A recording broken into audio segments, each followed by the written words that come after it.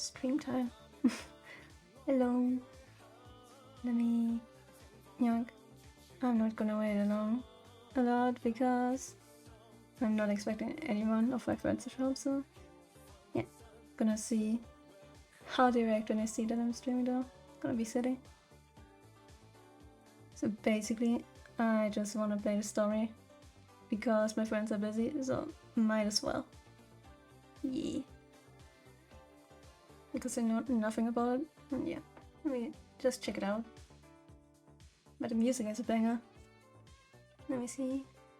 Story. Nothing like a cold welcome to greet a rookie. Police story. Okay, okay. Let's see. Ooh. Fancy.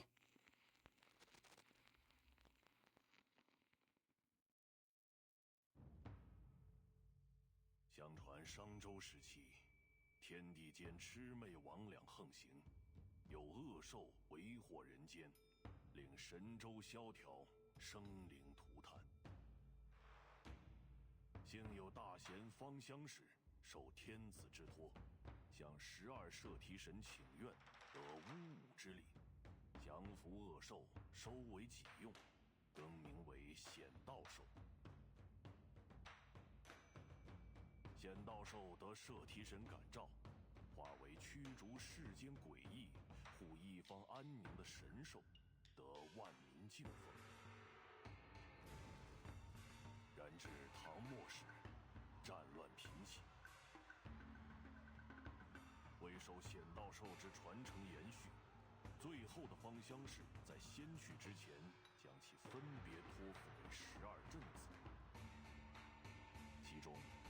显道兽强梁，壮虎衔蛇，凶悍无匹。得强梁之人，后以兽为名，改姓为梁，世代相承。时至今日，虽说世间已不再有妖魔肆虐，梁家也已不像过去那样风光，但家族上下都始终牢记祖训。 Interesting, okay. That's all. 守礼克己，秉公持正，将为世间惩奸除恶视为己任。翻开家谱，每一个名字后面必定都是一个行得端、坐得正、响当当的良家子弟。然而，显道兽强梁却已有近100年未曾现身了。That's a while, yeah. 直到你。 我最引以为傲的女儿，直到你再一次唤醒了强梁，你可知自己肩负着何种重望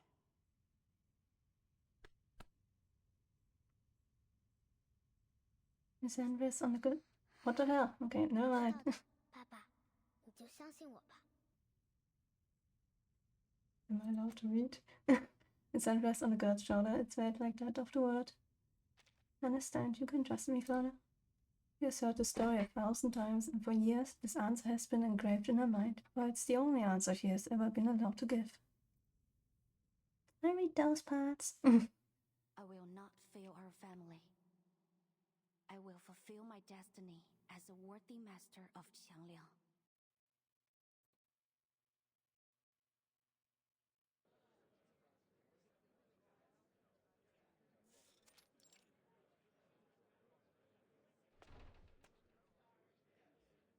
Morning, guys. All right. Who wants to hit me with some good news and make my day a little easier? The report on that summoning ritual is done. Seems like the destination was some farm out in the sticks. Hey, did someone take the pendulum without signing it out? We've only got one to go around. Oh no, only one.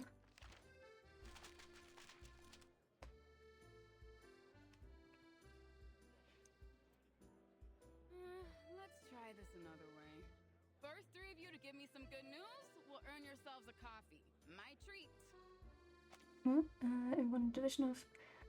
I forgot to read. I'm lost in the sauce. Anyone in the division of Arcane Affairs is caught up in the chaos of their own work to busy North. The officer was just stepped in. That's seriously on the way. First three of you give me some good news. Will earn yourself a coffee. My treat. That sounds like a good deal, honestly. Get ready, D, because what I'm about to tell you next is gonna blow your mind. Oh my goodness. Save me a cup. I gotta find our pendulum thief first. Apparently it doesn't take much to become the most popular person in the office, but before anyone can earn a steaming cup of joe, an angry shout interrupts them. Hello? Excuse me? I'm still here. Hi. What's up? I'm a tax-paying citizen. I pay your salary, so why don't you stop gossiping and do your job? 真係上梁不正下梁歪。 Ah, damn. I don't think he's too happy. What's up? He shoots Portier a glare before stomping his way out of the division of arcane affairs, muttering curses under his breath. Why is bro so upset? What's up? Him again? What's he complaining about this time? Having brought the missing pendulum back to its place, the officer strides and grabs a coffee. He shrugs. Some nonsense about making a mistake while we were out searching for a dog in Chinatown. A doggo, a puppy. Missing Pooch. Since when are we the dog patrol? Yeah. I know, it's not our job. And then he got all huffy about us being brash and naive. And then I was right back to complaining about the incident last year. The incident. You remember when that rookie saw bruises on a kid and kicked up a whole fuss about child abuse? Turned out it was just some traditional Chinese massage. After they got cleared of the charges, the kid's parents were fuming about it for weeks. Like, come on, it's literally a rookie mistake. He apologized and they forgave him. You'd think that'd be a problem solved, right? But this guy just wouldn't let it go. He's not even related. Must have left a bad taste in his mouth, I guess. I just don't get why he's complaining about it to us. We don't find missing dogs. We find critters. But you could still look for the doggo.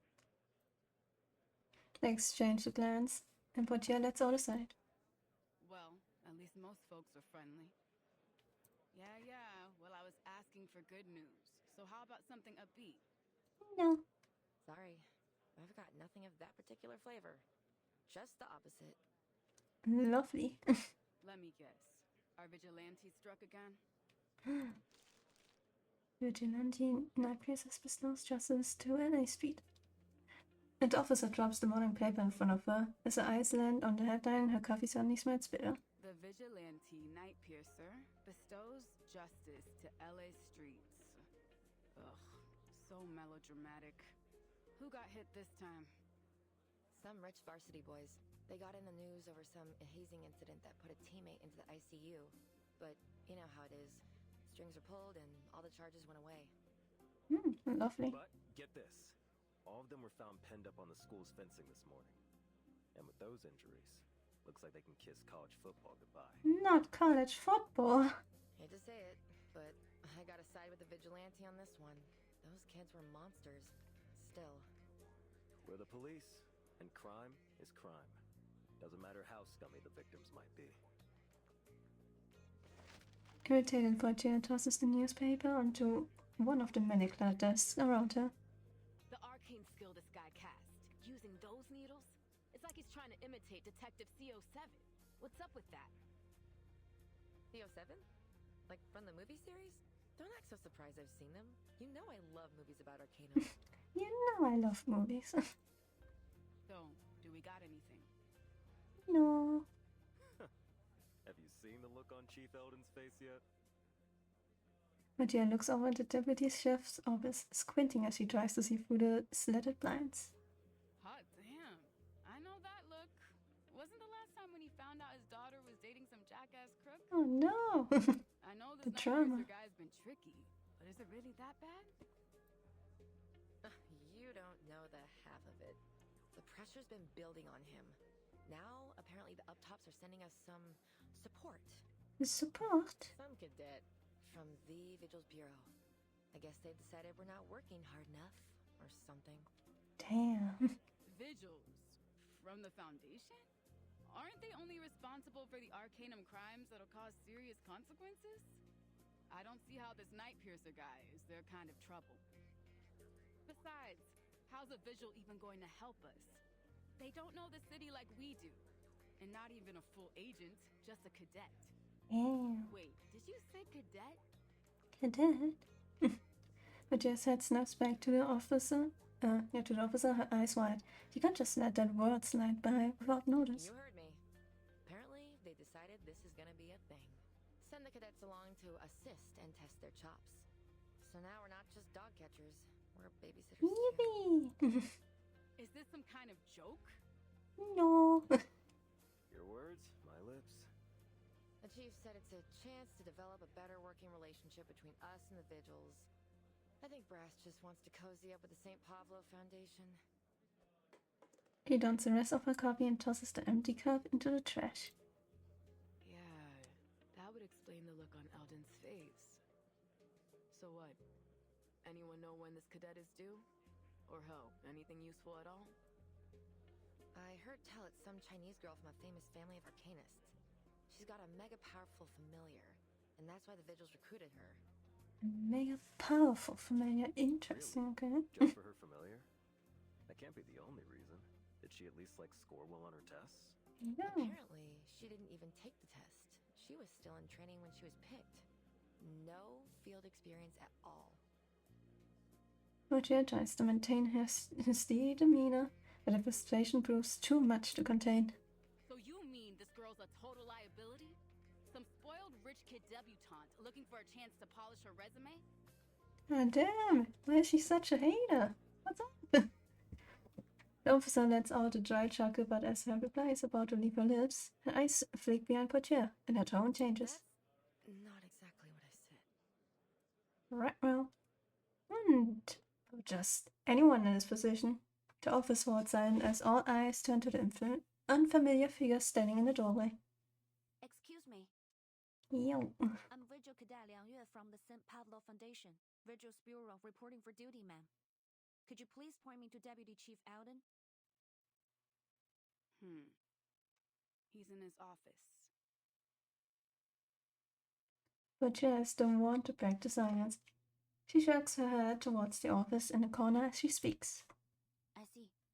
Thank you. She offers a slight nod and, under the scrutiny of every officer present, makes her way to the deputy chief's office.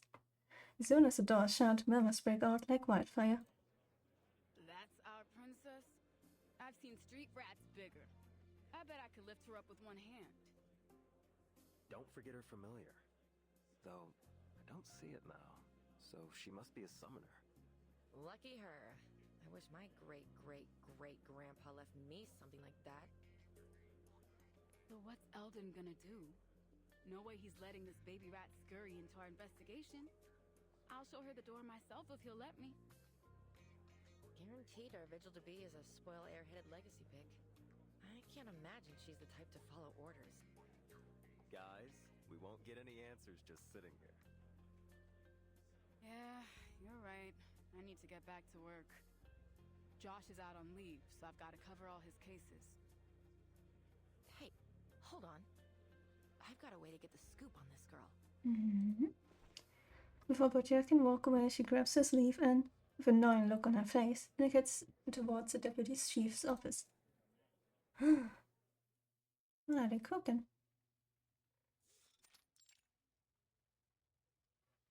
Liang Yue, specially recommended by the Foundation's East Asia branch for selection into the Vigil's Bureau, top of class during your training. Selected to serve as the pilot for the Vigil Cadet Field Training Program with the LAPD Division for Arcane Affairs. Yep. It's an impressive resume. That's it. Actually, let me see if I can turn the game up a bit. It's only on. So. Thank you, sir. Actually, it's not that... Did I ask for an explanation? Damn, they all hate us. What the hell? The voice falters for a moment. No, sir. Then don't give me one. You talk when I tell you to talk. You sit when I tell you to sit, and you do exactly as I say when I say. Do I make myself clear? Yes, sir. What the hell? The haters. Jesus. On the other side of the thin walls of the office, the officers exchange smirks as they listen into their conversation. Classic Eldon. Reminds me of the good old days. Good? The hell was so good about them? I think you've taken one too many smacks on the noggin. Still, she isn't as stuck up as I expected. And she's probably a wuss. I figured she was gonna backtalk him. More like a meek little mouse than a rat. Yeah. They press their ears against the wall and fall silent once again. I've been told you're here to assist us in catching the vigilante known as Night Piercer. But one look at you tells me you don't have the chops. Wow. I'll bet you're greener than any rookie on my force. Now, Liang, answer me. Are you ready?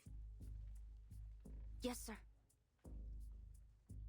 On this beat, you're going to encounter arcane crime that is worse than anything you've seen in your training. Beyond your imagination. Are you prepared? Yes, sir. When it comes to dealing with arcanist criminals, you need wits and you need strength. One mistake and you could end up in a casket on that long flight back home. Fun. So I ask again, are you up to this challenge? Yes, sir. I'm ready. No, you aren't. Hey, yeah! Stop! He puts a newspaper from a drawer and slams it onto the desk. Read it. Okay. The arcanist scammer Johnny 3 Times has been apprehended. Using his arcane skill, Ominous Obeisance, he manipulated his victims to do anything he asked, specifically transferring all their money to him. Big brain, goddamn. In order to successfully cast his arcane skill, he requires his target to answer yes 3 times in 1 minute. Damn. If you had been dealing with him, he'd already have you dumping your trust fund into his bank account. Or worse. No, that's unfair. Like, come on. With all due respect, sir, that isn't a fair evaluation. I wouldn't have answered you that way if you were not my commanding officer. Yeah, exactly. Like, dude. Fair. There is no fair when it comes to arcanists. You've read the headlines about this guy and think you know what to expect? But what if he had abilities the news didn't know about? What if he could disguise himself? Then fucking skill issues that the rest of the department didn't say anything. What the hell? Or do you think that crooks just leave their resumes behind at the crime scene? They should. Would be funny. For a brief moment, he is at a loss for words. No, sir. This article was published a week ago. If you were as ready as you claimed, you should have known about this con man and his arcane skill. If you had any smarts, you'd have at least figured out I was probing you. Dude. But you didn't. I don't know what the Foundation and your vigils teachers taught you. Frankly, I don't care. Because you don't have the practical skills necessary to keep yourself alive on these streets. I will absolutely not put a kid like you on the Night Piercer case. Damn. His voice carries through the wall. The officers outside exchange glances. Cold and ruthless as a Minnesota winter. Eldon's never been a people person. Guess that's why they keep him stuck down here with us. I don't know. I agree with him. But he's being pretty rough on her. Tiny bit, yeah. She's definitely too young for this. What you think? She gonna cry? Hey, yo. Look, if she can't handle the chief, then she can't handle this city. Is that right? I seem to remember someone's eyes going red a few times on her first day. Damn, the call out. Shut up! I didn't. The call out, yo. Shh. Listen. I mean, like this, okay. They fall silent again, waiting to hear what fate will befall the young vigil cadet. End of discussion. If you want to call home to your daddy or the Foundation and get reassigned somewhere else, be my guest. Stop being such a hater, Jesus fucking As Christ. long as you're in my department, you'll follow my rules. For now, I'll assign you some of the lighter cases. This is grunt work, kid. Try not to mess it up. Hold on. I've got a bad feeling. Matthias Eisweiden, but it's too late to act. Area Poitier will be your partner and field training instructor. She'll be happy to help you adjust. Isn't that right, Officer Poitier? But yeah, I can't help but mutter a curse under her breath. Crap. Guess my day isn't getting any easier.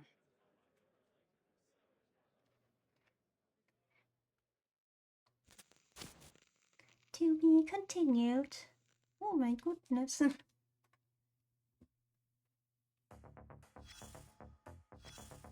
The music though. Let's see what do we have here? Oh no. This is not a business ad. What we're looking for, genuine and passionate individuals. Have a shout about what we do. We are the Vigilance Bureau. Is there a arcane situation you're dealing with? Got a dispute with your arcanist neighbor? Don't worry, we're here to help. We are the Vigilance Bureau. Committed to upholding the Vigilance Mediation Code, protectors of peace in every situation. I think I have to turn it down to 2 because the music's kind of loud actually now. It's a banger, but it might be a bit too loud. My bad. We are the Vigilance Bureau, committed to upholding the Vigilance Mediation Code, protectors of peace in every situation. It is for you or your local police. We've got your back. Next time, leave this to the Foundation's PR department. These guys are hopeless at this, the senior remarks, seeing about the footage while starting the key with straight face. I'm getting a headache. The evaluations will just have to be postponed for another 3 months. I mean, I liked it. Bit silly, but you know. Ooh. What do we have here? Bedroom, okay.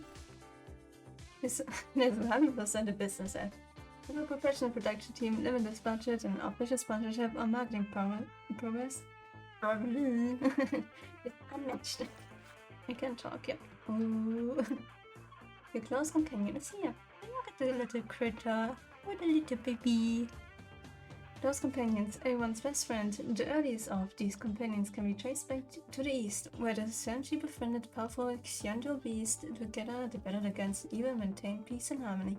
To this day, the young family still takes pride in the bond the ancestors shared with youngling the Xiandro beast. Hope I pronounce it kinda okay. The Xiandro beast protect the world, a star familiar to every child, often whispered by their mothers to soothe them to sleep. It's not just a legend. Those companions also exist around us. Your grey-headed chickadee bird, your imaginary wolf friend, your changeling childhood playmate. They've long been a part of our lives and have become our most loyal friends. Now it's your turn to find your own close companion. Perhaps get one for the kids. Thanks to the new Babel Critter Rehab Center, critter companions are coming to every home. Special thanks to St. Pavlov's Foundation for providing the companion footage featured in this program. I like the critters. Silly. Big fan. Anyways, crisis time. Total crisis. Put down the donut, drop the radio, and lick the sugar off your fingers. This is no joke. Okay.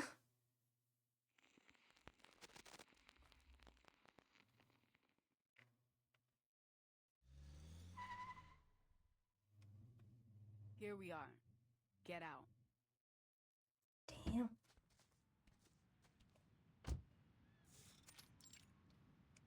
The streets. First case of the day. Anytime regular beat cops find a case related to Arcanum, they'll call it into dispatch, and then we get to come mop it up. Fun. This is what we call a basic Arcanum incident. The bread and butter of our work, kid. It's not often that we get anything urgent, but you've got to stay on your toes. Yeah, that's fair. But yeah. to be honest, I hope we don't get anything big today. Last thing I want is to take a rookie like you into a real emergency. I hope so too. Yeah, very fair. Yeah. That's yes, ma'am. You got me? My God. Please, am You're I right? probably thinking I'm trying to put you in your place, huh? That I'm just bossing you around. But get off your high horse, princess. Because as long as I'm your field instructor, you need to show some respect. This is the pro tip her colleagues gave her before she left.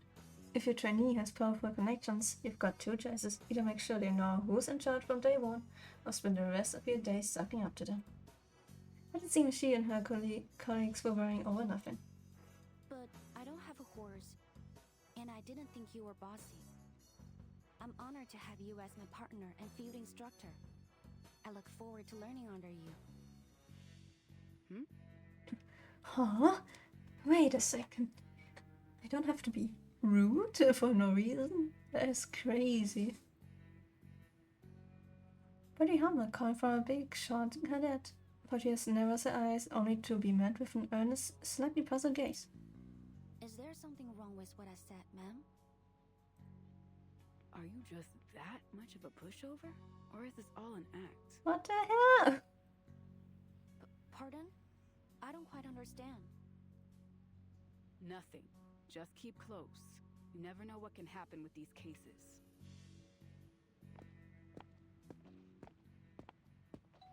Yeah, that's a nice looking house. They take the last few steps up to the door and ring the bell. Heavy footsteps approach from within, and the door is flung open with a bang. Finally! Do you know how long I've been waiting? Those monsters are at it again! Do something! Oh my god! Do you know how long I've been waiting? Oh my... Jeez, sure. Such an enthusiastic welcome is exactly what the witcher cadet was expecting. He turns her head only to see her instructor comfortably positioned a few feet behind her. Looks like she have to handle this one on her own. Please remain calm, ma'am. We're here now, and we won't let them hurt you. Am I correct that you reported there are critters that have broken into your house? Could you describe them for us?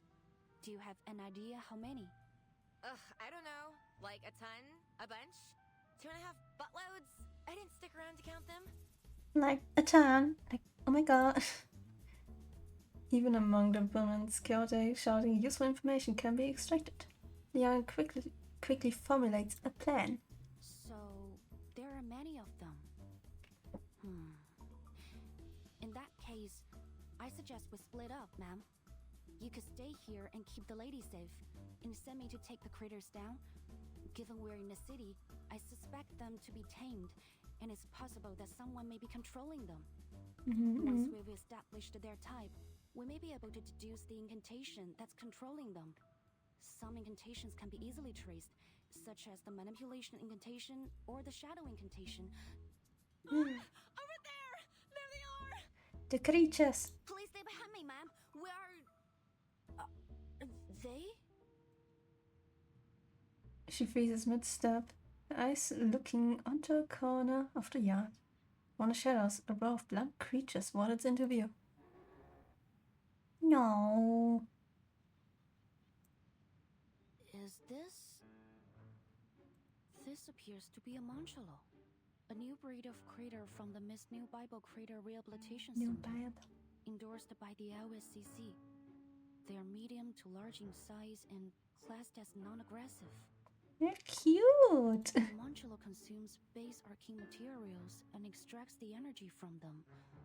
They are intended to assist in the arcane production industry. They've been slated for worldwide distribution. But why are they here? Well, what are you waiting for? Do something! Kill them! Leave them alone! Jesus, the people. Kill them?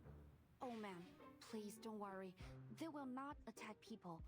And it's against our procedures to kill non-aggressive critters without authorization. It's just a little baby. But they're destroying my azaleas!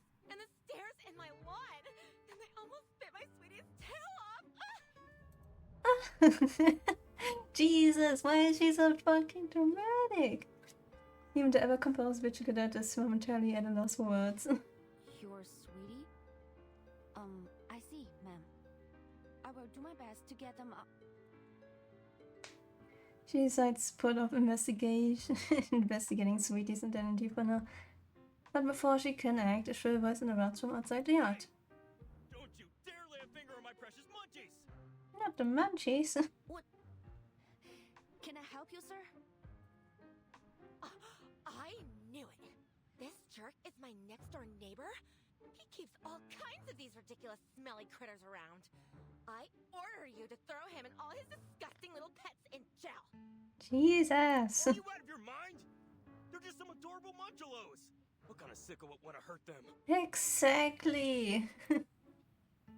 The shouting much quickly escalates as a barrage of increasingly powerful insults filled the air.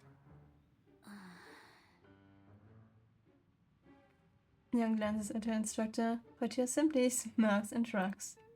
What did I tell you, huh? Ooh. What a little cutie.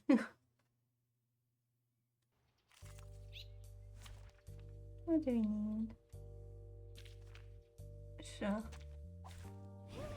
No! The baby.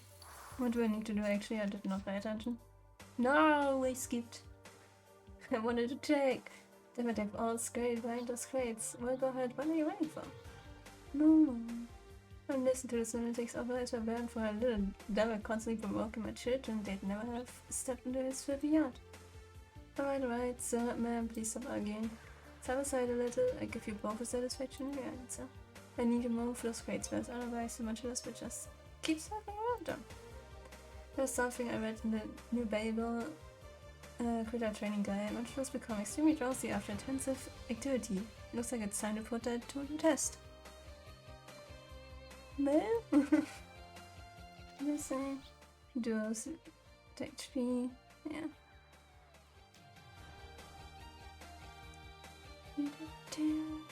Music banger. Sure. Watch the aerial stunts. You are rational numbers. Oh. Don't blink. Probably not good today. Oh, no, it's fine. I'm allowed to. Okay, good. I was worried like, I did too much damage. Alright, sir, please bring your pets and come with us. The police station will handle further processing as needed. Oh, my sweet babies. Daddy's taking you home right now. Case closed. I'll be sure to write a report and put it on your table. Thank you. And please don't forget to check the previous reports too, ma'am. There's a kitty! Oh my goodness. Ooh. A restaurant. Finally, lunchtime. I'll grab the cheeseburger and an Americano. Large. The front door to the diner is barely closed by the time portier has shouted out her order. It seems that it's just another part of a beat cop's routine. So, some fluffy trespassers, an alchemy incident, a noise complaint for a werewolf infected, and a speeding ticket on an unregistered arcane vehicle. Honestly, busier than I expected. But it all went smoother than I expected, too. We've earned ourselves a decent lunch, I'd say. So what do you want, princess? Lunchtime. Young studies the menu on the wall, hesitating to answer. What? Don't tell me our little visual princess can't stomach a bit of fast food. Not fast food. Better get used to it, kid. We're on a tight schedule. There's no time for fancy dining. Oh, it's not that. It's just... Are all the restaurants here so expensive? This is the first time I've been to LA, and it seems things cost more than I expected. Yeah, that's honestly very relative. But you're just taking it back. What, you broke? You telling me the foundation, can't afford to pay you a decent wage? Oh no. It's... my subsidy should be enough for daily necessities. It's only the... I was hoping to save some money, but it seems the prices here won't allow me to. No. Sorry, please forget it. I'll have a chicken sandwich. Thank you. Okay. Okay. The order's placed, the two take a seat at Portier's usual spot. Alright, question time, rookie. Because I think I've got the wrong impression. Maybe a tiny bit. What I heard was that you were some pampered rich kid from a crazy old legendary family. And for a brief flicker of surprise, Liang's expression shifts. It's as she expected to hear this question, or at least has grown accustomed to it. It's true. The Liang family have a long history and many legendary ancestors, but that was a long time ago. Nowadays, we're not so different from any other ordinary family. Mm-hmm, sure. Ordinary. That's definitely what I think of when I see you. Well, fair. I also heard that you've got a familiar.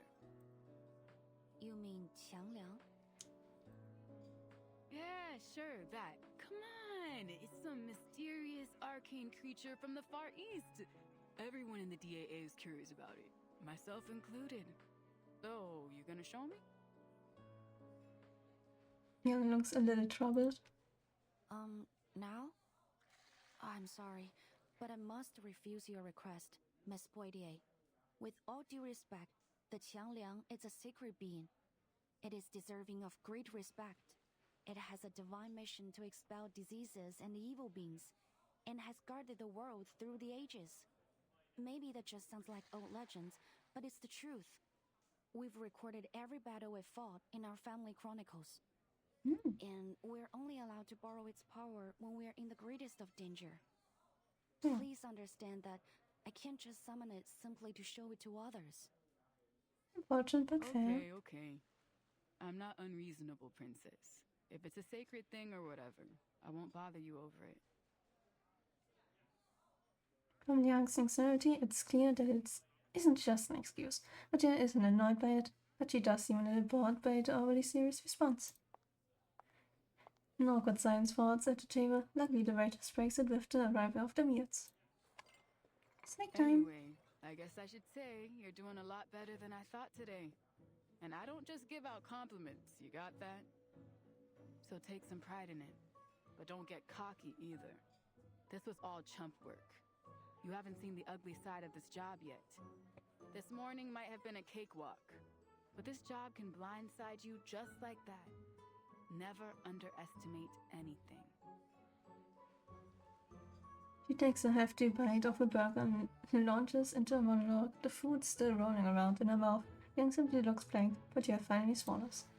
Hey, you in there, princess? I apologize, but in our family, we have a rule. 食不言，寝不语. It means we believe you shouldn't talk when eating or sleeping. Damn. What? You're kidding. You're trying to say I'm being rude? Or wait, you're serious, aren't you? Yang sits totally still, her expression unchanged. What kind of stupid rule is that? Besides, why would anyone be talking while they're asleep? What, like you can't sleep talk? How do you even control that? Exactly, how? Yeah. But Tia appears to be giving the question some genuine thought. Sorry, maybe I didn't translate it right. It means keep quiet before sleep.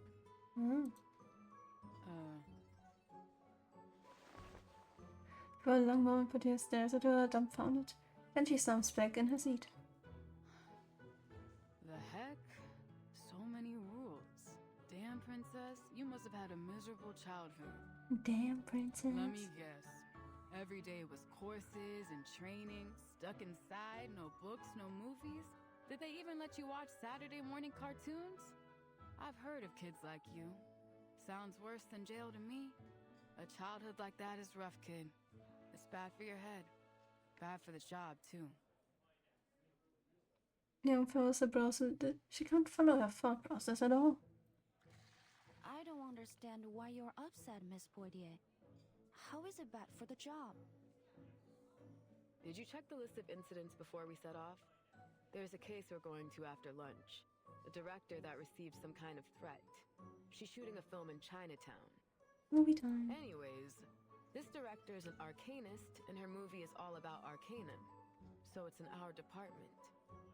The point is, knowing's half the battle in this job. It'd be easier if you were a cinephile, or at least familiar with films. Maybe then you'd know a thing or two about her. She's famous for those Detective CO7 films. The first movies to really put a focus on arcanum and arcanists. Something about it, though. The detective in those films used a skill a lot like this night piercer crook. What's her name again? Something with an N? But yeah, strange to record the name. She only saw it flash on screen for a moment when she watched the film way back then. When in her focus she failed to notice the flash of surprise on Young's face. Noah. Yeah, that's it. Wait, so you... Wait a second. Yes, I've watched her movies too. Oh my goodness. I'll be damned. So was it a special reward for getting straight A's, or... Calling all nearby units. Code 3. We have a hostage situation at City Hall. Oh, fun. Also, look at the girl, little guy. Oh. The radio announcement cuts to get to know you session shot. Suspect is a registered arcanist posing a threat to life. On-scene officers are requesting immediate arcanist support. Sigh. City Hall. We're close by, aren't we? Pack up. Lunchtime's over. No, lunchtime.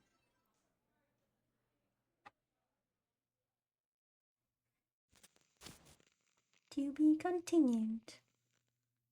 Yeah. Shelly, have fun lurking. And good luck with your work.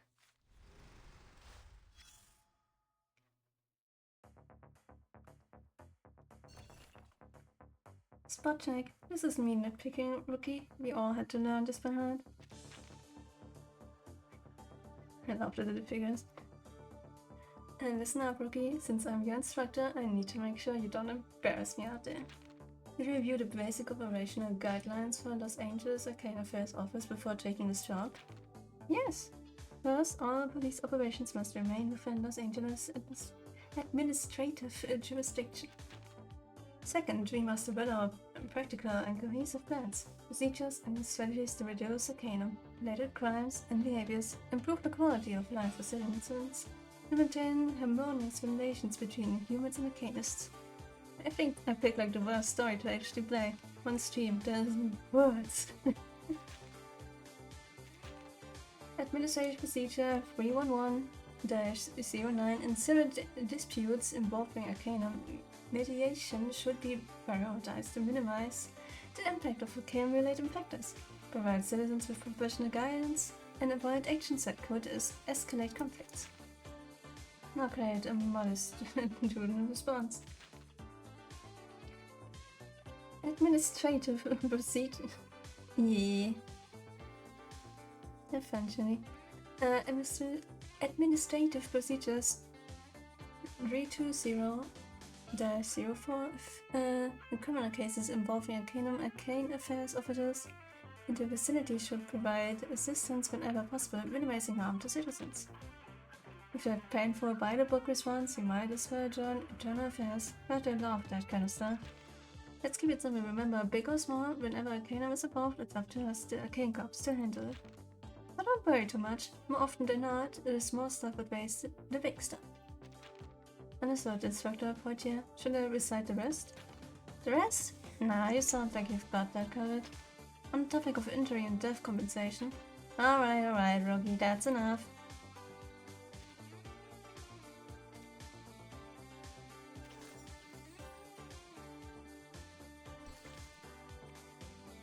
Order and chaos, the scale once tried to measure it all.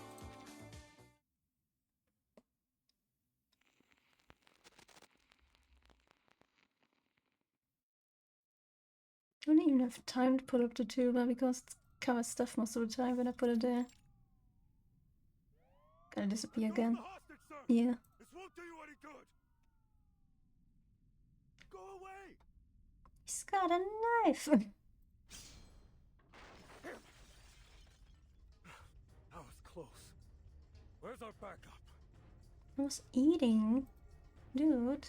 I'm busy. DAA, at your service. What's the situation? See for yourself. He's got a knife. The city hall, usually bustling with foot traffic, now stands eerily empty. The reason is immediately clear. Don't come any closer. Stay back! Stay back! Please, don't kill me. I'm sorry. I really go. I really am. Shut up! It's too late now. Say another word and you are dead! Stay back! Gulp. He swings the blade in his hand wildly, his voice a furious, panicked snarl.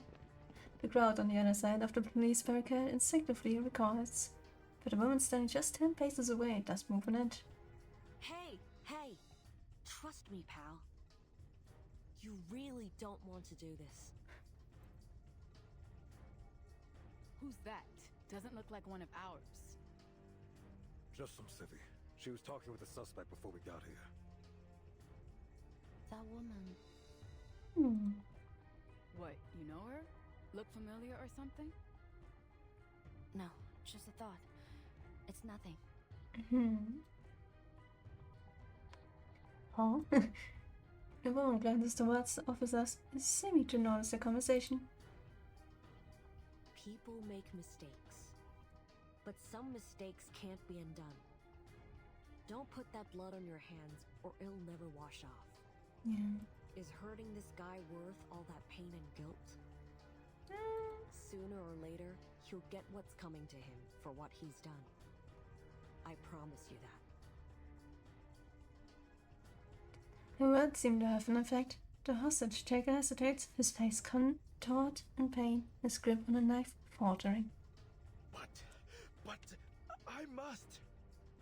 I have to stand. He's distracted. Rookie, time for us to take him down. Get his ass.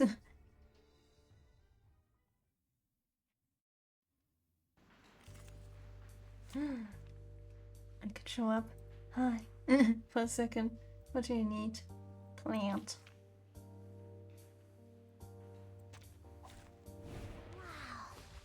So many things that I haven't seen. What's this? A simple arcane trick. It seems to be mixed up. This should be one. So Bang, bang. nice. Come back. Incredible. Wow. Session. We did it. Time to disappear again. Oh man. I did it. Please stand down, sir. Although almost half a size, Leon managed to pin the suspect to the ground. The other officers swarm in, snapping handcuffs around his wrist before he can put up another fight. Suspect under control. I repeat, suspect under control. No further backup needed. Looks like this case is wrapped up. Nice moves. I was kind of hoping we get to see that familiar of yours, though. She's so noisy. Ah, A damn. simple threat like this isn't worthy of Qiangliang. I have to reserve its assistance unless absolutely necessary. Man, I wonder if he will see this guy. Clueless. So is this just another one of those rules? Or do you mean its help comes with a price tag? Both. Damn.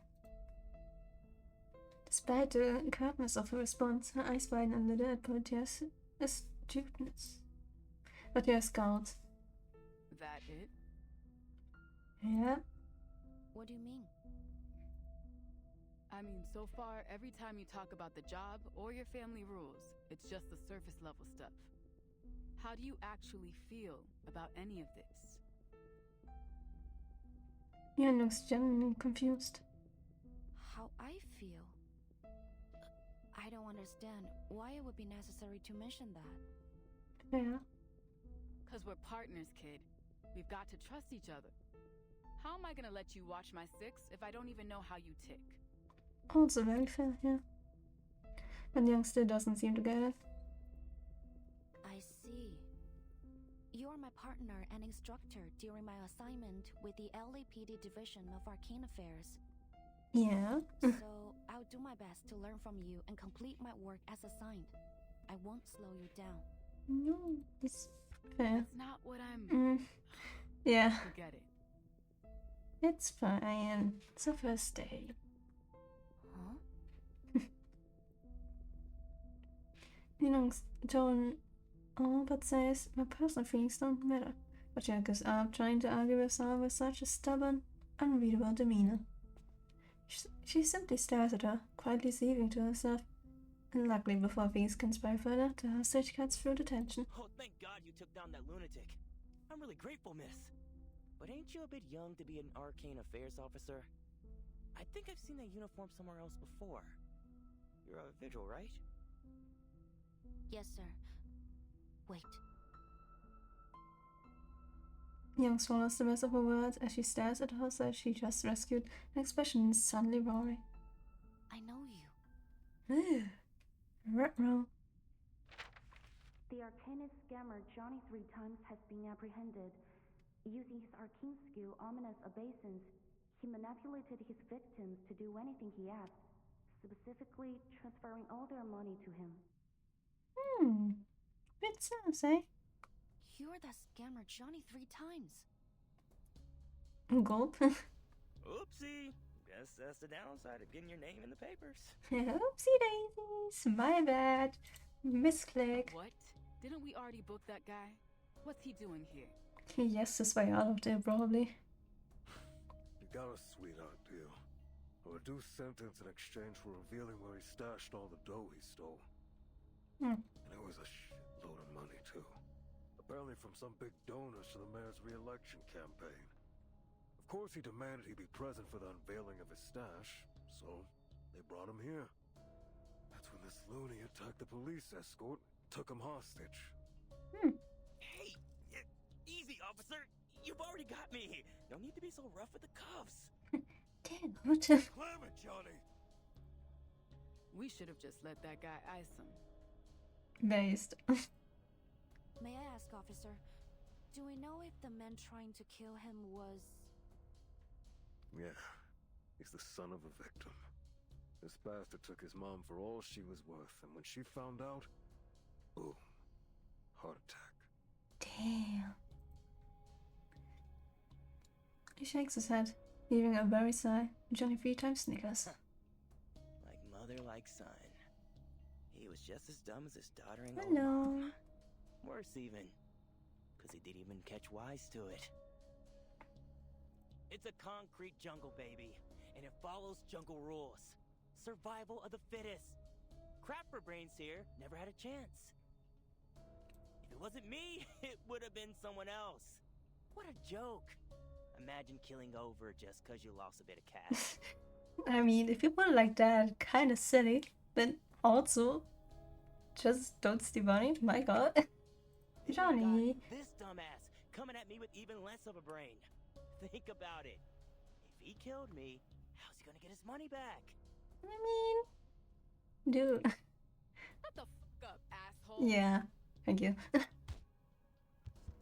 She levels a punch to his guard, sending him crumbling to the ground, gasping for air. Yes, queen.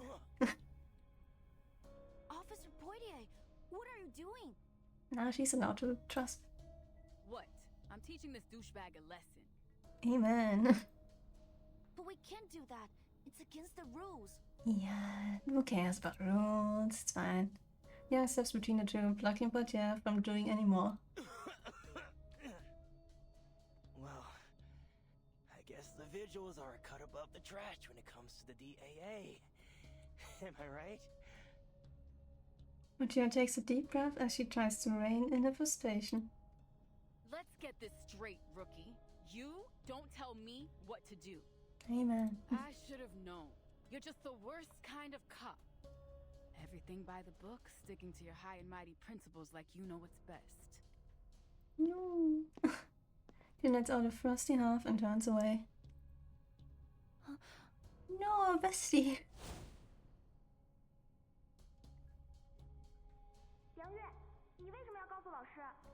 Yeah, it's been a while. I'll be honest. Hope you all are doing well. I'm doing fine.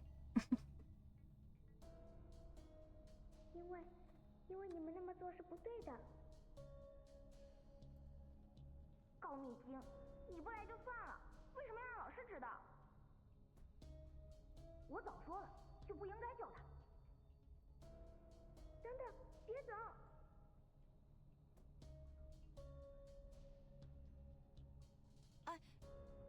Damn. The glimmer of fearful voices cuts off. No! Somebody stop him! Is he going to...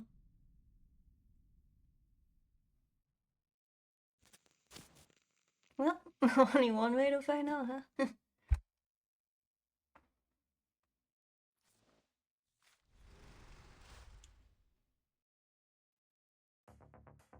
Thanks, so. Don't run. Shh, the device is connected. It's calling your name. Okay.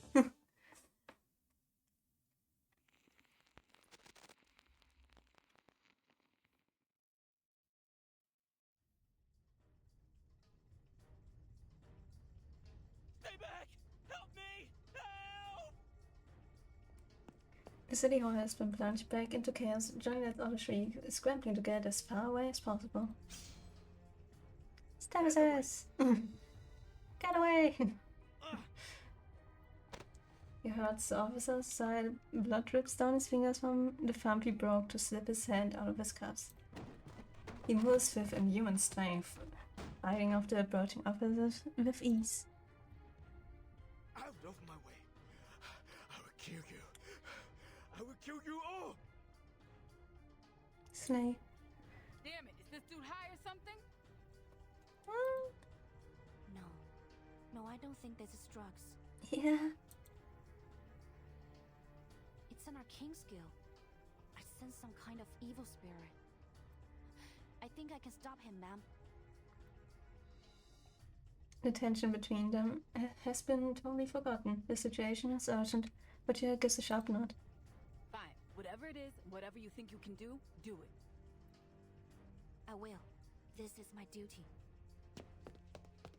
Young gives a firm nod before rushing towards the suspect.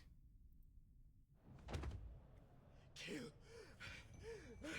I must kill this bastard! Who are you? Please stay calm, sir. I have no weapon. I'm just here to make a phone call. What? A phone call? Yes. And you are going to make it. Who are you dialing? You'll soon find out.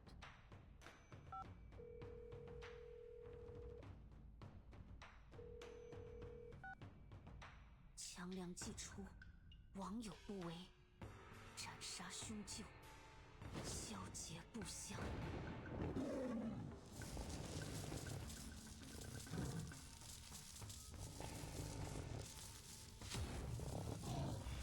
Kitty.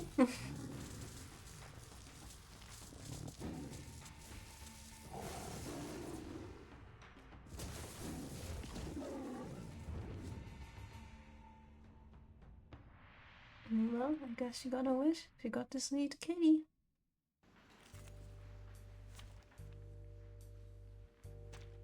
Let us have a fair fight. What the hell? Who are you? No, something's coming out of funny, blah blah. But instead, it seems to be some kind of non-corporate specter.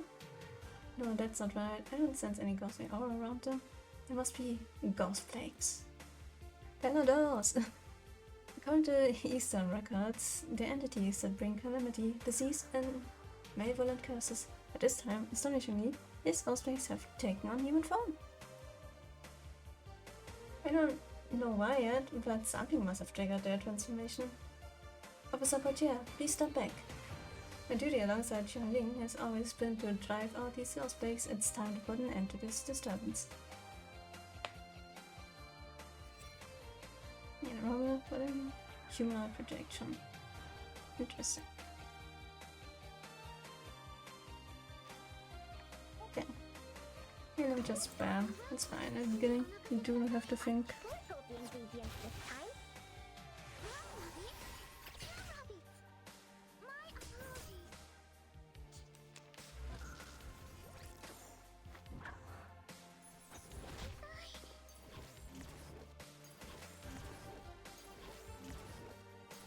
Silly. Oh, he's gone. A simple please. I know how to use it. I will be watching you. And pew pew. Nice. Oh, I could have forgot. The fights are too short. I keep forgetting about this guy. Damn. Anyways, Tano, get back in the pocket. Goodbye.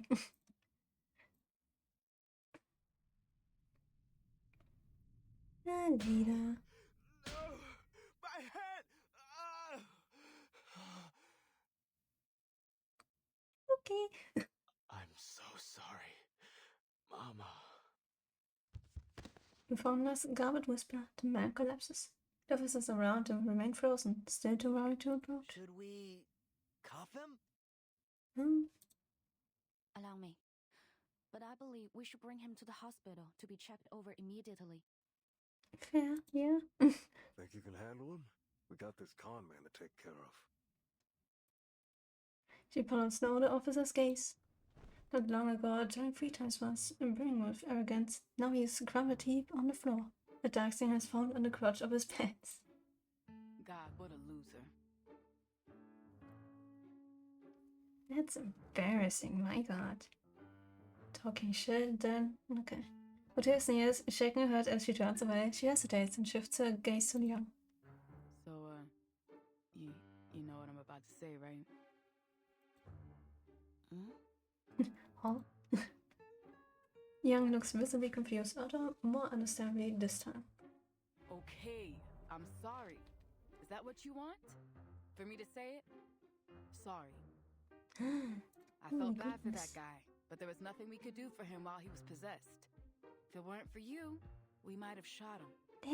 Damn. Well done, Visual Liang.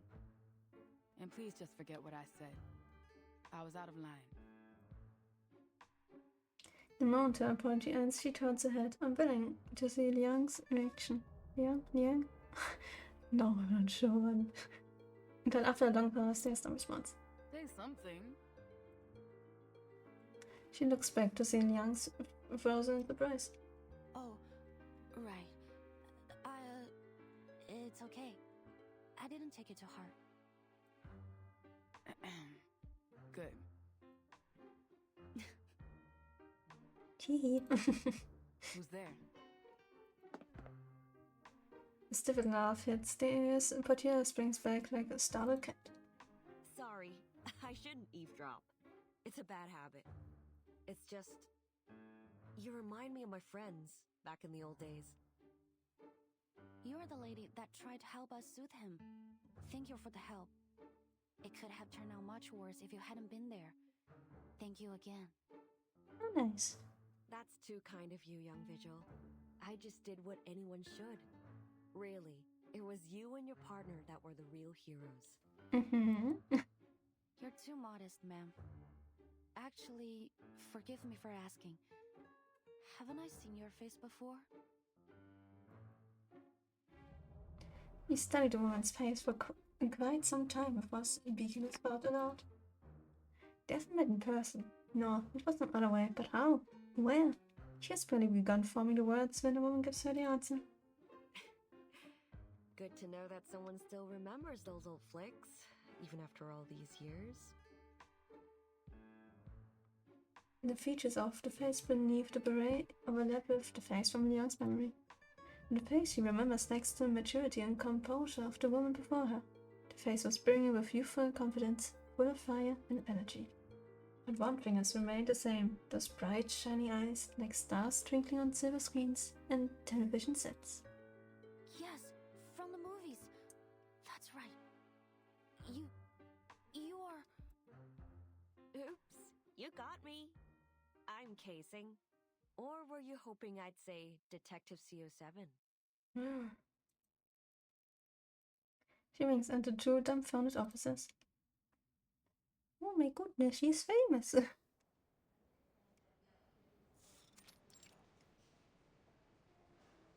full report will take some time. You'll need to wait for now. Thank you, Doctor. Our perp had his ID with him.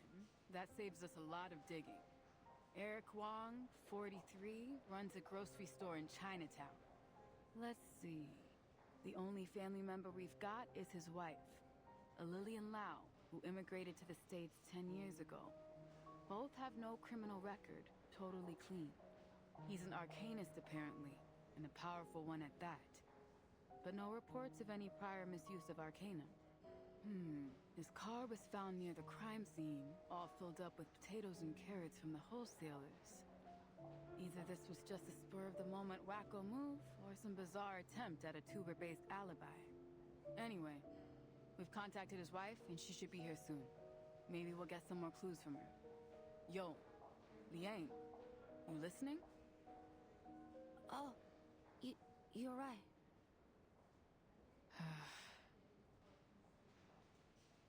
The answer's obvious. No, but Tia takes a deep breath. Earth calling Liang! Yang. The sudden shot snaps Liang out of her daze. Officer Podie, we're in a hospital. We should keep quiet. I would have, but that didn't seem likely to bring you back to Earth, Space Cadet. Cute. So what's got you lost in space now? I'm just thinking. About what? Shrug. About Miss Qixing. Right. I guess you're really into those movies, huh? It's all good, boo. Cute. I get the picture now. Our little CO7 fan sneaking into the cinema behind her parents' back. You know, you're beginning to almost seem human, Princess. At first, I thought you might be an android. Like those Laplace bots they've got writing parking tickets for us. Wow, okay, sure. Yeah, it looks like if she wants to argue, but at the last moment she stops herself. In fact, I do like Miss Qixing's CO7 movies very much. Her character means a lot to me. Cute. Oh, is that the reason why you decided to be a visual? Specifically, yes. It's the reason I decided my destiny was to be in the police. That's cute. Back to the topic. I was thinking about Miss Qixing, but it wasn't because I like her or anything like that.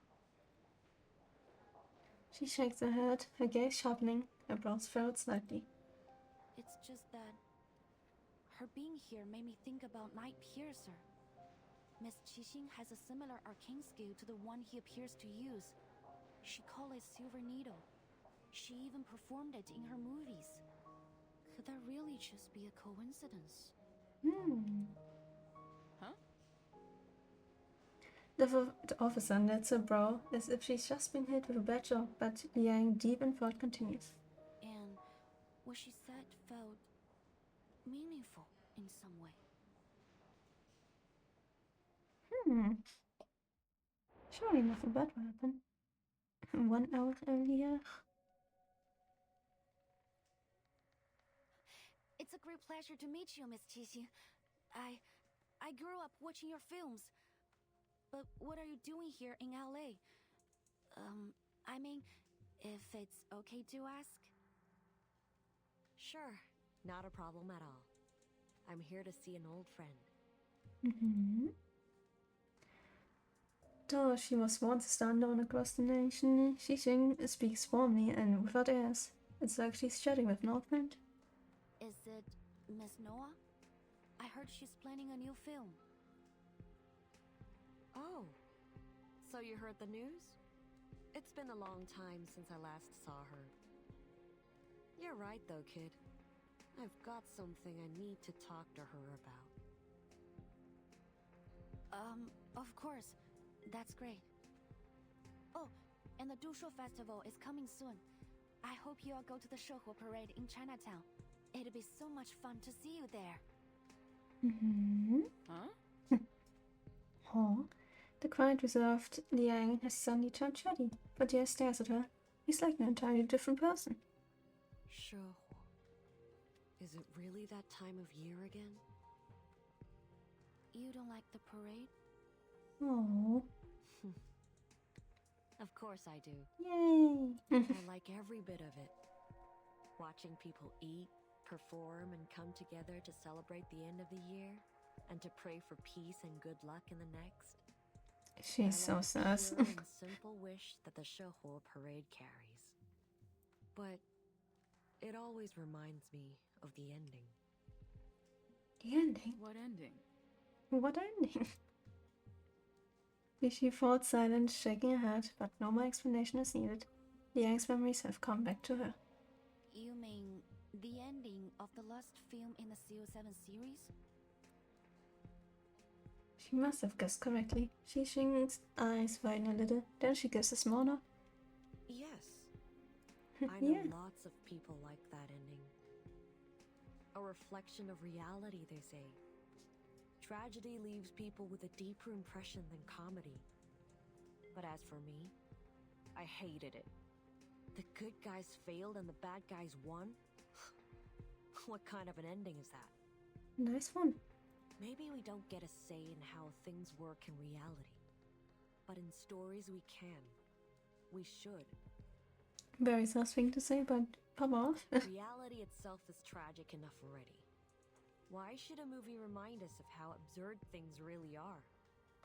What goes around comes around. That's what people want to see in the movies. The tone has turned unusually serious for a discussion about film, but these words strike a chord with Liang. I agree with you. When I was little, I also didn't like how it ended. Maybe it's true that reality can't guarantee us true justice, but I still want to see justice being served, at least in fiction. This response seems to earn Xing? Surely, yeah, it's correct, probably. Gulp. Approval.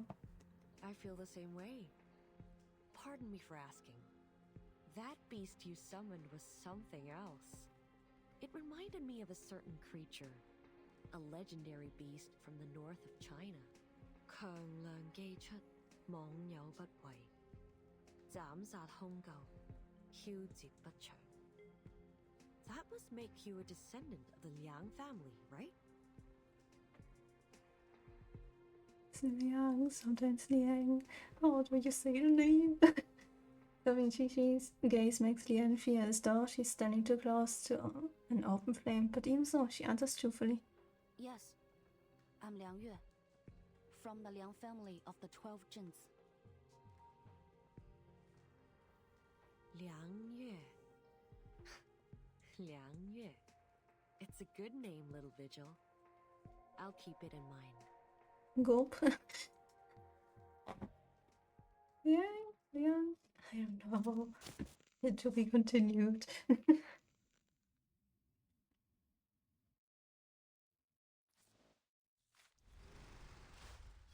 Clink. Let's go be first. Hello. Deleted scene. Good thing it wasn't there. We just got it spelled out. Time to turn to the me. Let's first guess is the brilliant actress you've seen in CO7 Part 1 and CO7 Part 2. Now she is returning for the upcoming CO7 Part 3. Though honestly, why not just call them CO8 and CO9? Anyways, please welcome Xing. And then, you know what Noah said. She said, we're wrapping up, so might as well use all the explosives. So your reaction to the explosion wasn't just use stellar acting? I think some of it was, but that wide-eyed reaction when the explosion shockwave hit me, that was definitely real.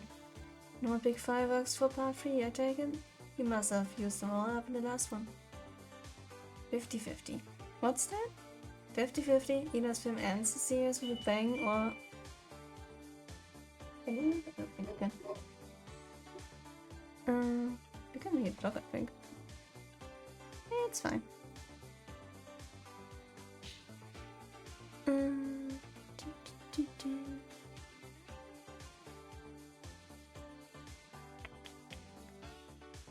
Let me... Like... 50-50 and this film ends in a series with a bang or flops on its face because of its garbage excuse for an ending. It's... Whoa, I think we're about to head into spoiler territory before no suicide. Let's cut to the commercial. Not the spoilers. What's the name? Routine check. Alright, check your gear. If you're missing so much as a damn paperclip, speak up now. Rookie, where's your chameleon comms? Lost it? think I still have it. Look, right here. It's just gone into camouflage. Maybe Xiangyang is showing up scared into it. Xiangyang? The electric tiger of yours? The one that lives in your phone? This old brick phone was the relic I used during my first summoning of Xiangyang. It became the token of a bond. When I use this phone to call Xiangyang, it will answer. Wow, it's like something straight out of those TV shows. But using a phone for rituals? I thought rituals from your side of the world would be more traditional? Like those dancing shadow puppets you've got. It's an excellent guess. Previous generations of summoners in my family did use shadow puppetry to call Xiangyang. And that was centuries ago. So does it make you a once-in-a-century kind of genius? Not really. It was just lucky that the phone is a more convenient method than shadow puppetry. There it is. You're still humble as ever, princess. Can you summon Xiangyang again? I would have thanked you for the help, I mean. I wouldn't recommend it. Calling Xiangyang without a good reasoning made me get angry and... The codes are really expensive. Yeah, it's very fair. Think. Other side, the same coin. People generally prefer to maintain the distance before promises are made.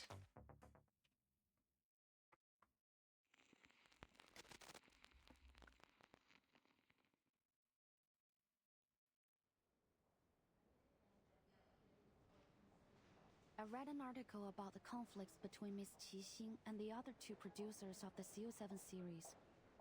Before, I thought it was only rumors. But now, thinking over what she said... what am I saying? It's ridiculous.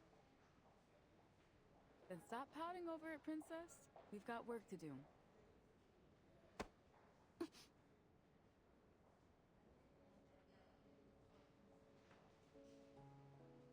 The hallway of the Laplace I just drank, give me a second. The hallway of the Laplace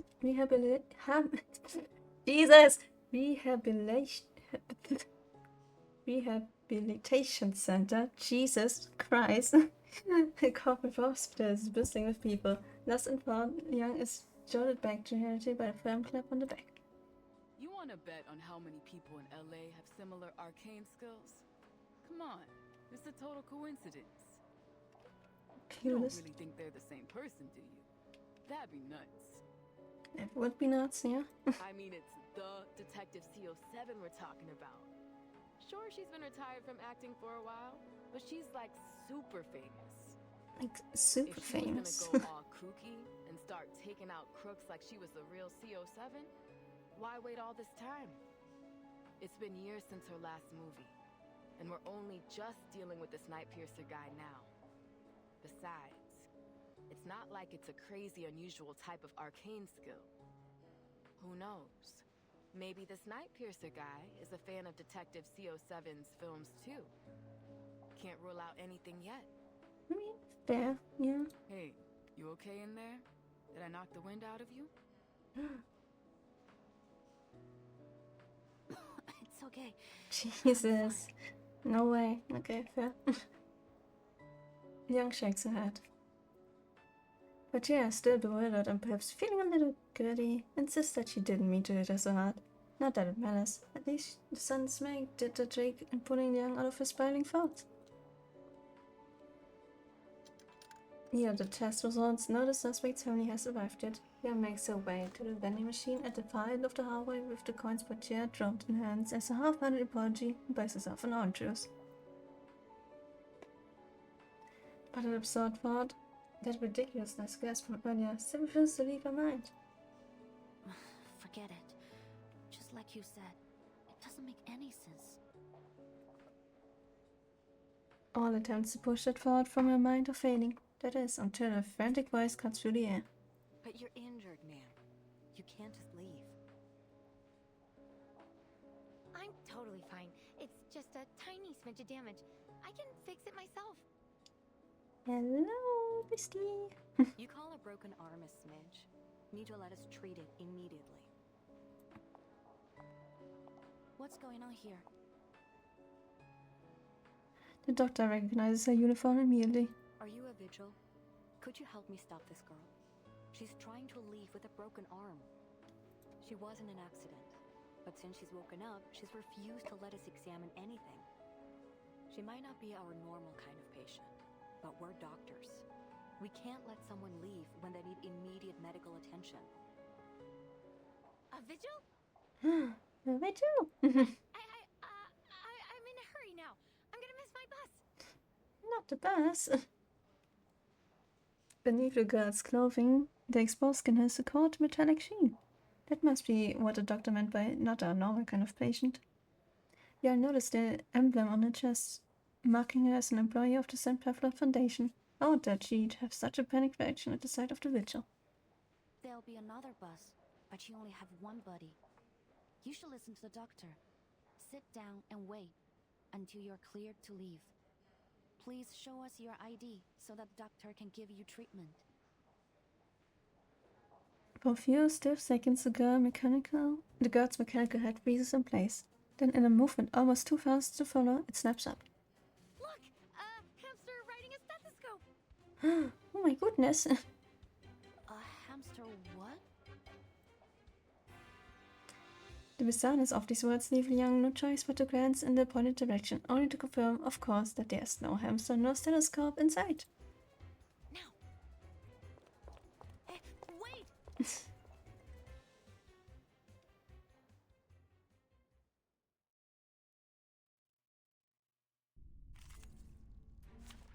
Yeah, fair. I don't want to think. I probably don't have to think. Let me. Mineral, sure. May the peace be with us.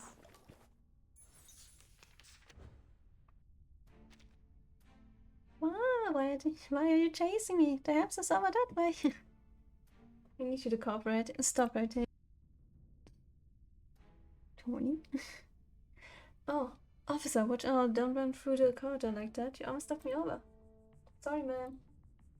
Phew, I need to be more careful. Keep my arms and legs in check, avoid hitting civilians, and stay clear of all this equipment. I believe in you. Excuse, another jar? So long lives this, and this gives power to thee. Got you! What? Let's get it over quick! Found it!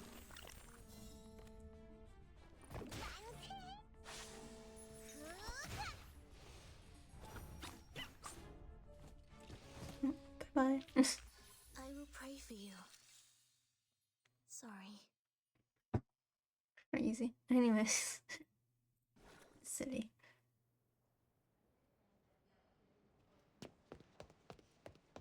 Watch out! Sorry, I'm after a... The hospital's narrow hallways are hardly suitable for a chase, and Young quickly finds a path blocked by a supply cart. In the time she's made it past, the mechanical-headed girl has disappeared. A medical media communication device, issued by the Division of Arcane Affairs, gives off its distinctive chime. Hey, Rookie, where did you go? Get back here. The medical report is ready, and Mr. Wong's family just arrived. Fine. Understood. How's Mr. Wong doing? There's a long pause on the other end of the line. It's not pretty. Damn.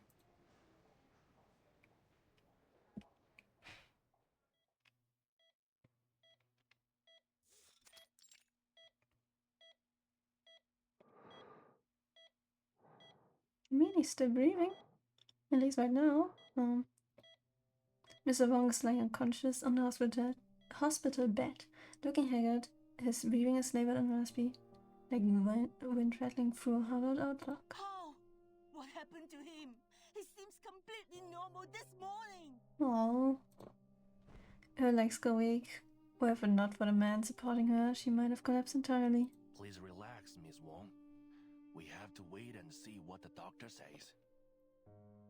You again.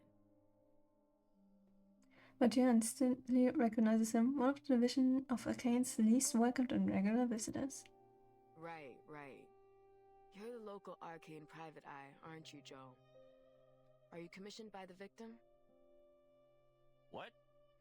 Oh. The man's eyes widen in surprise before shooting Portia a venomous glance. Claire. Exactly. I'll some taxi leeches out there.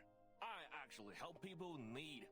Oh my goodness. I don't charge a fee when it comes to my neighbors. The neighbors. Sorry. Damn. He clearly has no interest in arguing at a time like this. He lets out a cold snort and turns to the doctor with a questioning look. Miss Liang has cleared the unknown arcane skill that was afflicting him. His physical condition is stable, but I fear there may be some long-term effects on his mind. No. He seems to be suffering from a severe thought and memory disorder.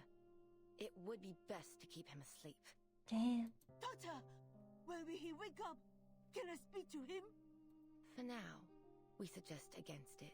It may cause him additional distress to see someone familiar to him. We fear there might be memory loss. No. What? How?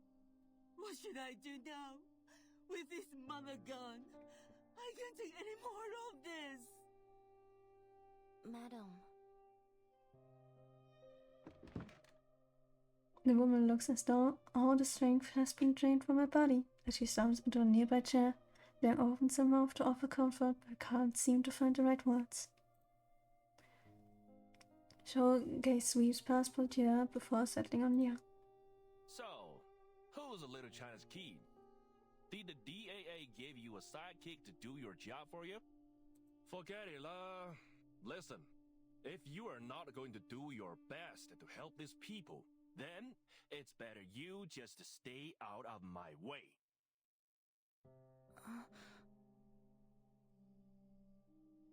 Liang looks to Portier with a questioning gaze. Portier shakes her head and sighs, gesturing for her to come closer before handing over the hospital's diagnosis. When they first brought him in, there were remnants of the arcanum riddled through his body. It might have gone a long way to proving he wasn't in control of himself. But I guess anything definitive has already faded away. The doctors couldn't isolate a cause. Worst case scenario, they might not believe us and have this poor guy shoved off to the funny farm. Man. Liang clenches her fist and looks towards the woman curled up in the hospital chair, quietly sobbing. She looks so small against the oversized seat. Finally, Liang steps forward and crouches beside the chair. After a brief hesitation, she reaches out and places her hand over the woman's. Joe looks surprised. Madam, please. You need to stay strong for your husband. They've brought in some of the best doctors from the Laplace Rehab Center. If there is anyone that can help him, it'll be them. In a way, it is a promise with no real guarantee, a statement that could almost be considered a lie. But even lies have value when a person needs to hear them. The woman hastily wipes her tear, a strict face, and lifts her head. He said that he was going to buy produce from the wholesalers. But I couldn't reach him. And then the police called. No. My husband is a good man. Everyone knows that. He will never do something like this. Please, miss. You have to help us.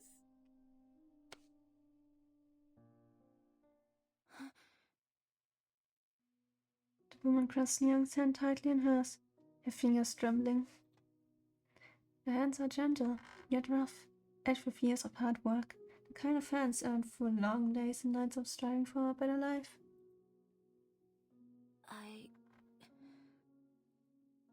In her palm, she can feel the woman's desperate, burning warmth.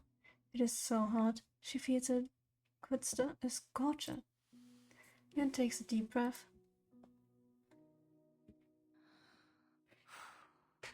You can rely on us, ma'am. We'll find out the truth behind this. I promise you. She gives the woman's hand a firm, reassuring squeeze. Thank you. Thank you so much. You are our only hope. Please. Sometimes a lie can become the truth, or it takes someone willing to make it so.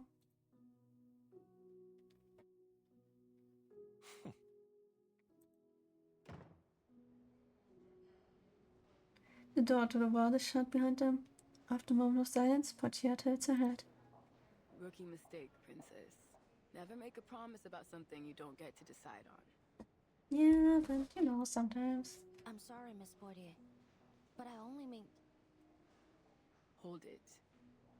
I didn't say we weren't gonna do our best.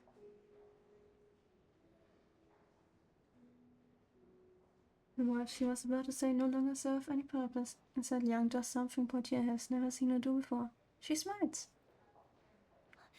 Thank you, ma'am. No. Not so fast. We still need some solid evidence if we're gonna crack this case. But where to begin? It seems like there are no obvious clues beyond what we were seeing. Mr. Wong had no enemies and was well loved in his community. If that's the case, then it can't be a simple motivation. Still, something sticks out to me. When I ask about any recent events or happenings, it wasn't Mrs. Wong that answered. It was... But she already knows where this is going. Joe, our private eye with a chip on his shoulder against the DAA. Yes. He mentioned that there have been strange things going on around LA's Chinatown recently. According to my notes, he mentioned there were children that suddenly became distant and unresponsive, young men that began showing signs of memory loss, and an otherwise healthy elder that rapidly developed signs of dementia. Kinda sassy. Absent-mindedness, empty despondence towards family and friends, memory loss. It all sounds very familiar to Mr. Wong's condition. But no one thought to bring the matter to the police. I also spoke with the nurses here. They said they've also noticed an increase in patients from Chinatown complaining of confusion and memory loss. I guess once again, no one thought it was serious enough for our attention. Portier's expression darkens. Well, what you thinking, Cadet? Are all these cases related? I mean, it sounds like it. If it's as widespread as you're making it out to be, we might be in over our heads. Even so, I think we can't overlook it as a possibility. Arcane skills that directly affect the mind are rare, but they do exist. I've read of similar cases in the Vigil's archive. One of them, as I recall, had very similar symptoms to what we're seeing here. Young's brows furrows. However, if there were some criminal intention behind all of these symptoms, what could it be? Or could it be an accident? Maybe a child with a powerful arcane skill who can't control it. Or some unregulated and dangerous arcane objects. We can't draw any conclusions without more evidence. The two officers look troubled. Then, as if something has clicked in her mind, Portier's face lights up. Arcane objects. Isn't there a department in the Foundation that stores and records dangerous arcane materials? Yes, at the headquarters of the Foundation. And its official name is... the Arcanum Containment Department.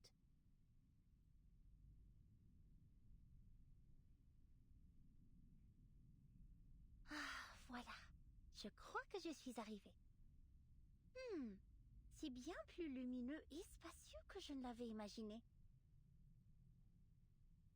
Matilda. To be continued.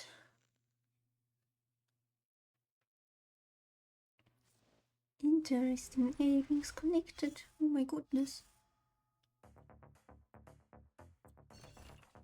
Voices on the street. Hey, it's Miss Xiangxi over there. Looks like a friendly chat is in order. Okay. Last night the night piercers struck again, attacking the convoy, transferring to infamous Johnny 3 times. 2 officers were knocked unconscious during the attack. However, Johnny 3 times was seriously injured and remains in critical condition. Insiders say citizens clashed with the convoy earlier that day due to dissatisfaction over Johnny 3 times light sentencing. Later that night, the night piercers strike seemingly enacting vigilante justice on behalf of Johnny 3 times victims. Public support for the night piercer has grown since. And although it's already been a day since the attack, crowds still gather at the scene. We're here to hear what the people on the street have to say. Serves them right. That scumbag deserves a prickly end. I think following the law is important, but honestly, the way Johnny Peters got such a light sentence feels off. Who? Me? Are you asking me? Oh, sorry miss, but you haven't happened to see CO7, have you? Oh, no reason. I thought this was one of those pranks interviews they've been doing lately. How should I put this? Sorry, but someone in my position isn't really allowed to comment on politics. Okay. Very nice. He's a doctor who loves his job. And seeing your head gets him a little giddy, that's all. The Laplace Rehab Center welcomes you. Welcome to Laplace Rehabilitation Center. I swear to God, that word's my nemesis. Here are the words leading hospital specializing in arcanum. Whether you are suffering from arcanum-related injuries, cursed with bad luck after an argument with your neighbor, and falling more and more into a beta with each passing morning. Happens to me all the time. Suddenly recalling your past life as pharaoh, causing you great distress at your office job. Developers Rehabilitation Center is committed to giving you the best treatment available. Don't worry about whether your rare condition is covered by health insurance. We thank you for contributing to medical advancements. You have a discount and subsidies based on the rarity of your condition. Each rare condition gets you a flat 60% discount. And if you're simultaneously bit by a vampire and turned by the summer into an oil painting, but your summer's still alive, then that's right, your treatment will be free, and we'll even pay you 80% of the treatment costs as a bonus. Thank you for supporting the Laplace Rehabilitation Center. Help us, everyone. Please, can you help me? Oh, Jesus. Can't talk. Let me get those for a second. How many stories? At least 19. Okay. So that's good to know. At least 19 is the last fight. Probably like 20 something. Nothing. Jesus. I always forget how long these stories are. Secret warrant. Court drinks, fat bounties, and long holidays. Shame it never works out that way. Yeah. Truly a shame.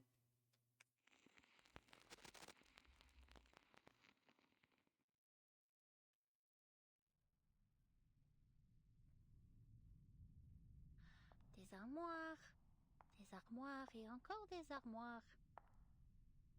Qui est responsable ici? J'avais l'impression que c'était un département important, non? Où est la sécurité? The ever-curious Matilda weaves her way through the rows of filling cabinets. She has read about this department in books detailing the Foundation's history. Le département contient tous les objets connus qui ont produit des phénomènes dangereux ou mystérieux liés à l'arcane. Certains disent même qu'il contient chaque mystère arcanique résolu et non résolu, jamais enregistré. Et bien sûr, le plus grand mystère de tous les temps, la tempête, les défie toujours. Comme c'est le cas pour nous tous, il semble que chaque département sont désormais tournés vers l'étude de la tempête. Il y a peu de temps pour ces énigmes plus triviales. Her footsteps echo through the empty department, and the odd sense that she's being watched settles over her. Science can be comforting, but it can also be unsettling, a breeding ground for loneliness, dredging up long buried unease. Je me demande comment va maman. Madame Z a dit qu'elle la surveillerait, mais toujours pas de nouvelles. She finds herself pausing, her gaze lowering to the ground. But only for a moment. Ressaisis-toi, Mathilda Boaniche. C'est ta maman, la plus grande mère de tous les temps. Qu'est-ce qui pourrait bien avoir mal tourné? With renewed confidence, she picks up her pace, her pale ponytail bouncing behind her. Maintenant, sa fille la plus remarquable est en train d'accomplir une mission importante pour la Fondation. Contrairement à certains autres qui ont consacré leur temps précieux à des vacances au nom de réveiller les jeux d'Uluru. On espère tout de même qu'ils réussiront à rendre ces jeux aussi grandioses et sublimes qu'ils disent qu'il était dans le passé lointain, ou sinon... Aww. Just as she passes another set of shelves, something catches her eye. Everything's fine here. Now on to the next row. Oh, this is one of my favorites. What is it? Jump scare. An excellent question, miss. See that serial number on it? Mm-hmm. AN003. A water sample from the Peilin River.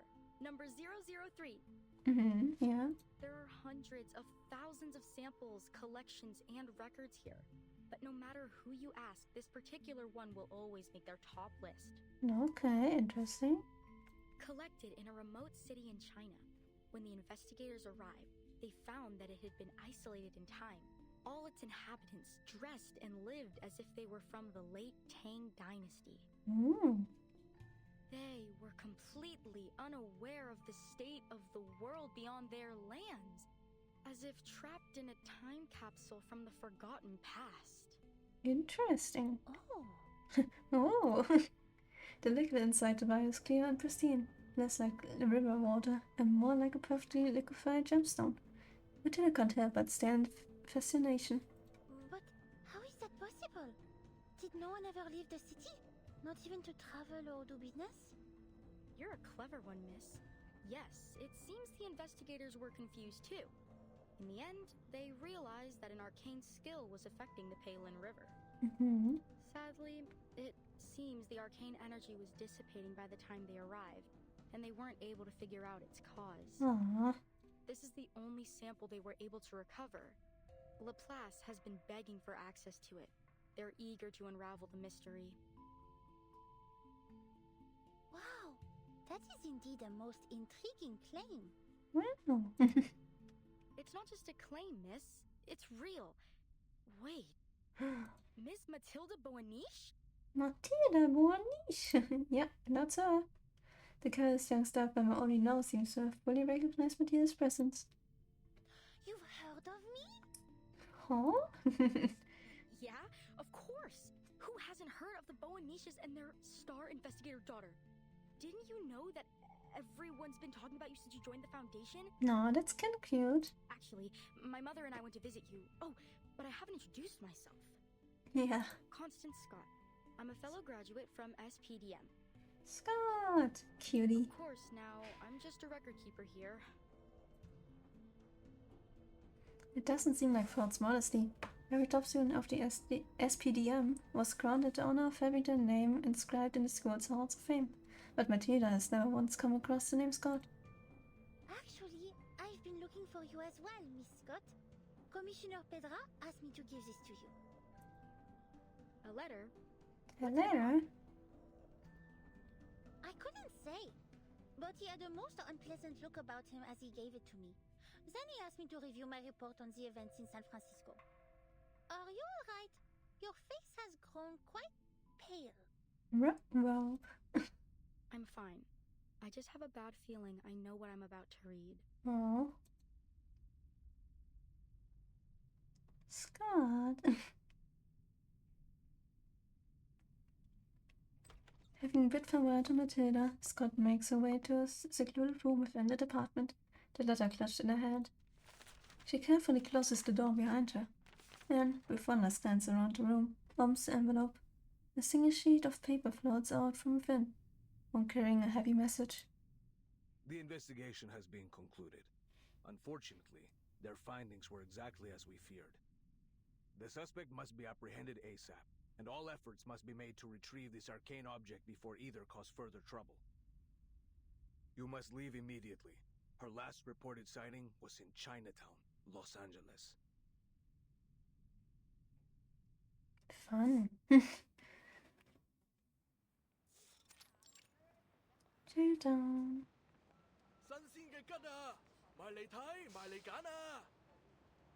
Yeah. Oh, an orange would be so nice right now. Tasty. Sorry, could you say that again? Ji Ma Wu? And that means paper horse dance? Okay, I got it. 喂，老細，今日仲有冇燒肉啊？賣晒啦！今日切條叉燒，整個半隻白切雞啊！ Daddy, look! There's a dragon on the floor! That's totally cool! Oh my goodness, dragon! People speaking many languages meet and weave around each other on the crowded avenue. Young one is among them, stopping every now and then to take it all in. Welcome to Chinatown. How do you like it? Pretty. Yes, it does give me a certain sense of nostalgia. Do you come here often, Miss Boydier? Yeah, I guess so. I mean, outside of work, it's been a while. 3 years or so. Damn. Only once in 3 years? I don't think you can consider that often. Lucia waves her hand, glancing down the lively street on either side. Yeah, well, it's a fun place for a day trip, sure. But things are different when you put on the uniform. Yeah, also fair. Can't Remember argue that with that. private eye back at the hospital? Joe? You can get an impression about how people see the police around here from him. You mean that the residents here don't cooperate with the Arcane Affairs Division? Based. Well, it's complicated. There's a lot of language and cultural barriers. Folks here just don't turn to the police to solve their problems. Even when they do, we feel like we have no idea where to start. The thing that surprised me the most was how arcanists of all kinds and humans live so closely together here. I guess it's the same in China, isn't it? I remember this one time we had a call about a break-in. When we got there, it turned out the shopkeeper was a big white bird as tall as I am. Damn. And this other time, we're chasing down a lost puppet for some lame-ass puppeteer. Yeah. So I asked an old lady if she'd seen a doll nearby. You know what she said? Well, I don't know what she said, but she started going off about me being a Laowai. Now give me some credit. I might not speak Chinese, but I do know Laowai means foreigner. So excuse me? Like I'm American, baby. Born and raised. He's silly. Sorry. You know, she should remain serious, but she can't help but be triggered by Bourdieu's indignation. Bourdieu shoots her a glare, but then heaves a quiet sigh. That's not even the half of it. The thing is, I don't hate it here. Although I can't say I love Chinatown very much either. To be honest, most of us on the force haven't found a way to make inroads with the people here. If that's the problem, why don't we try to understand things step by step? Maybe then we can start fresh? We're here anyway. Young turns back and examines the archway into the beginning of the road. They have already been in this other world for a while. Yeah, it's worth a shot. If we're gonna get anywhere, then we'll have to start here. But we need to check another task off our list first.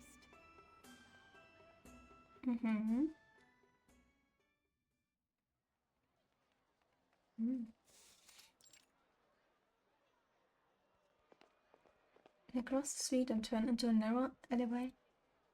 Should be right there, down the alley. Feeling excited, rookie? We're about to pay a visit to your favorite director, Noir. Oh my goodness, a big fan. Favorite? What? No. I just like the movies, that's all. I've got no specific feelings for the director. I mean, base, question mark? Young controlled back her rebuttal, but under Bourdieu's teasing gaze, she adopts her stance. Maybe just a little. I am curious about the mind of the director behind such great movies. But this is strictly a police matter, so I will act with professional self-restraint. Actually, I've made a request with the Vigil's intelligence branch for a file on Director Noah and any related events. We should get it soon. Nice. You've got a file on her already? Feels like you're going a bit overboard, rookie. Nah, better be a bit more prepared. It wasn't actually the director that called us. Her assistant did. Later on, Noir herself contacted us and said the so-called threat was just a misunderstanding. Normally, we'd leave it at that. There's too much real crime out there to bother with a case where the victim doesn't think anything happened. Still, according to dispatch, the assistant was real spooked over it. The operator got the feeling we should give it a second look, so they kept the file open. Yeah. But look, this is just a follow-up and an excuse to come down here. So keep your mind on the real mission. Got it, ma'am. A scene from the Division of Arcane Affairs yesterday flashes across Liang's mind. After leaving the hospital, they immediately returned to report their findings and highlight the dangers lurking behind Chinatown's strange events. But the higher-ups had a different take on the things.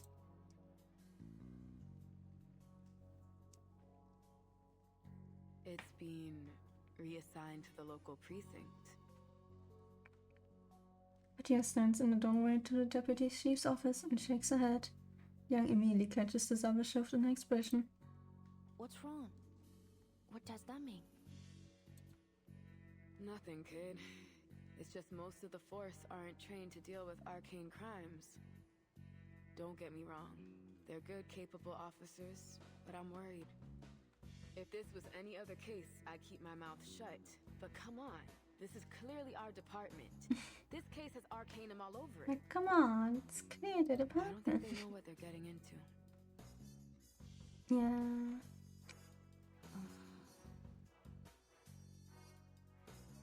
For a brief moment, neither speaks. Then young Lai's eyes light up. Miss Boydier, I have an idea. What if we... Take it into our own hands. Damn, that's crazy. We prioritize Noir's case, which just happens to put us in Chinatown, so there's no harm in asking a few questions about our other investigation. Smart. I knew there was a little rebel in you, Leah.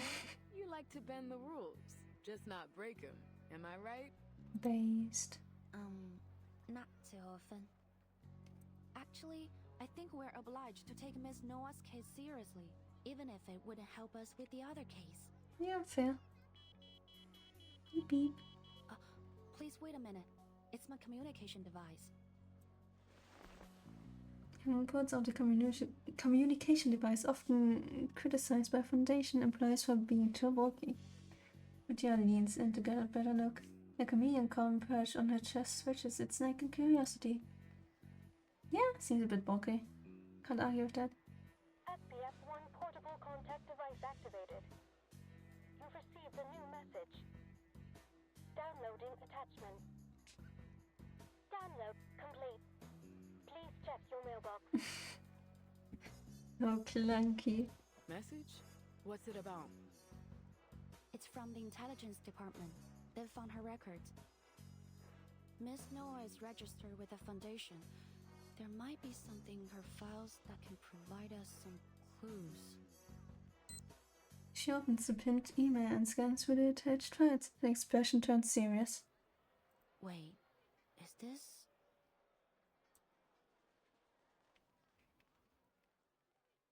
Well, surely nothing bad will happen in the next chapter.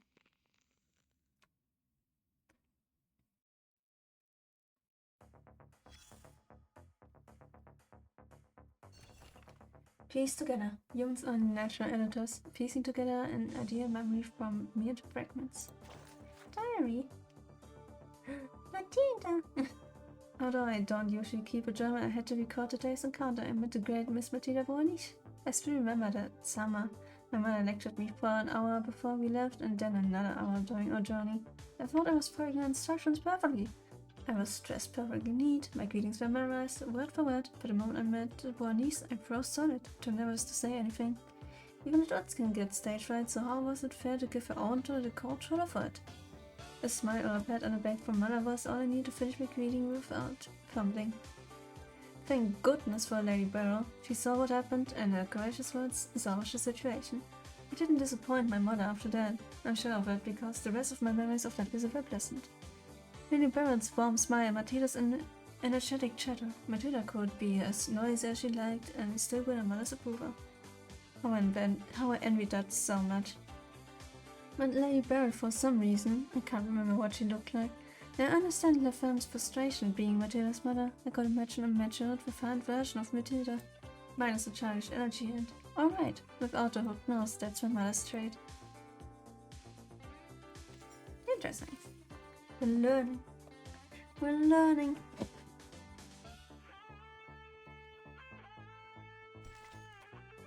Rookie Actor's Guide. Remember, keep the cameras hidden. That's the secret. Yeah. The cities.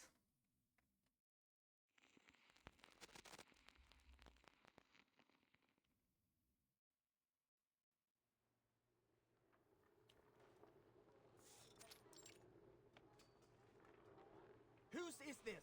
It's blocking the camera sightlines. Get it out of the way. When are we coming in? We've been waiting forever. I wish I brought a chair. Oh, poor guys. What's going on? Are they filming another movie? Do you see anyone famous? At the end of the alley, in an old abandoned house filled with camera equipment, group members and actors go about their business, drawing curious glances from passersby. One particular figure catches the young's attention, someone strangely familiar. Oh, is that today's lunch? Mind if I take a look? Not now? Fine. No. That's that odd person I saw at the hospital. She works for the foundation. Who? You mean Camerahead over there? What do you mean by odd? You think she could be a fake? No, she's a real foundation member. I checked her information as well when I inquired about Miss Noah's file. Her name is Latham, an awakened arcanist, currently working in the Arcanum Containment Department. Latham. I wasn't given any access to her details, but based on our encounter, we should have no problem with her. Good to know. Good. Just silly girl.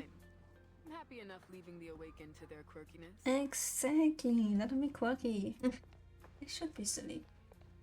She isn't their top priority. Young knows that. She pushes aside that odd feeling for now, following Wojciech through the crowd and onto the set. What do you mean she hasn't eaten yet? Director Noir's doctor was explicit that she's not allowed to skip any meals. No. Oh, hello, officers. How can I help you? The well-dressed woman walks over to them. We received a call from a Lin Wang. Did you make a report about some unknown person making physical threats and stalking Miss Noir? Yes, that's right. I'm Lin. But... Upon hearing their purpose, Lin hesitates, glancing uncertainly over at one end of the set. We did it! We did it! You're here! Cut! Oh. At a single command, the actors freeze in place. No, I'm afraid we'll have to roll that again. Oh. But, damn. I'm sorry, Director. No. The young actor's body stiffens instantly. Based on where he's standing, it's clear that he is only a background character in the scene. But now seated on her throne-like wheelchair, the overseer of everything didn't miss his mistake, no matter how minor it was. Not at all. I just want more emotion this time. She's your true love, but you have been apart for a long time. Things are different now. She is. You are. Your reunion must be more complex. It isn't simply happiness you feel. You must mix that emotion with worry and guilt. She doesn't know anything about what happened to you. You can't help but worry that she will never be able to understand you. You wonder if she has got herself into any troubles. I know this is a short scene, but the audience must see a full range of emotions. You are capable of more, so be more. I know you attended drama school, so let's see that training shine. I know you can do it. You got this, King. Yes, Director! I will try my best! Simply being noticed by the famous director is enough to leave him visibly flustered. He immediately straightens up, shedding his nervous stance from moments before. Good. Let's roll it again.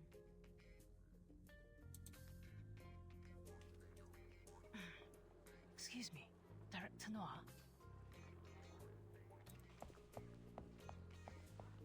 Seizing the moment before the next take, the assistant swoops in and whispers something to Noir.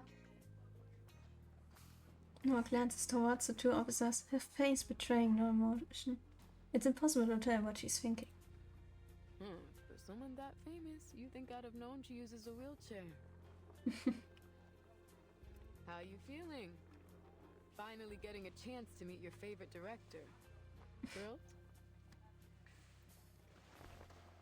Portia nudges Young with her elbow, tilting towards the litter as she teases her.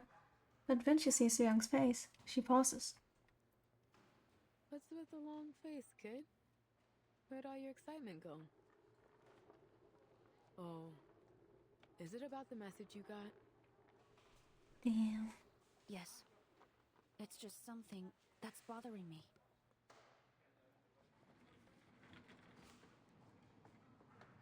Before Liang can explain, the subject of their discussion nods towards them in their wheelchair.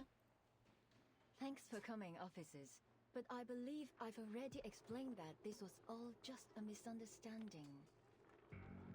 As you can see, I'm in perfect health. Well, ignoring these two. Fair, yeah. She pats her legs with a cheerful laugh. It seems the director has no qualms about her physical condition, though it's hardly the kind of joke anyone else can comfortably laugh along to. But according to your assistant, there's been someone stalking you for months, and they've recently sent you a threatening letter. Sounds fun. So what? That all just misunderstandings too? I'm terribly sorry for inconveniencing you, officers. Lin is a very dedicated assistant, always looking out for me. She may have just overreacted to my situation. You sure? I don't mean to brag, but I've been in the limelight for long enough that I've seen my share of crazy fans. I mean, that's also fair, but you know, still shouldn't, you know, I'm used to it. Just because you're used to it doesn't mean you should, like, you know, do nothing against it. Sure, I get that. But about that letter you received, do you still have it? Noah lets out a wide chuckle and shakes her head. I'm afraid I don't have it anymore. I received so many letters, most of them friendly, some of them not so much friendly. I've made a name in this industry, and a few enemies too. If I paid any attention to the negativity, it only dragged me down. Enough I to tend the not to keep puppet. the bad ones around. Just a little guy. He's cute. While I'm sure you would do a fine job keeping me safe, officers, I can't let myself worry over it. Besides, what are they going to do? Break my kneecaps? Frankly, the only thing I am worried about is that your presence is another distraction for my crew. My bad. Sorry, I'm helping. She casts a grateful and perhaps apologetic look around the set. So, it's very much appreciated that you went out of your way to check in on me. But I have a movie to make. I can't disappoint my fans. Not the fans. Now, if you'll excuse me, we're burning daylight and I still have 4 more scenes to film. Oh damn, yeah, that's a lot. Understandable. My bad. These Hollywood producers may have opened doors for me, but they also give me so many problems lately. She smiles at the officers as if to signal the conversation's end. I can't speak anymore. Is this really just because of her movie? Noah has already begun to turn her wheelchair away, but Liang stops her and now attacks. Pardon me? You seem to be refusing our assistance because you've decided this threat is only a harmless prank. You've decided that it's worth the risk to focus on your film. I don't mean to judge your decision. It may be understandable in some cases. She moves closer, lowering her voice as she leans in to deliver the next sentence in a hushed voice. But if this threat is not just a prank, if it is serious... Am I sensing disapproval? Noah narrows her eyes a little and raises her hand toward her approaching assistant. This is a good sign. Liang has earned a chance to talk for at least a little longer. She pushes aside her conflicting emotions and carries on in a voice only the two of them can hear. There has been an increase in patients coming from Chinatown showing signs of mental instability. Their symptoms include confusion, amnesia, drowsiness, and volatile anger. None of the patients seem to have anything in common. No prior history, all without a clear cause. Correct. Does that sound familiar?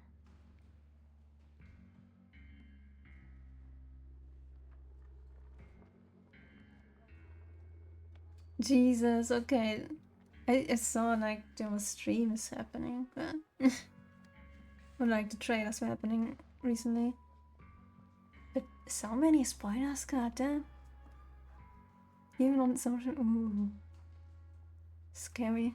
Yeah, I'm gonna try to avoid that, thank you, Shelly. Jesus. Gulp. Sorry. Is this leading somewhere? Was not planning to look anything up. Gulp. Main story, so that's evil. God damn. Not the main story spoilers. It's rude.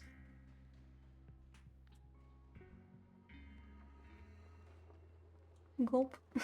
After a moment of thought, Noah shakes her head, her calm face carrying a perfectly measured hint of confusion. A case. 8 years ago. He Rizhun, the scriptwriter for your first big hit, Detective CO7. She burned to death in her own house. However, the cleaners found a film reel in the debris, surprisingly intact after the fire. I'll let you know if there's anything important enough, like a creed canal. Oh yeah, doesn't Creed Collab and all this. True, that was happening. Yeah.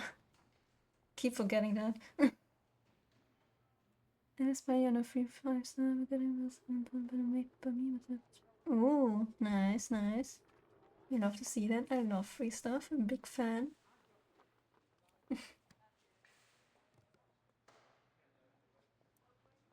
Yang has been watching Noah's every expression. She doesn't miss the fleeting shift in her eyes at the mention of the film reel. Strange, isn't it? Every other item was burnt to ash, yet this one 8mm reel was as good as new. Kinda suspicious, wouldn't you say? The cleaners felt the same way. So, being curious, they played the reel. They burned down the house. 3 of the 5 who watched it ended up in an asylum.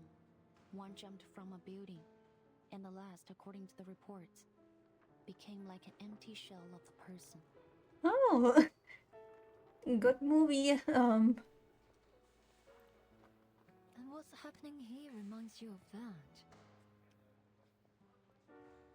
There are some commonalities between the cases. I can't ignore the possibility that they are related. 2 in particular stand out to me. The similar symptoms of those affected, and you. Hard to shake the thought that these are not coincidences. Whispers back among the crew as they eye the secret conversation. What are the police still here for? Are we gonna get back to filming? Yeah, chill for a second. It's okay, dude. Who knows? But it doesn't seem good. We are losing light here. Can these guys wrap it up already? Dude. These murmurs, of course, suddenly skip Noah's and Young's notice. When she speaks again, Noah's tone is far more direct. Is that an accusation? The door nodding. Yes, I think it was. Ooh, spoilers. I like spoilers. Let me look.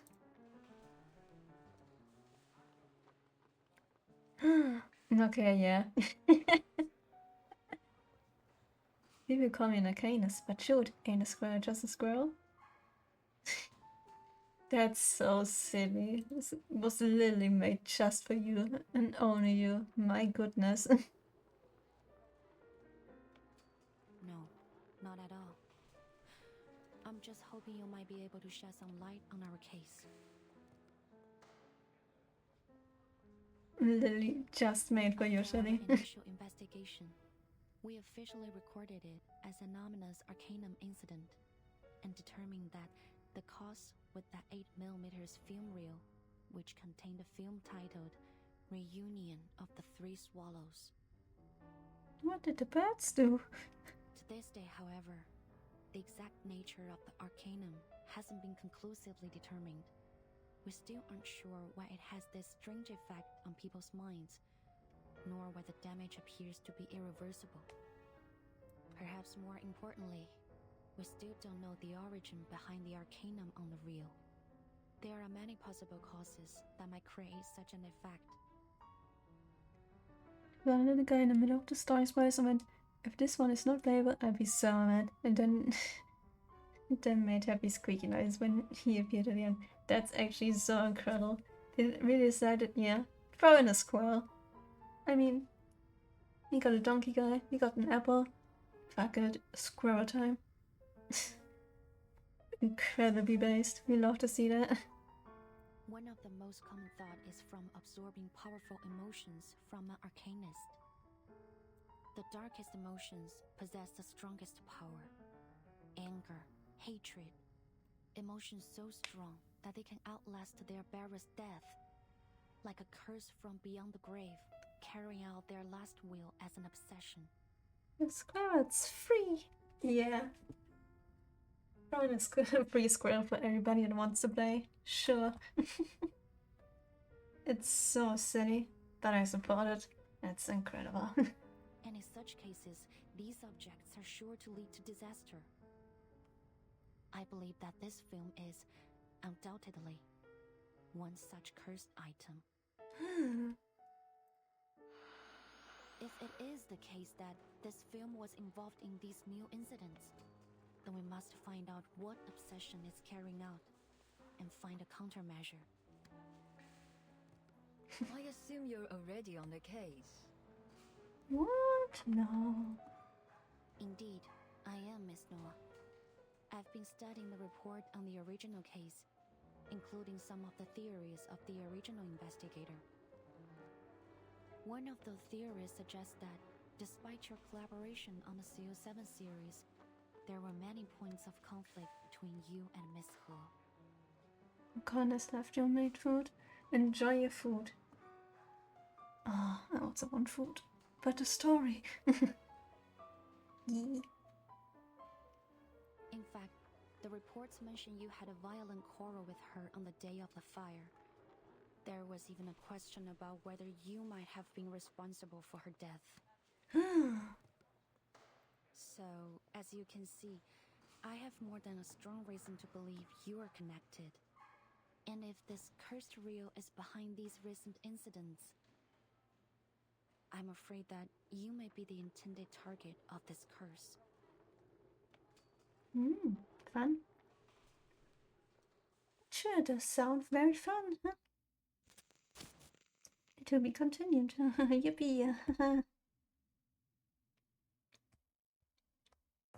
Nothing bad will happen in like 3 seconds. We're starting to get to the middle of the game.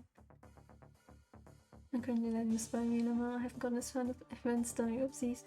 My bad. Hope you enjoy the spoilers. We're also only off in listening. Very fair, yeah. Post-lunch questioning. The first principle is that what you see is real, but it might not be the truth. Up to 6, yeah. Yeah, it's not too bad. It's gonna get better the further you listen, I guess.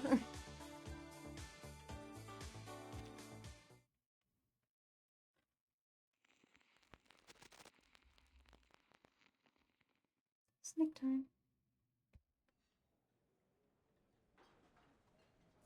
Ooh, tasty. God, I'm so hungry. Hot damn, rookie. Who could have guessed the famous director would be a part of her own real-life thriller? I'm gonna against the nation. Continue working so productive, Sai. Yeah. SMH, how dare you? After talking to her, we still got nothing useful to go on. I can't read anything behind that smiling face of hers. But if your little theory has got any truth to it, then Noir is in real danger. So why not talk? Isn't she worried about her own life? Put your channel's frustrations into her food, devouring most of the meal in the blink of an eye. As she swallows the last shrimp for dumpling, she turns to look at Liang, who is busy chatting with the restaurant's owner. Put a story better on order better and grab food trust. I wouldn't even know what to craft, that's the problem. I don't know what to snack. 是吗？原来对面杂货店那家的女儿也……就是咯，最近都不知道搞什么，好多街坊家里都出了事。老卢家还算好嘞，他带个女儿去看中医，抓了药，吃了一段时间就好了不少。Yeah, but I want something big, like more than just ramen. But I was thinking about that as well. I mean, it would be on theme, yeah. I guess you're right. I think about it. 但是对面街口马仔，他阿妈就麻烦了。那个阿婆原本就身体不好，忽然间又变到疯疯癫癫，他们两公婆都担心死了。Not me, Ma. Oh no. 之前都有个两位来问这件事，说什么事情不太对路。哎，我说呀，就是临近年关，那些污糟的东西都出来了。Nasty spaghetti, but I actually need to cook that. When I pay attention to that, I don't think I can afford the nasty spaghetti. Sad. Prejudice. Use words here. 您说还有人打听过这件事？那是什么人？他说自己是什么新科学什么鬼事务所的，好像是个神婆，刚来到唐人街这一带的。他还给了我一张卡片，印得鬼马了个，不过不知道被我放到哪里去。I also have nothing for the oven left. I've used like everything up. Like, not for the oven. And I don't... I'm not feeling oven stuff. I'm not feeling a pizza. Like, not like an oven pizza, like fresh pizza. Hell yeah. I would be so down. But I've got nothing. I'm starving. I had to open like a can of fucking ravioli yesterday. I'm suffering here. And I also don't want to eat bread. Like, not right now. I had bread as breakfast. I want to order pizza. I don't want to talk to people. Also, I don't know if my parents got anything planned for food, so... I think about it. I've got a bit of time. I will cook. Literally later, probably. I'll see how far I can go in the story. 原来如此，多谢你。 Yeah, but even if I order online, I need to grab the pizza. And like, when I open the door, I socialize. And I don't want to do that. Also, my money. I'm so broke. As the young returns to the seat, the portier shoots a questioning look. So, any progress? I have some bad news. First, there are more victims than we expected. Second, we're not the only ones who've noticed. Yeah, very noticeable what's been happening. We need to hurry if we don't want this case to attract wider attention. Why don't we start with the director then? She seems like our best lead. Yeah. Having cleared the dishes closest to her, Portia puts the soup buns from the other side of the table. Yee. Good luck with your research, Shelley. 07. I've got a hunch her case is connected with this one. Just like you said, there are too many coincidences to not dig deeper. Too many quinky dinkies. That writer, what was it? Huh, Ridgewine? She's an arcanist, right? No surprise that she'd imbue that film with all of her final bits of hatred. I've seen a dozen cases like it. Damn. Thank you. You also enjoy your food if you still have some left. Or your snacks. Good luck with the research. Cursed objects are weird as heck. It's definitely possible that it could have chased Noir all the way here. Not be silly. But there isn't any evidence that corroborates the rivalry between Miss Noah and Miss He. Hold on. Didn't you read that in the report by another visual? Maybe it's only hearsay, but that's something. Snakes. Actually, I got some like cinnamon rolls downstairs. And I got some fresh ones, but some bought ones. Maybe I grabbed those in a second. Just snack on them. Not only that, get this. I did some digging of my own.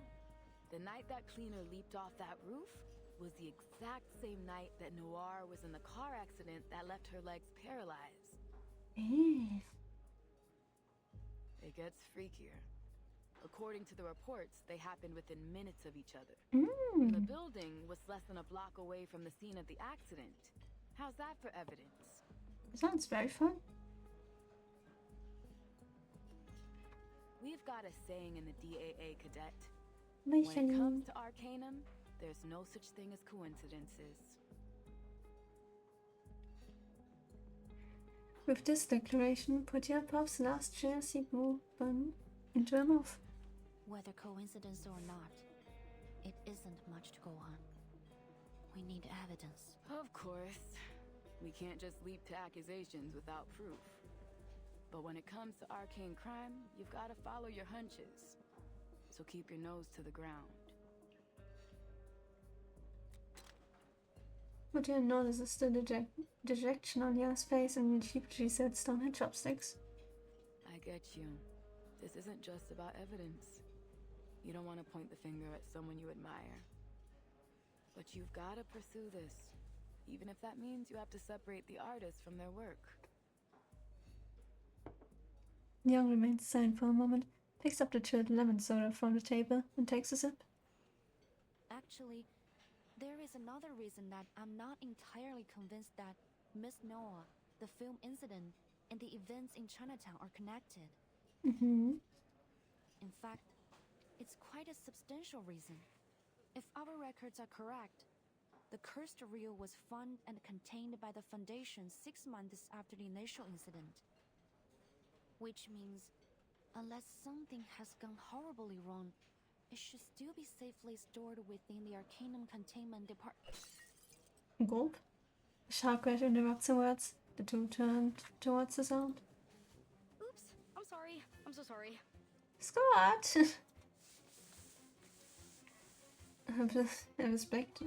A speckled girl fumbles with a napkin as she hurriedly tries to clean up the shattered dish she just knocked over. With a sneaking glance towards the two others, Dawn has kept her attention.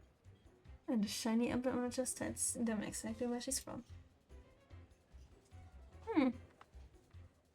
Well. Wow. They exchange a puzzled look. If I remember it right, you mentioned earlier that you saw someone from the Foundation acting suspicious yesterday. Yes.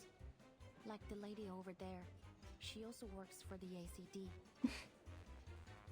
Guess we'll have a talk with her. I agree, Miss Baudier. They rise from the table and approach the girl.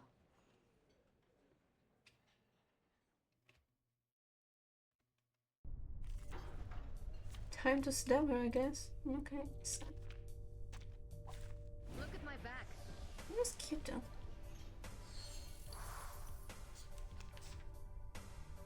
Is something the matter, officers?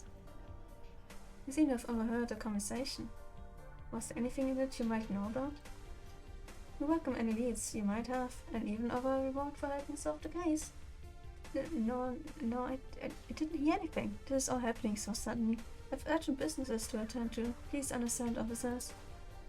There's no need to worry, ma'am. You seem a bit flustered. Here, why don't you come sit down and we'll have a nice chat? Yes, I'm sure there's a way we can be of help to each other.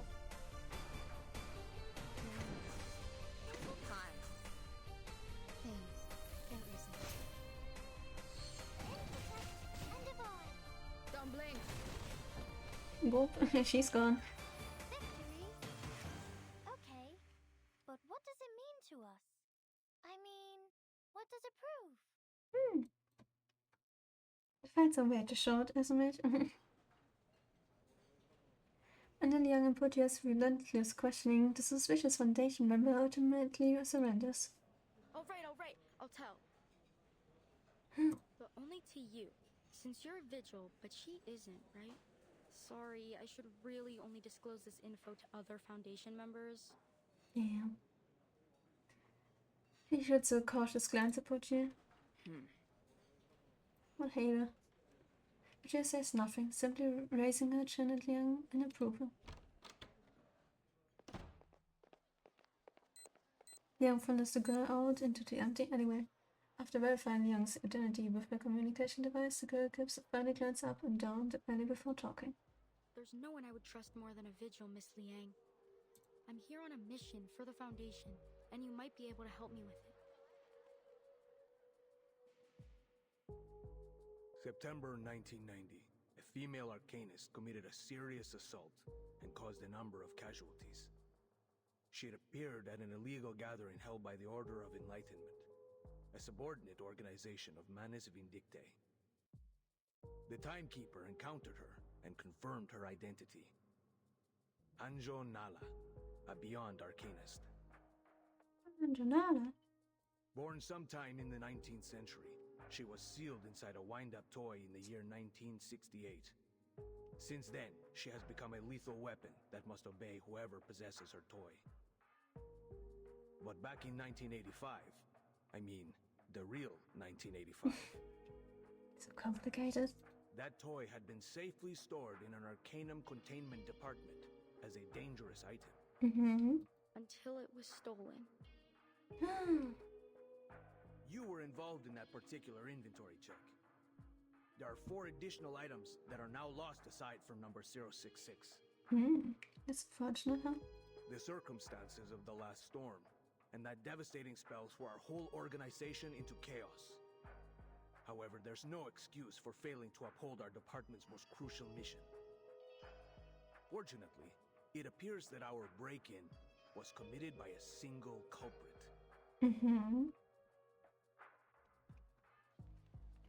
Interesting. I heard what you and your partner just said.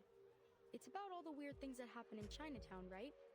Yeah. It was my mission to catch Latham and retrieve all the arcane objects she'd stolen before they caused more damage. Interesting. But I guess it's already too late for that.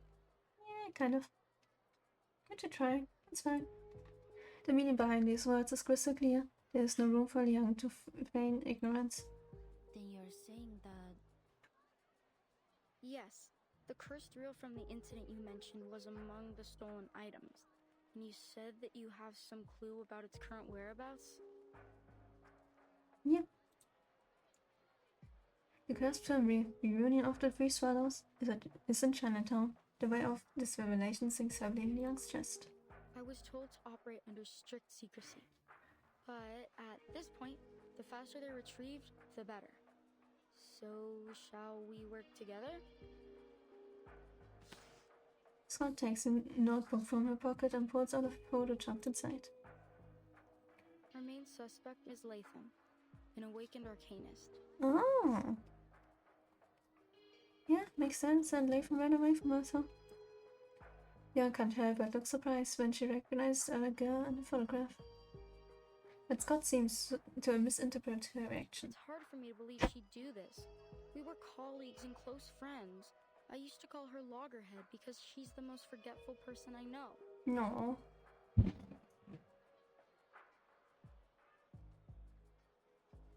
Storm is coming! Oh! That lightning was incredibly loud. Jesus Christ! My goodness! My cat's hiding under the bed. Jesus, I knew it was going to storm, but... My Jesus, that's a lot. Oh! Fucking jump scared me, actually. Jeez. Huh? I pretend I do not see you. Let me just play my game. At first, I refused to believe she could do such a thing. I still don't understand why. She's not the kind to be greedy. But the Vigils investigated the theft thoroughly, and the Vigils are not the kind to make mistakes. You've been here a few days already, right? Have you had any word about where she might be?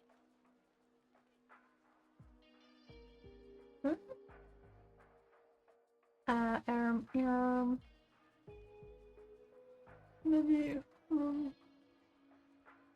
1 second, I don't have to do a text. Let me add a BRB thing, because I probably need to close some windows because it's raining fucking ton. Ah, beautiful. Looks pretty. It's in the top right corner. Top left corner. Yep. BRB, I probably need to close some windows and hope that the house is not flooding. I'll be right back. Jesus.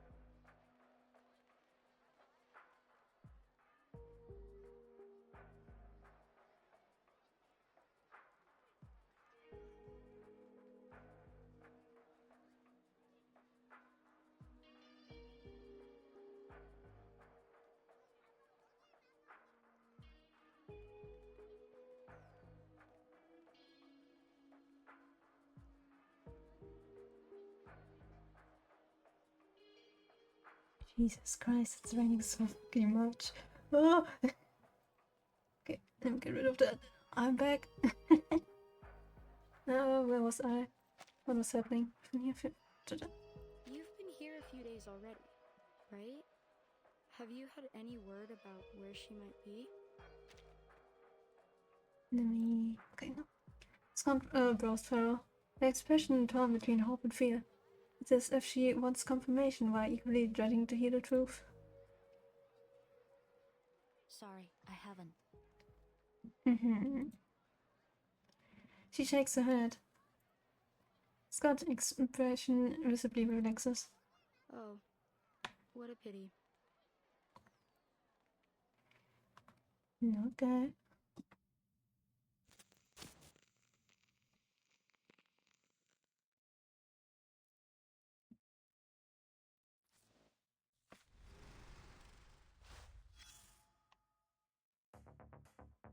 Yeah, that sounds like fun. Interesting, interesting. This document contains confidential information. Please do not take it out of the precinct. Investigation record, Noah. No female arcanist. Her arcane skill allows her to manipulate and limited objects within a defined range. Designated them as actors. Born in Hong Kong in 1950. Graduated from a USC School of Cinematic Arts in 1972. Later worked at what would eventually be known as TVB. In 1978, she began collaborating with independent production companies to produce low-budget films. Released her debut film Mother in 1979. Established new art company in 1980 and began working on the film Detectives 07. In 1983, a car accident left her paralyzed from the waist down, allegedly tied to the film incident. For more details on the film incident, please refer to the attached documentation. Claudius. A name deserved. Catch that speeding hamster. The hamster is back! Get his ass!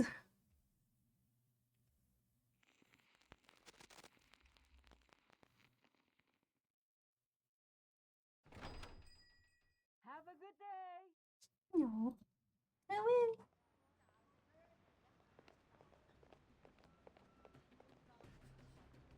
A phone owner can even say goodbye. Youngest young portier out the front door. What's the rush? I haven't even finished my noodles. Not the noodle. Oh, would murder for some good news right now. Ah. We'll take you later, but we need to find Miss Latham now. Wait, hold on. I'm all for chasing down a crook. But why do I get the feeling you didn't tell your Foundation friend about your run-in with Latham? You might be correct, Miss Portier. What's up? Why are you keeping her in the dark? I think that something isn't right about her. I've been to the A City before. To most, it might seem defenseless, but it's actually heavily protected by arcane rituals. According to Miss Scott, Latham acted alone. But there's nothing in her file that would suggest she's capable of that. Her arcane skill level is frankly far from remarkable. Even with insider knowledge, I don't believe it's possible she could have bypassed the security system and escaped on her own. Very fair.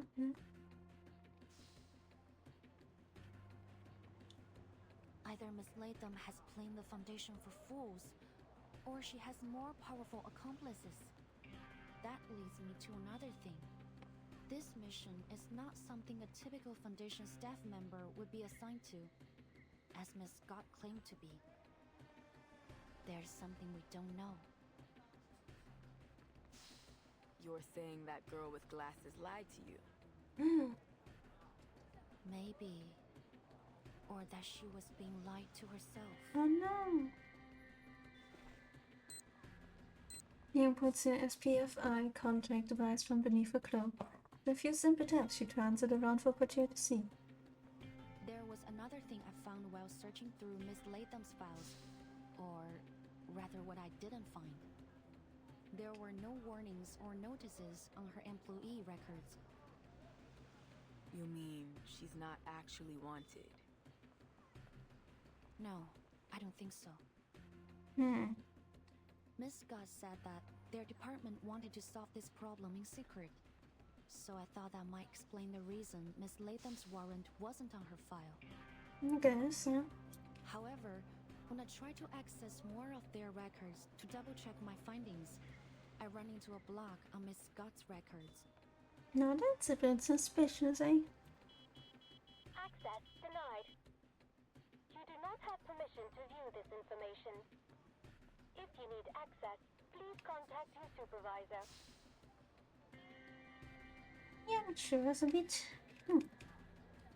A warning symbol flashes on the screen. It could just be because I'm only a cadet. There are some files that I don't have access to yet. I contacted my supervisor, but I haven't heard anything back. I don't mean to distrust her, but I can't hold anyone above suspicion. Portier shifts her gaze from the device screen back to Liang. And what about me? You're putting a lot of trust in me, Liang. Is it really all right that you're telling me all this? Better trust each other. Your partners, eh? A dangerous item stolen from the Foundation, and possibly an inside job at that. That's a scandal in the making. You could have just lied to me, make up some kind of story. It's not hard for a smart kid like you. You got me smart, yippee! Youngest Poitier puzzle look. Why would I? We're partners, Miss Poitier. Hiding information from you wouldn't be right. You told me that yourself, didn't you? Exactly! Your partners, yippee! Me? Yes. The first day we were on duty together, you said you need to know what makes me tick. No. I did, didn't I? Yeah! Poitier seems a little dazed. Young looks at her sincerity behind her eyes. I've reconsidered it, and you're right. During my training as a vigil, our instructor emphasized many times that trusting our partner was of vital importance. No. And you, Miss Poitier, have proven to be capable, decisive, and compassionate. I have developed a deep respect for your work. Aww. We share the same goal, to discover the truth behind the incidents happening in Chinatown. I can't think of any reason why I shouldn't cooperate with you. All right. Enough! I'm blushing already. Cute. Poitier cuts Liang off, almost flustered. Damn, girl. I didn't expect my meek little mouse to turn into this. This what? Forget it. You've made your point. Now stop it. Cute. Poitier waves her hand, signaling the conversation's end. But you kinda missed my point. I'm worrying that the Foundation is gonna punish you for leaking classified information. Won't you get in trouble? Though I may be a vigil of the Foundation, before that, I am the descendant of the Liang family. I'm obliged to do all that is necessary to fulfill my destiny. Based. And given the circumstances, I think providing all relevant information that might assist us in catching the thief and retrieving the threatening arcane objects is worth bending the rules. Just a little. Despite her conviction, Liang can't help but hesitate a little. Besides, I'm not under any orders to keep this a secret, so... Cheeky, and you say you don't like bending the rules. I see you, boo. And I like it. Come on, let's work this out together. Partner.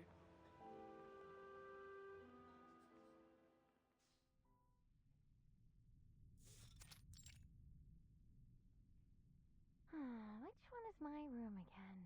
Oh, right. I wrote it down. Let me see. There it is. I almost went too far again. Now the key card.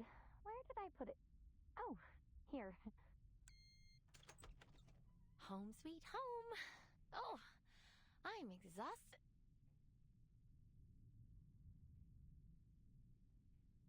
The camera-headed girl freezes in place.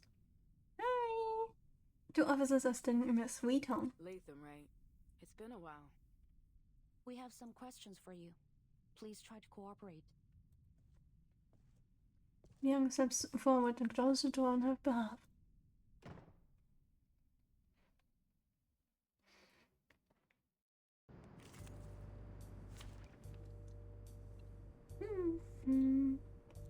Beast. It's an honor to meet you. Hello.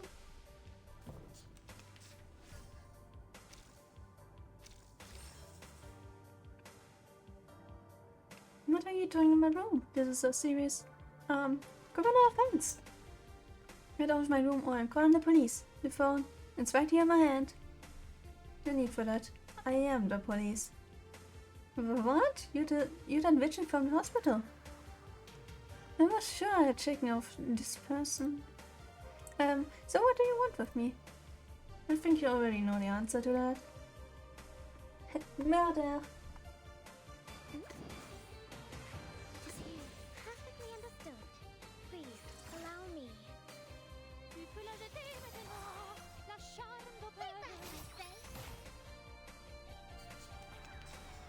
I don't remember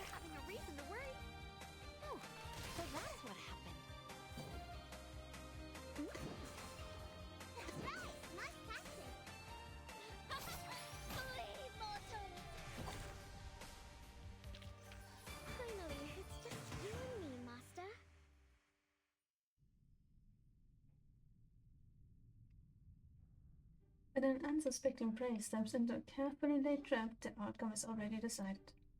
All right, fine. I'll tell you everything. It was me, okay?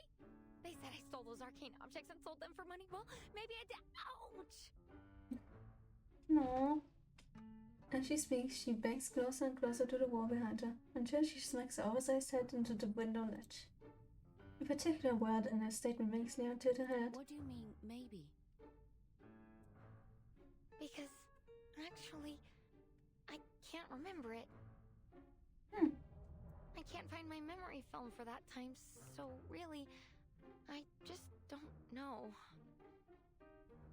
Memory film. It sounds, frustrating. This so-called loggerhead girl in Awakened isn't exactly a tough one. Within 30 minutes, she has spilled everything. Come on, cat, please, Tony. Sweetheart, no. Yet, despite this seemingly ideal result, neither of the officers not pleased.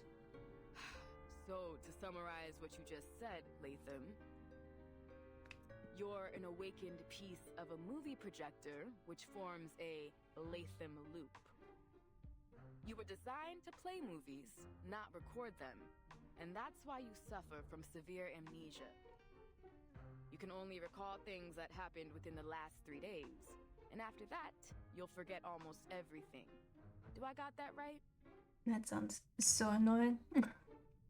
I guess so. You guess so? I mean, how is she supposed to remember? With your sudden questioning starts, the girl, she shrinks further into the corner, wedging herself between the window and a nearby chair. I can see why that friend of yours calls you Loggerhead. You deserve the name. Hey, yo! What is going on here? She's trying her hardest. It's understandable. Awakened arcanists often suffer side effects related to their origins and materials, but still, this is quite unusual, to say the least. So, she has no memory of what happened 3 days ago, or even any of the cases she was involved in. So then, she's basically useless to our investigation. I can only imagine what a disaster it would be if you showed up in a Detective CO7 movie. Hey, that's rude. How come I'm a disaster? Aww. Really pop. The girl, mustering what little courage she has left, waves her metapus in defiance. But her feeble resistance has no effect on the officers. After sighing in unison, they exchange a glance. What do you think? I've made a request for Miss Latham's detailed records, but I don't think she's lying. Back at the hospital, the best lie she could come up with was a hamster riding a stethoscope. I kind of doubt she's a master manipulator. I don't know, sounds like a master manipulator to me. Very creative lie.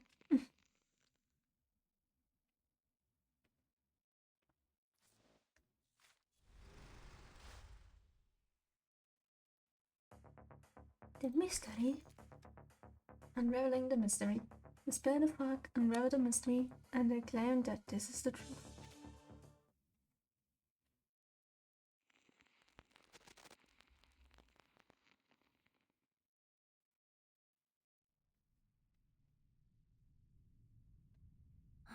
Let me sort things out. Miss Loggerhead, you said you could record and save your memories using a special type of film developed by Laplace, which means that even if you don't recall taking anything from the Arcanum Containment Department, your film should show whether you did or not. But the fact is, the films are gone. Isn't that right? Suspicious, huh? Yeah, I usually carry my most important memories with me and leave the others in my room. The Foundation staff checked the visitor log after the stuff was stolen.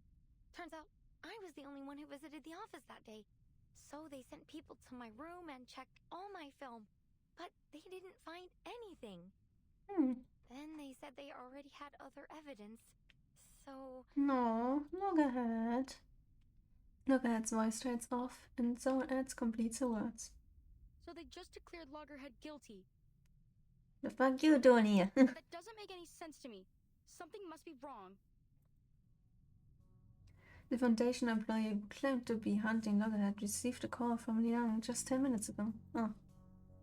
At the moment she stepped into the glue-filled hotel room and laid eyes on Loggerhead, she blurted out, "You still here?" And just like that, the final piece of Loggerhead's testimony was confirmed.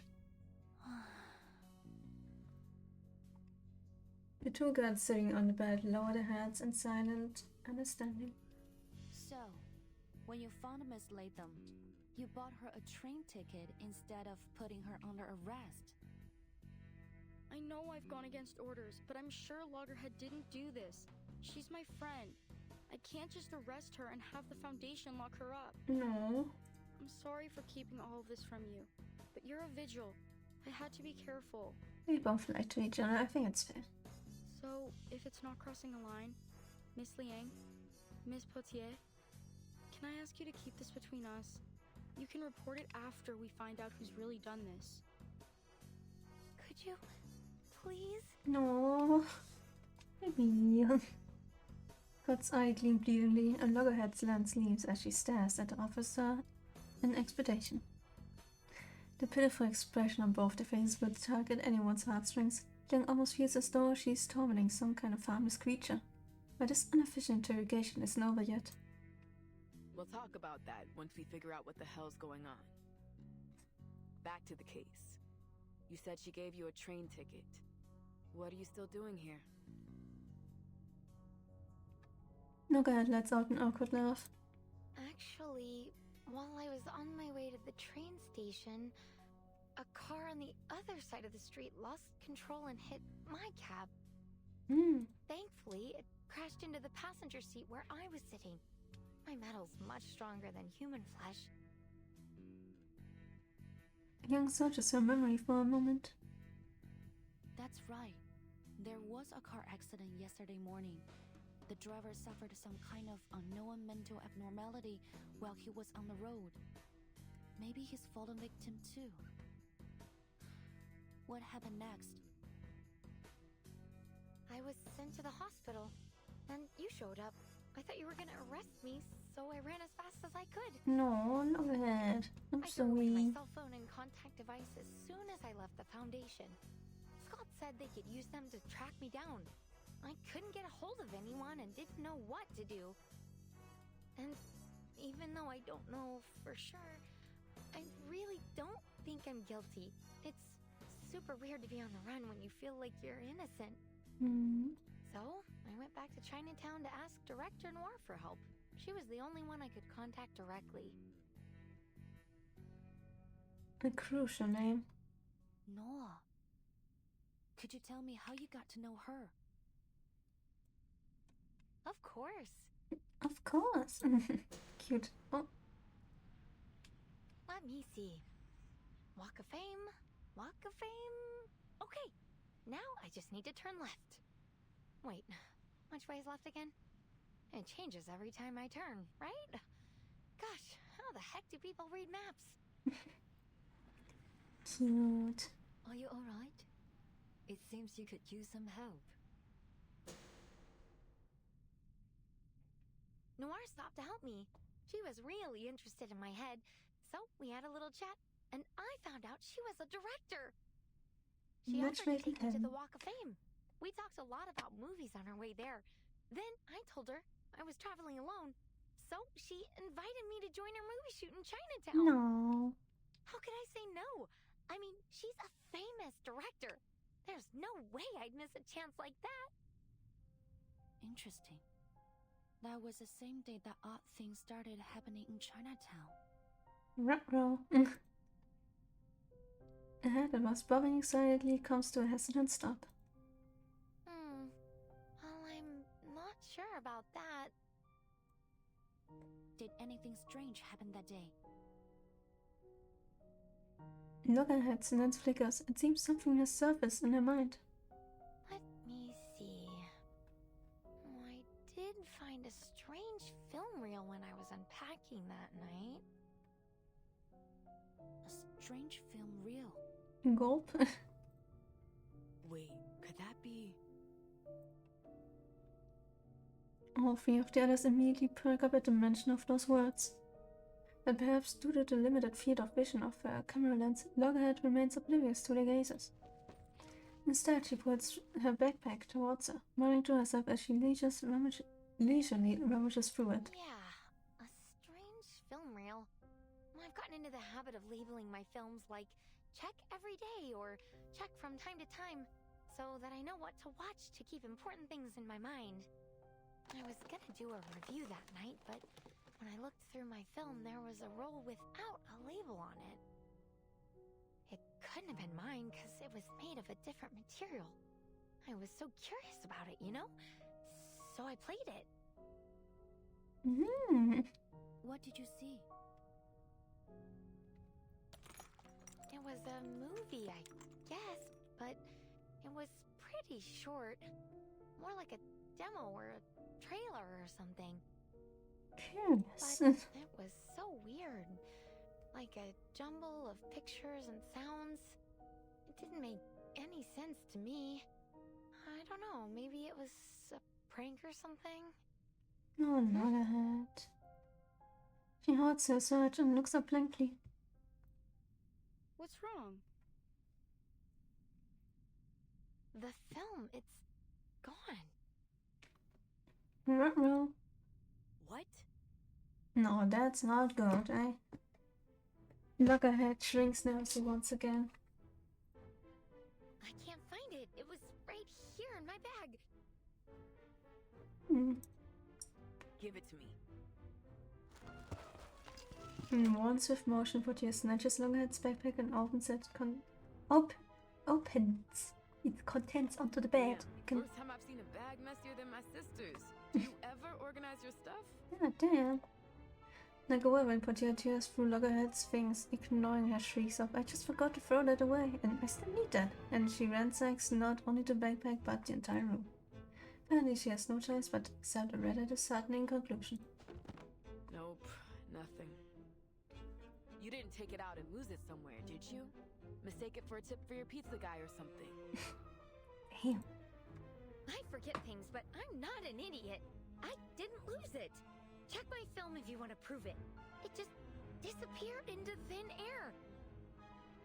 But your film only records what you saw.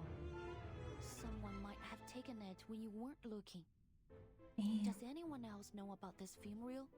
Did you have any visitors or notice anything suspicious after you played it?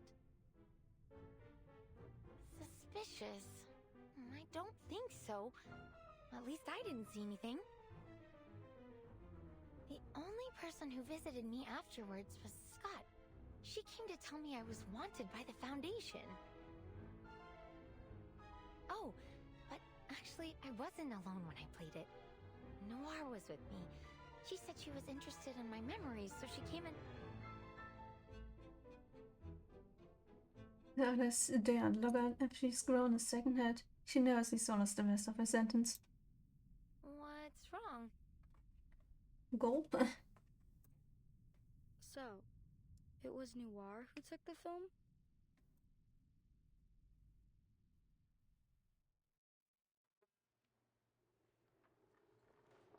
What are you?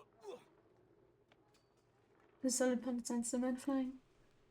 At least that's what was supposed to happen. Sorry, Director. I'll try again. Don't bother. Clearly, your martial arts skills are severely lacking.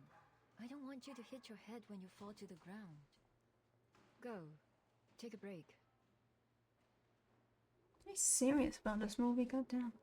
The disheveled actor still wants to argue his case, but everyone knows that once the director makes a decision, she won't change her mind easily. In the end, he simply sighs and steps aside. That was the last one, Director. There are far fewer stunt performers with martial arts experience here than in Hong Kong. Master Lau and his men will arrive in a few days. Perhaps we could shoot the scene then? Nicholas is on a tight schedule. I doubt he'll change it. Let me see what I can do. A single sentence is far from enough to capture the many difficulties the famous Hong Kong director has faced since working overseas. Leaning back in her wheelchair, she discreetly scans the set, searching for the missing piece of the puzzle. Her again?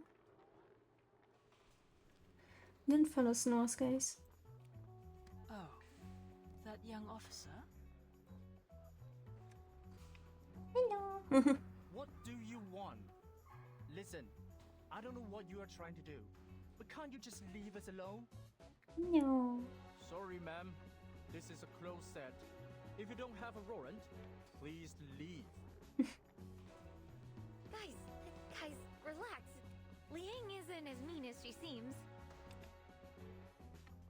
Clear the arrival of Sergeant Richard Cadet is unwelcome, so much so that even Loggerhead is being eyed with suspicion. But Liang ignores them. She locked onto her target the moment she scanned the set and is already striding straight towards her. She stops a few paces in front of the person in question. I must say, I didn't expect to see you so soon, officer. Is there something else you wanted to ask me? I think I made myself perfectly clear this morning. I know nothing about your case. Well, not about this one, but... No, madam. I'm here to help. Help with what? Miss Latham mentioned that you are looking for a qualified stunt performer for your movie. I'd like to help with that, if you don't mind, as an apology. Oh, nice. No blinks. You surprised me again.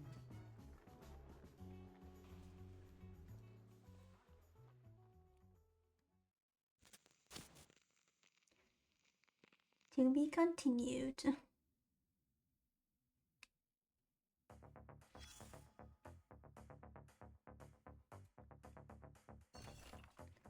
Okay, I admit, I've always been something of a movie buff.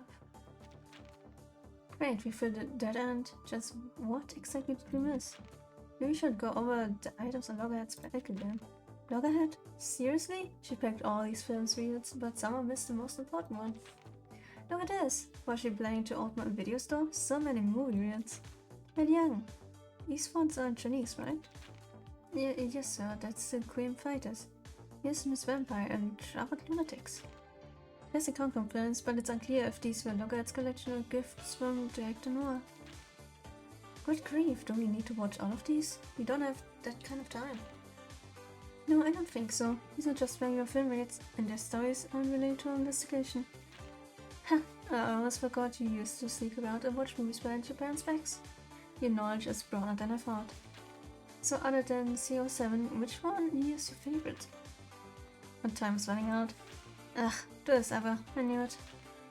But if you wrap this up, quick, you should watch Miss Vampire. It's a hallmark of Hong Kong Arcanum films. Oh, I remember that. Gone through the bag, but the missing reel is new. Perhaps it's time for us to try something else? Yeah, let's hear what a big shot director has to say.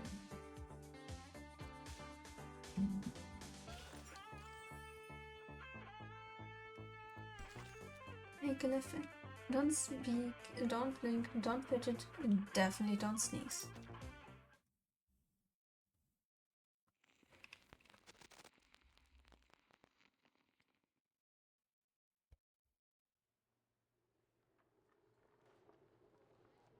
You mean to say that you're a stunt woman? Seriously?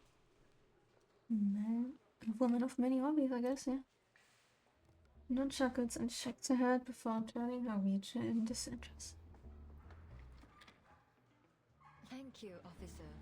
Well, judging by your uniform, you're from the Vigils Bureau, aren't you? Yeah. I appreciate the gesture. It's true that we may be able to attract more viewers if we have a vigil on the cast list. But filmmaking isn't as easy as you think. Maybe I can fit you in next time.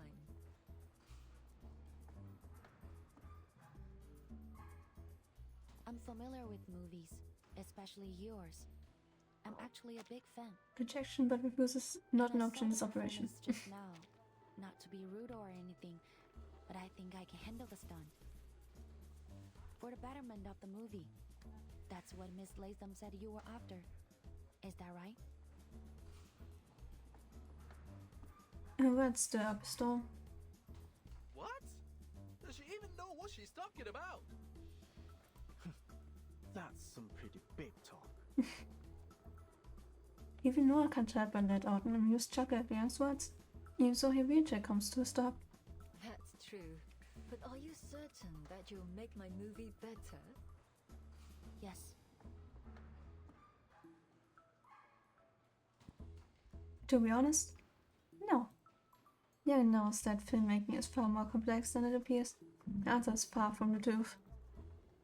But if she's going to uncover the truth, she has to act the part. Interesting. Since you insist, let's give it a try. Show me what a vigil can do. It isn't a particularly clever trick, but fortunately, Nathan's words weren't false. No would never turn down an opportunity to improve her films.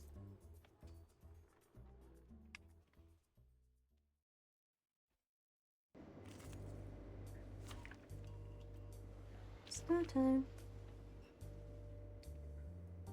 Creature time.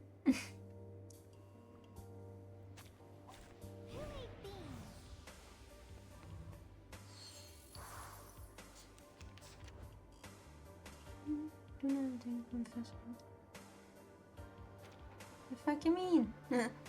Listen up, in the first scene you're a martial arts apprentice in Chinatown, caught in an alley by a group of thugs. You're an outsider here trying to avoid trouble, so all you can do is call up and take the beating. Are you ready, Victor? Yes. Action. Eat this, don't you know what hand over the money means? You wanna suffer? Go break her legs. Yeah, you got it, boss. Ugh. We know the mojo. Surely I can just... She won't be upset, surely.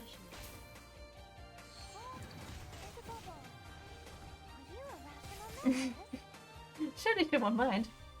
God damn, okay, she actually minds. My bad. Listen, I can improve it, trust me. Look at my back. Fine. I stick to the script. Me.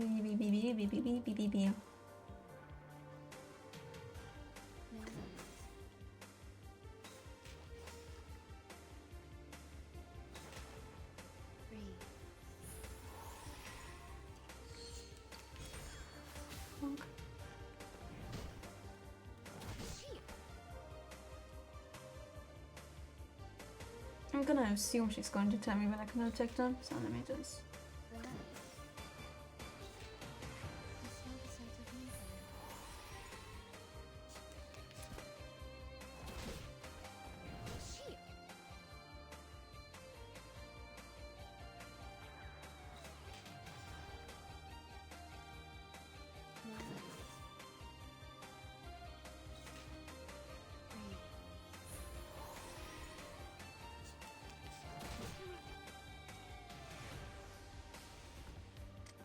Yeah.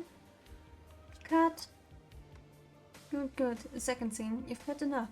You're humiliated and furious, ready to fight back. Get together, no more looking weak, show me your anger. Now you get up from the ground, not to prove yourself, but to tell them that whatever you've lost, you're taking it back. Action! Boss, she's standing up again. What are you afraid of? She's just a crippled grunt.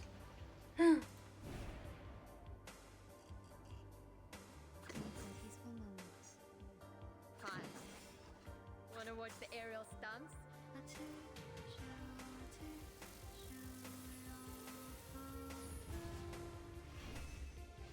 A little trick.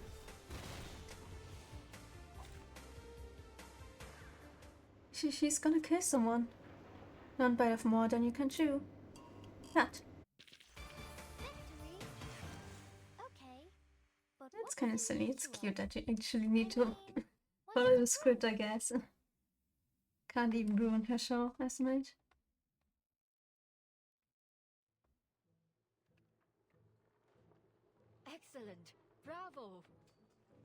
liked it. Exactly as you claimed. No, even better. Really spectacular work. A perfect take. You're welcome. Definitely was the second take, but we take it. I'm flattered, Director. Nose-eyed glisten as she watches the playback of the shot. Meanwhile, after nearly 25 takes, they returns to the dressing room, with costume drenched in sweat. When she emerges back in her witch's uniform, a bottle of water is handed to her. Here, it's not open. Thank you. Didn't expect you to pull it off. That was a dangerous stunt. Scared the crap out of me. Well, I'm quirky. I got this. I'm special. All right. So you did a good job one time. But let me tell you, it takes a lot more than that to win recognition in this industry. Very fair. I don't think we're aiming for that. Hone in on the dramatic scenes if you want to move out of the stunt woman box. You're good looking, and you took that scene pretty seriously. You interested in doing that? Oh. If you are, then I'll suggest you be a little more humble. There's always room for improvement, you know? You're right. I'm sorry, but I'm not even a stunt woman, let alone an actress. This is all just a bit of fun for me. Very based. Is that so? Oh, what a shame. The queen of the Sandfords over in her chariot, stopping beside Sneer. I appreciate your sincerity, but I'd be even more appreciative if you were willing to do a few more scenes. More scenes? If it's just for a short time, I'd like to help in any way I can. Yippee! Fantastic! Follow me. We can have dinner and look at the script together. I have a few changes I want to make to the story. Ooh. Trust me, the audience will be more than happy to hear a line or two from you. Oh my goodness. Lines? Okay. She's going to be famous. Things seem to be taking an unexpected turn.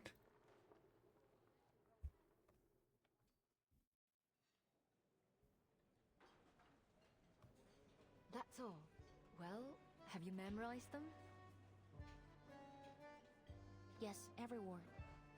But aren't there too many? The blank spaces in the script are spread out on a table are filled with Rod's flamboyant pen strokes. She's got a point, Director. The investors might not approve them. They already told us not to change the script like we did in Hong Kong. Relax, we've done this before. They never read the script anyway. Based. Besides, I'm not exactly asking for a monologue here. It's only 3 lines, just what's needed to make the character complete.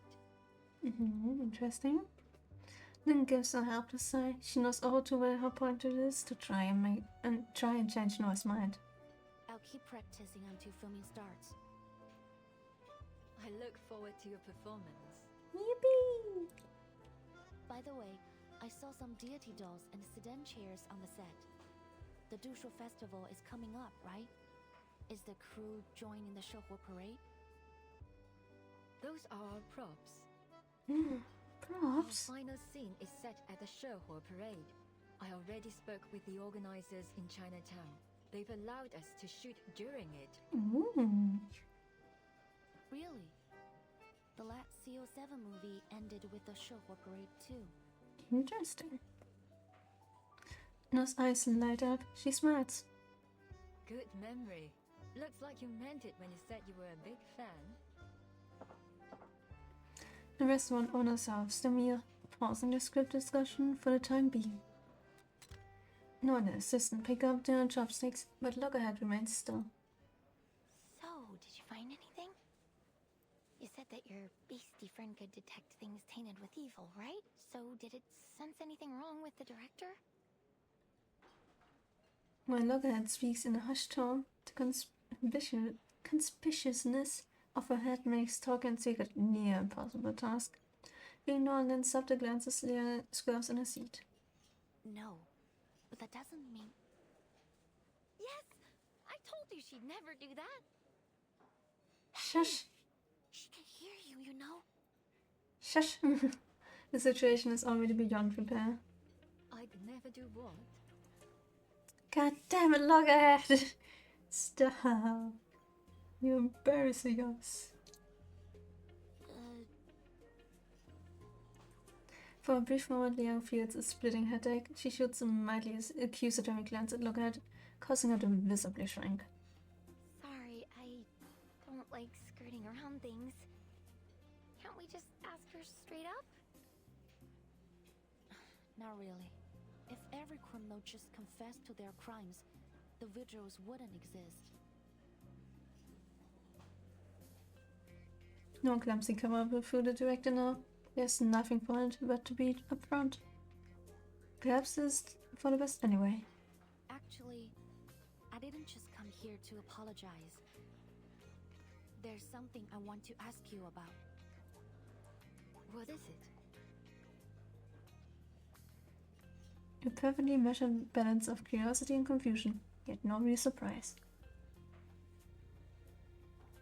A renowned director having a knack for acting isn't exactly shocking. In fact, it's about as surprising as an amateur failing miserably to do the same thing. It's about the strange things happening in Chinatown these days. Wait, so all this was just to butter us up so you could investigate your case? What? No. No. Yeah, totally. My bad. The assistant, who was all smiles moments ago, suddenly fought silent. Despite her careful preparation, the situation is difficult for Liang. Sorry, madam, but it's my job. Sad. As I said, strange things have been happening in Chinatown. Things that bear a striking resemblance to the film incident that you were involved in 8 years ago, Miss Noah. The case document stated that the origin of these events is a film reel titled Reunion of the Three Swallows, a movie created by your friend He Rijun. Miss Latham said you watched a film with her in her room a few days ago. Do you have any idea where that film reel is now? That film reel? Did you not know what it was? I had no idea. Noah's expression darkens. Clearly she's realized why Liang has brought up that film reel. That film we watched together. Well, to put it mildly, it had nothing of interest. It didn't seem to have any semblance of a story, even. It couldn't have been one of Teresa's.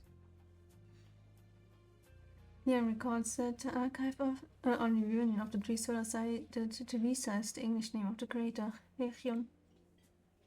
Noah and He Hyun had been friends since the days studying abroad, and seems Noah still uses that name even now. Rumors, investigation reports, and speculations flicker through Liang's mind, but seeing the somber look on the woman before her, she decides to set him aside for now. Maybe the original content has been contaminated. According to the Foundation's records, the film reel has two abilities: play and record. The play ability allows it to conjure its contents into reality in a form similar to a movie image, which accounts for the hallucinations and phantoms the victims mentioned. The record ability captures the souls of those in the same effective range as play, and the victims lose a part of themselves, like their sanity or their memories. The case document doesn't mention anything about contamination, but my guess is that the souls recorded by the film have polluted the original content of the film. Shame on them. Whoever's behind this. Noah mutters a curse, and both she and Liang fall into silence. Meanwhile, Lin and Loggerhead look utterly lost. Wait. What are you talking about? Can you explain it to me simply, please? No, baby.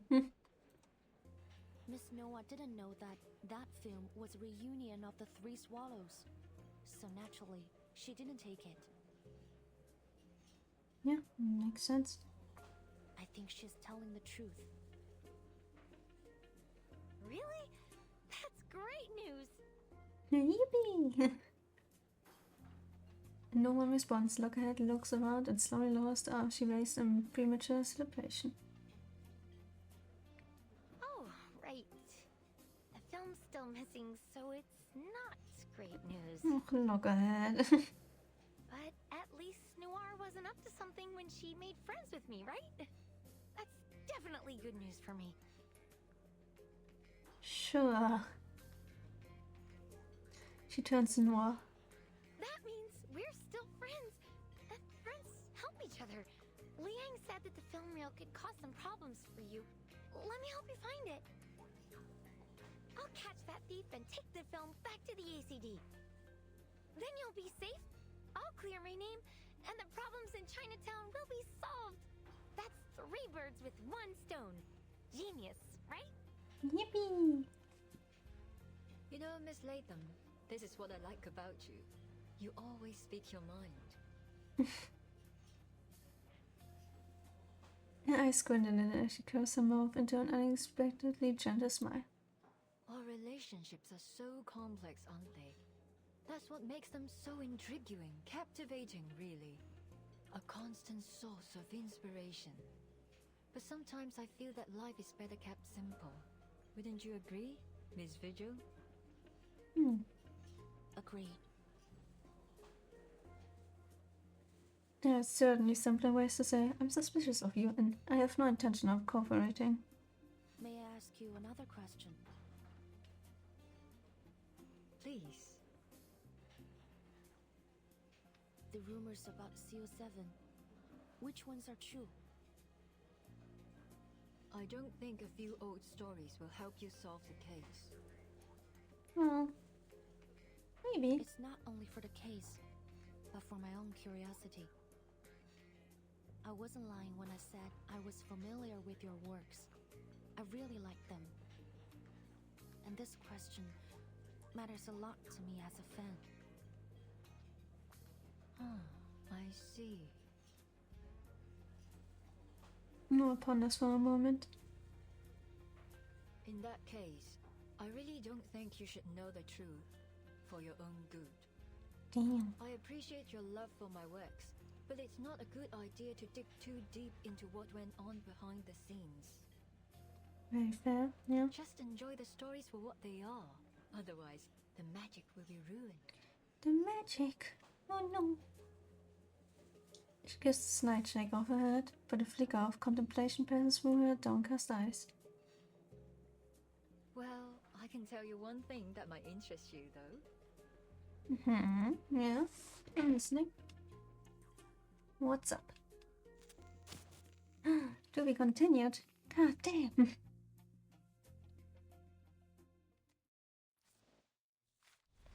Always continued. Sigh. Anything? Nope. Okay. Mousetrap. When the nose catches the scent of the cheese, that's when it gives it away.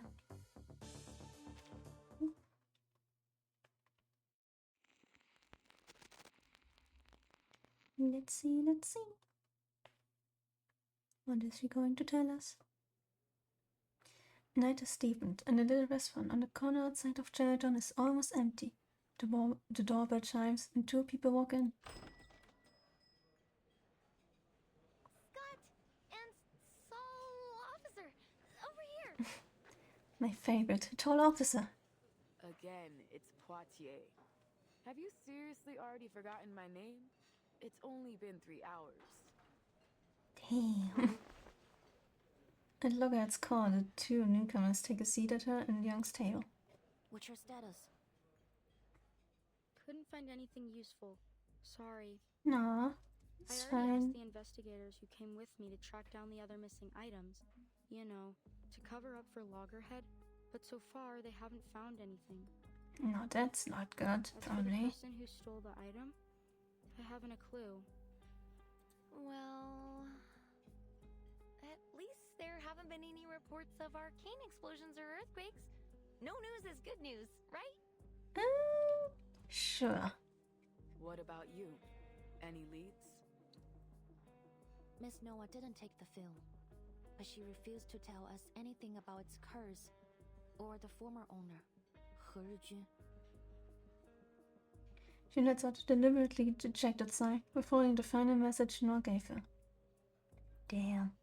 Looks like I'm the only one who has good news. Good news? Miss Poitier? You do? What about?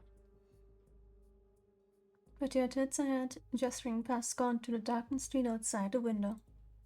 The illegal trade of arcane items. You told me to keep an eye on it. Yeah? I contacted my guy who tracks all that stuff.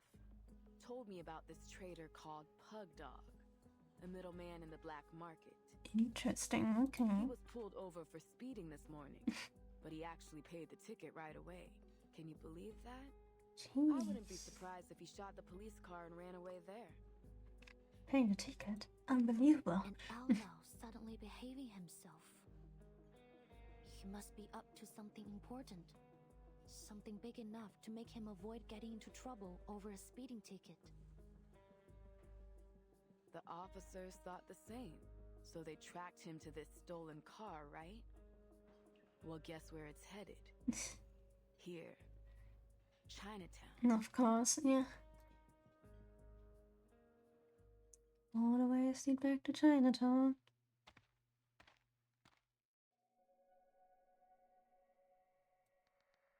A man with a deep, jagged scar across his brow saunters under the moonlight.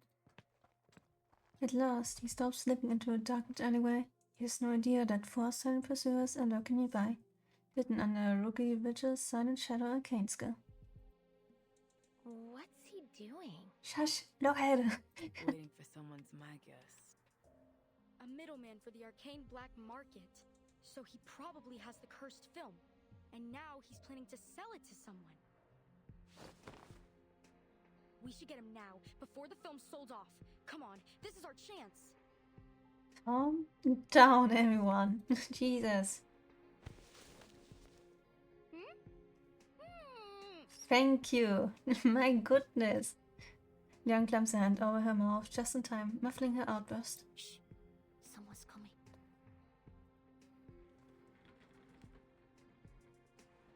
From the depths of the shadows, a figure emerges. Not walking towards Pugdog, but riding something. Perhaps a wheelchair? Good evening, sir. I hope I didn't keep you too long. No! So unexpected. You got the dough? Of course. The little puppet just nodding like, yeah, of course we do. Now puts a rectangular object from her coat. It's an envelope. Looks pretty thick. Shmoney. Poitier is right. Pugdog takes the envelope and puts a handful of bills from it before nodding in satisfaction. All here. Don't you worry, alright? You can trust me. Everyone in LA knows Pug Dog. I don't know if that's a good thing, but you do you, buddy. He stuffs the bulging envelope into his pocket before pulling an item from his jacket. Here's your stuff. It's the good stuff. The item cuts an arc through the darkness, landing precisely in Noah's waiting hands. I like customers like you. Generous and to the point.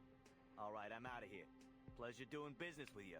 And hey, feel free to call me again.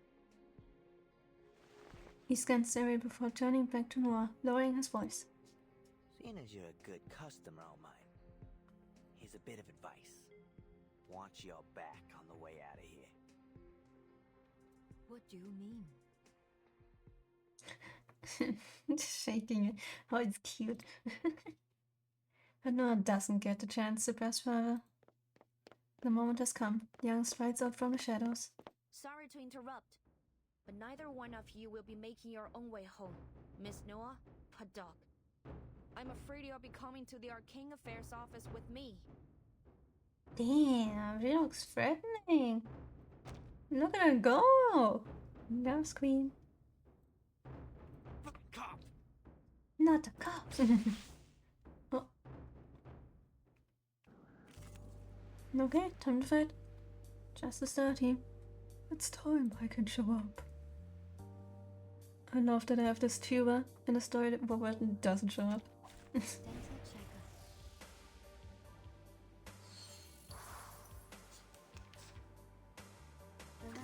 Fine. Wanna watch the aerial stunts? About that.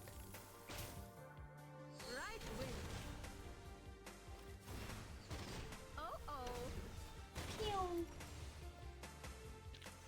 did it. Be sure to write a report and put it on your table. Time to disappear again. Please don't forget to check the previous reports too, ma'am. So silly. Ow! Easy, easy! Nuh-uh. Shut up and stay down! Amen, Poitier. Pugdog's attempts to fight back have been utterly useless. Miss Noah, could you show me what he gave you? Go ahead. She hands a dusty grey box to Liang. Inside is an ordinary-looking film reel, but Liang can feel a vessel containing curdling, growing warm against his skin. Super 8mm. This must be it. Reunion of the three swallows. He Zhijun's final work. We got it. The culprit behind the strange happenings in Chinatown. Case closed. Nothing else will happen in the next few chapters. Yet for now, it lies quietly in her grasp, docile and unthreatening. Well, that was easier than expected. Half a day and we've already tracked it down. Now all we gotta do is stop it from doing its arcanum-y thing. But how? Smash it? Before Liang can respond, no voices of polite opposition. I don't think that's a good idea. Yeah, probably not smart. But I don't know it. Also very village, Jenny, and so based. Also, Frankie time is very important. Notice. I have to admit, Miss Noah's right. Arcane items need to be handled with the utmost care. No one knows what will happen once it's broken. It could make things worse. Exactly. You gotta like keep it and inspect it and analyze it. Fine. Let's take these two back to the office first. You couldn't concentrate on anything, just got tired. Yeah. They do it like that. On your feet, tough guy. We gotta go. Ugh. Damn it! How'd you find me? Some asshole sell me out? What? No, they would not. Pugdog is yanked up from the ground. He reluctantly follows Poitier, grumbling and cursing under his breath. But as he passes Liang, he stops. Wait. You? Me? The rainy weather ain't helping. Yeah, exactly. Like, when the sun was shining earlier, yeah, let's go. Productivity, let's go. Now that it rained and it's cloudy and icky outside, yeah. I guess I just read a bit in bed later. Honestly, yeah. Just in bed, comfy, stuck it up with something to drink. Sounds good. Not her precisely, but as the figure coming behind her. It was you! You fucking traitor! I should have known you were working with the cops! Hey, yo! Look at her tilts her head in confusion. Huh? What are you talking about? Look at her. Wait, let me explain. This is just a misunderstanding. Don't worry, Miss Scott. You're right. There has been a misunderstanding between you and him. Allow me to explain. Scott heaves a sigh of relief, only for Liang's next word to hurt her like a thunderclap. You never had the intention of betraying him, nor were you working with us. Yes, I read some fake stuff now on chat. I can't speak. It sounds good. You simply gave him the item you wanted to sell. That's it.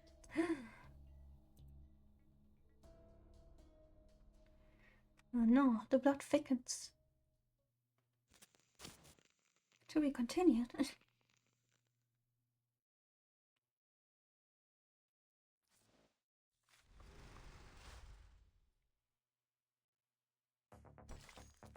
The vertigon arrive. Plans account for everything, except the unexpected, which never fails to arrive. Always expect the unexpected, eh? Speaking of fake writing, gotta send you something to Discord real quick. Sure, go for it. What do you mean? Noggle turns to her friend, then the Pugdog, and back to Liang. She remains totally expressionless. The truth was always there, hidden beneath the lies and distractions. All you have to do is whittle them down, one by one.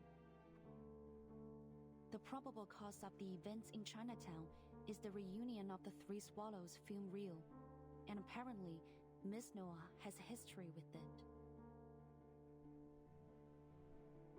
And yet, the specifics of this history remain unclear. Young glances at Noah, only to be met with her signature unreadable smile.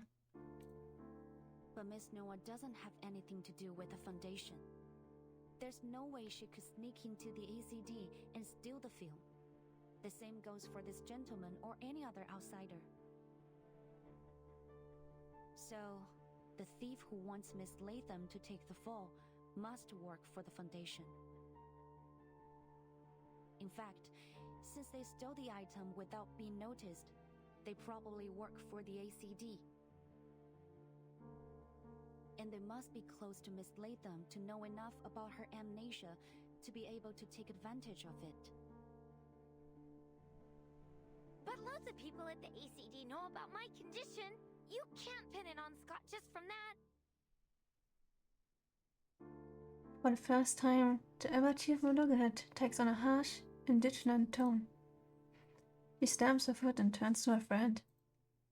That's way too harsh, right, Scott? Right? Scott? Say something, will you? Gulp.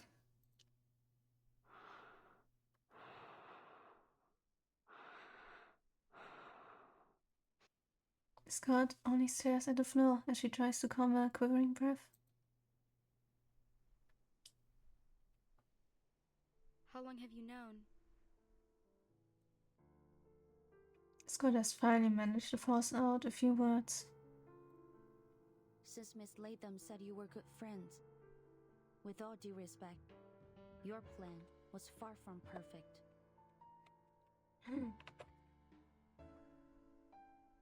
I knew it. You brought me along so this guy would call me out. After a long sigh, Scott lifts her head, speaking with a resigned kind of ease. You're right. I messed up. My plan was far from perfect because, well, I couldn't stick to the so-called plan since the very beginning. I didn't know the Foundation was already investigating the theft until after I'd hidden the items in Loggerhead's room. Then I had no choice but to use this idiot as the scapegoat. I never thought she'd accidentally bring the film to LA, or that I'd be ordered to investigate the case. Awkward, isn't it? I got in touch with this guy a long time ago, and the trade site happened to be in LA too. So, my plan was to get the film back and sell it right afterwards. But things didn't go as smoothly as I thought. I shouldn't have gotten greedy, or been so nice to this dummy. Stop! Stop staring Loggerhead. It's so rude. She shoots a piercing glare at Loggerhead before quickly looking away, whether out of disdain or avoidance is unclear. But we're friends, aren't we? No. I love the little doodles, by the way, it's very cute. The voice is as fragile as brittle glass. Scott shatters it with a scoff. Friends? Don't be ridiculous. I don't know how you can act like nothing's wrong when literally everyone is laughing at you. And the fact that they thought that I was one of your kind. I know! Stop. What an insult. I only hung out with you because I had no choice. You motherfucker. You're an idiot who forgets everything every 3 days. It's your own damn fault. Anyone looking for a scapegoat would immediately think of you. What the hell? She says that if Loggerhead has like any control over it, like, so she was born this way? Awakened this way? Hello? Quit it. I don't want to hear any more of your BS. Take Loggerhead. Scott scores one more, refusing to look at a friend for even a second. Hands up, Miss Scott. Anything you say can and will be used against you in a court of law. Wait, you're still going to fight?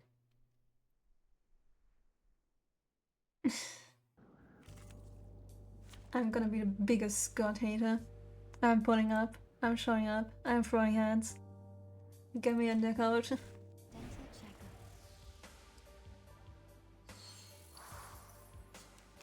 Exactly. You get it, Shelly. Screws God. But how? She doesn't have the real anymore. How can she still summon these monsters? He's been deeply corrupted. The ghost plagues have latched onto her. She didn't summon them. They were always lurking within her. Get away! Stay back! This isn't over. I haven't made her acknowledge me. I still have a plan. I still... Your mind is starting to unravel already. Put you up. You have to take it down now. Take it down like completely? I don't mind.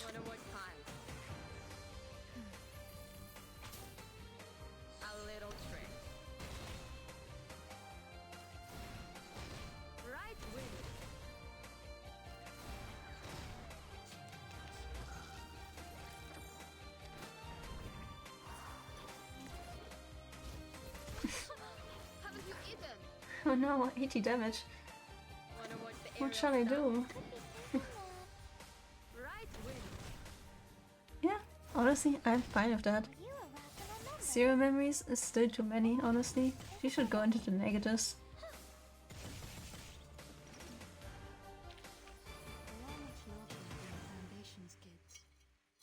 Something karma, I guess. Actually, before I fix, I need to look into it later. Yeah, have fun.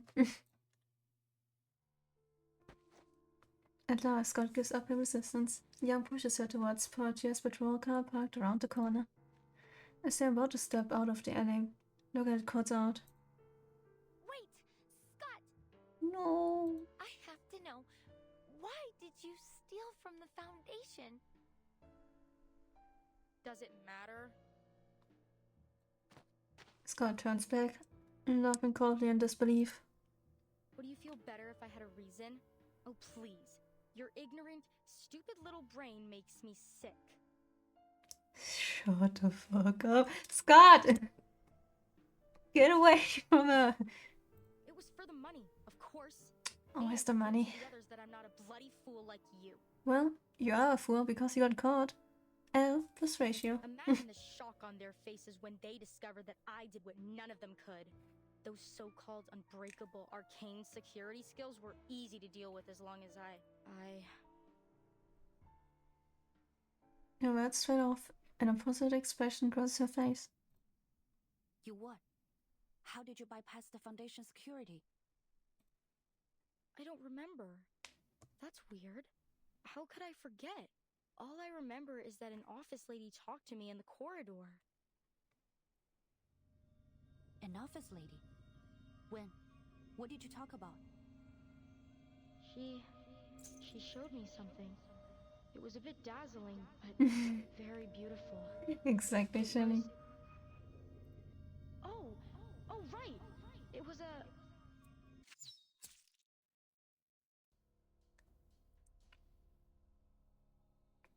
I mean, she got some karma.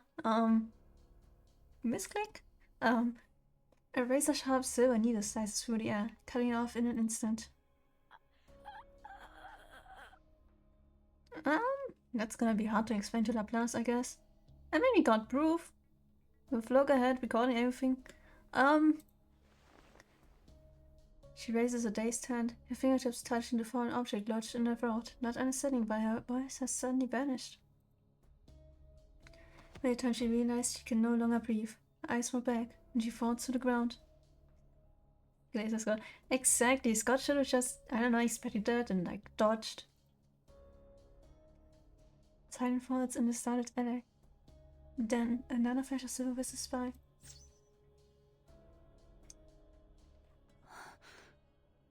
What? A sharp pain blooms in her palms. She looks down to see a sharp silver needle pierced in it. The film slips from her grasp. Rio rolls against the ground, leaking as it hurls into the darkness until her gloved hand picks it up and brushes it off. Real. Just TP out of there. Like, come on, Scott. Still intact. You've got no idea how long I've been looking for this. Oh no, she's back. What a surprise. You are... Hey there, kid. We meet again.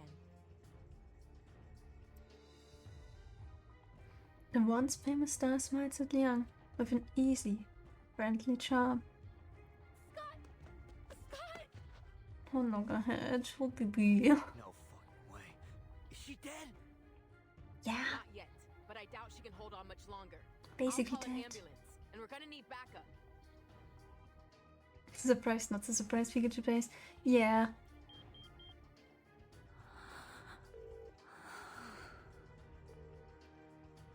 Loggerhead screams. Dark dogs cry. And Portia's tense voice all ring in Liang's mind. Liang's rationality has already grasped the reality of the situation, but emotions are refusing to let her shape the conclusion into clear words. Why are you doing this? Money? No. Power? When Loggerhead posed a similar question to Scott, Liang had questioned the inquiry. There's no need to ask why evil chooses to do evil. Why is my Alexa talking in the background? What's wrong is wrong. Evil must be eradicated. Lost plagues must be purged. That was the dog crime thread into Liang's since childhood. Yeah, it's most of the time the usual idea. But now she finds herself forced to ask the same thing. Why is the Alexa actually playing music? I need a reason.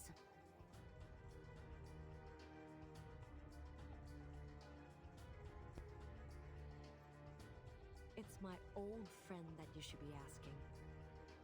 Halifax connected, oh my goodness. Liang watches as she sings Smile fades and her face turns daily. Long time no see. Nor.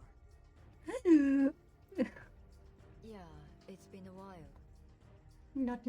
It's so cute. The last time we saw each other was in front of her grave, if memory serves. We really should keep in touch more often. I don't know, it doesn't seem like good things happen if you meet each other. I would avoid seeing each other. Doesn't seem that healthy, you know. The under alley is sharp as a needle. Noah continues to smile, but the weariness lurks behind her eyes. But you've gone too far this time, my friend. She does. She glances at Scott's fallen body and gently shakes her head. This isn't part of our story. Well, it is now.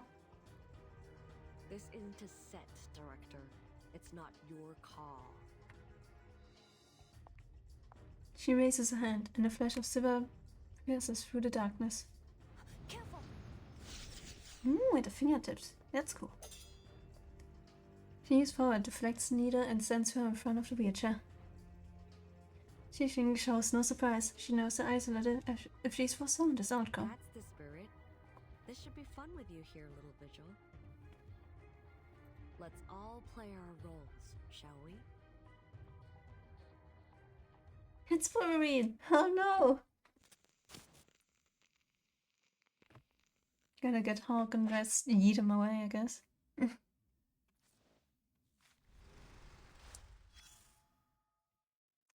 Nothing has happened. Oh. A calculated maneuver. A random scrap of paper with intricate folds, a note to its owner spawned during a long meeting. This letter was tucked inside a folder of interrogation records. It appears to have been exchanged silently between two Vigil agents during interrogation. The two distinct handwriting reflects the unspoken dialogue. He's tight-lipped about it. He seems unaware that we've already figured out everything. Fascinating, like a mouse and a lab experiment, arrogant yet clueless.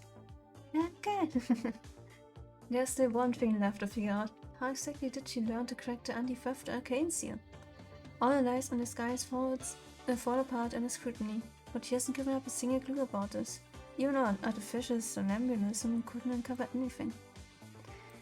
Could it just be sheer dumb luck? Disappointing. I thought you better. Never rely on 1,000,000 to 1 coincidences. Always consider the more plausible scenario. You mean she's been controlled by someone else? And they've erased her memory, so she can't betray them? Exactly! The Siberian merchant gave up Scott, but there's no way a minor employee could pull off something like this. Rejoice, we've hooked the big fish. So, we're letting her go? Yes, but not without losing her strings first. Understood. I notify Mr. Petra. I trust the ensure Miss Scott feels completely at ease after some adjustments. Good, you're a reliable assistant, Billy.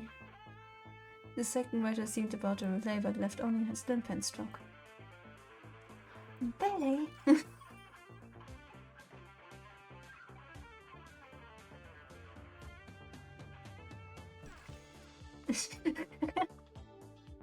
Just it switches over.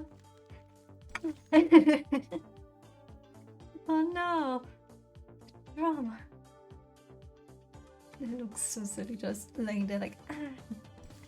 Yeah, everything's fine. Okay, that screen slit eyes, an empty heart, and a pair of longing eyes.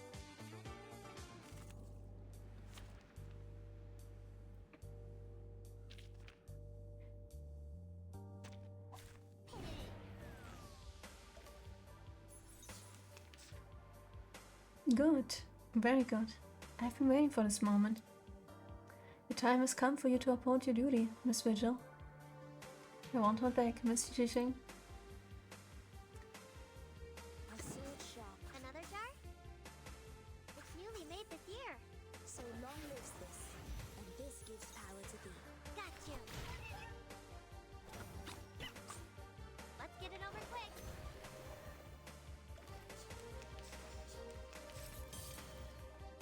Steps herself.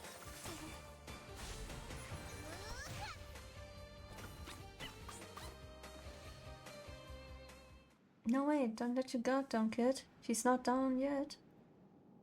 What? This power, it doesn't look like it's hers. Heh. Battles have little meaning, save for the prizes to be won. Interesting. The blood thickens once again.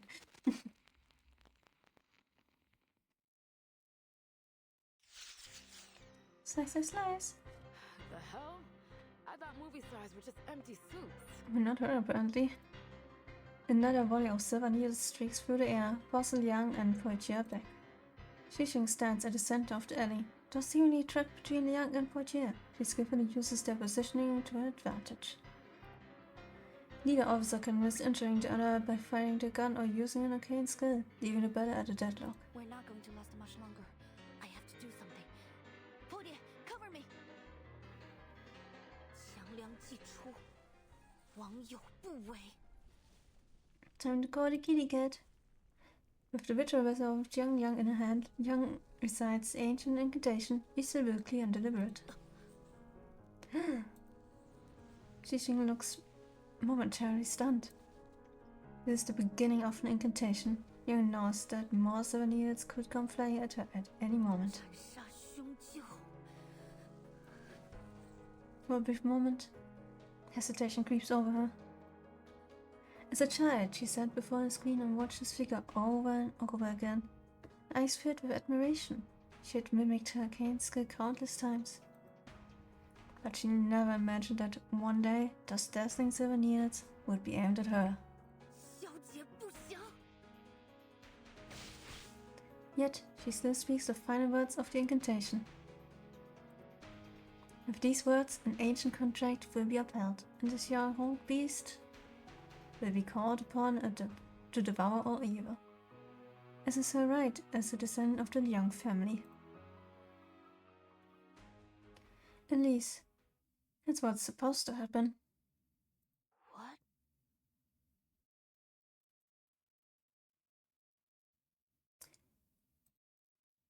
But the alley remains as empty as it was before. Hey! Rookie, watch out!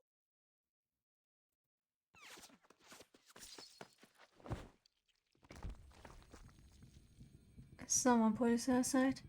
She hits the ground hard. A flash of silver. The sound of shouting. Then, blood. A body falling. A sticky sensation. Warmth. Chaos.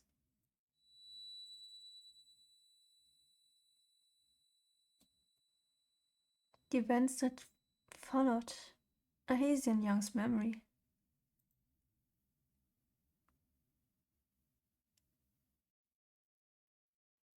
审还没到，张文。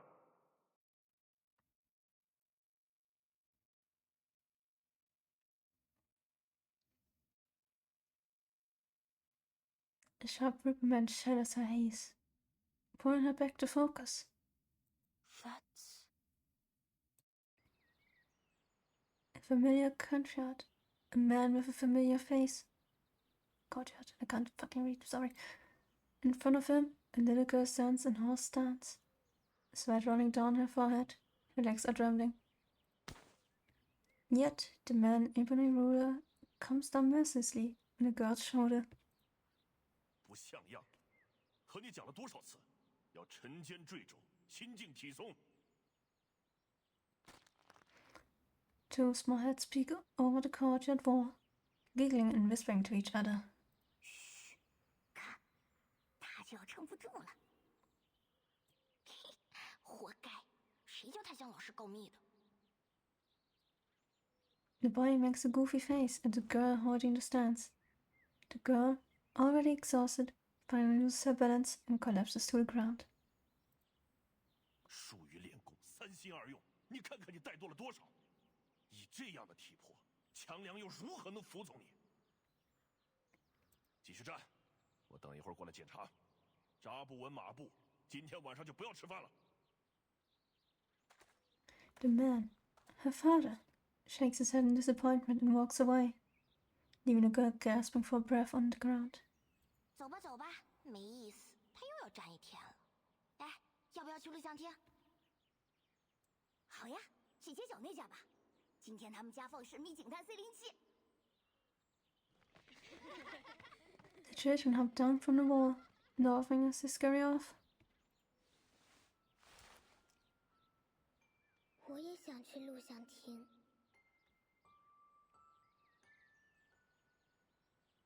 No one hears her voice. No one but herself. I remember it now. I hated Qiangliang when I was little. Father was always trying to teach me something about the 12 Zhenzi, the master of Qiangliang, fighting the wicked and dispelling evil, fulfilling the duty of my inheritance. I was only a child. It was all too difficult for me to understand. The other kids hated me. I was a traitor, a class president who took the side of the adults and enforced the rules. They'd all hang out and have fun together, while I was left alone. I envied them.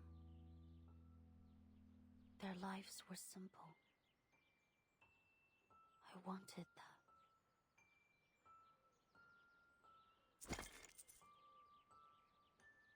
一脚，两脚，五脚。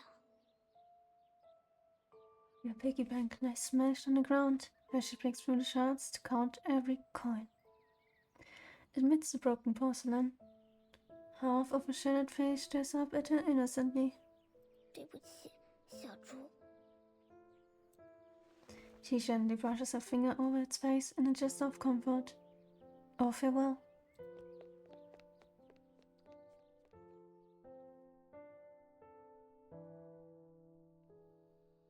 That day, I disobeyed Father, gathered up all my savings, and headed to the theater.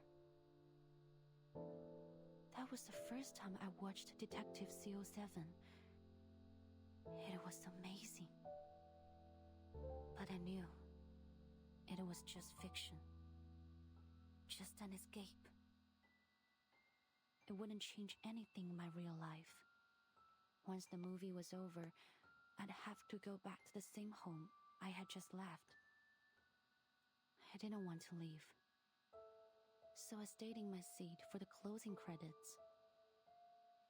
But the lights didn't come on when the credits ended. Rather, the silver screen lit up again and played something.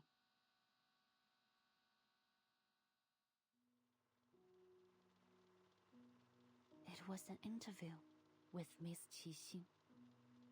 提升小姐，有好多小朋友中意你嘅作品，將你視為佢哋嘅英雄。但另一方面，唔少成年觀眾覺得你所飾演嘅警探C07每一次都可以擊敗壞人嘅結局太過理想化，缺乏真實感。對於呢方面你有咩睇法呢？你覺得呢點係咪警探C07系列嘅遺憾啊？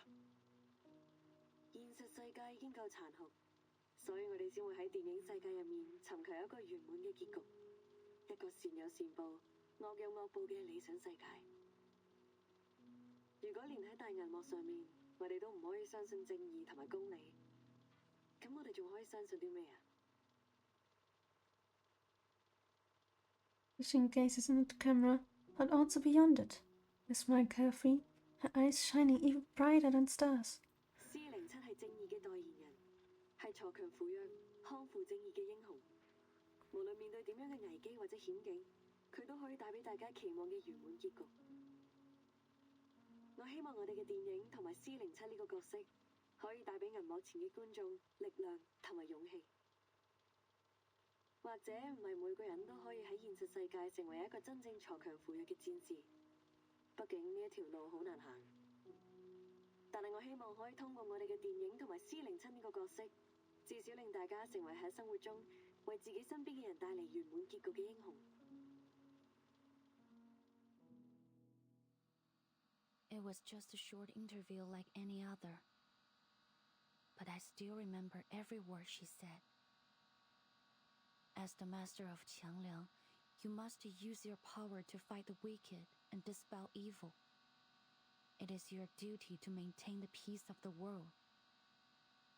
Qiangliang, the powerful being that had always been a blur to me, suddenly became clear.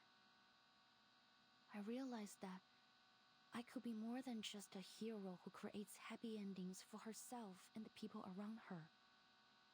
I could be the hero who creates happy endings for everyone, just like CO7. She was right. Not everyone can do that, but I could. Because I was Yue of the Liang family, the master of Qiangliang. On that day, the burden that had been crushing me suddenly became a blessing.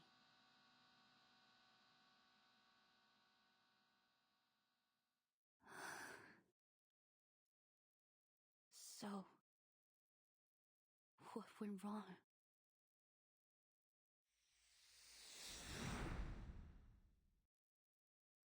The image fades as another silver flash brings her back to reality.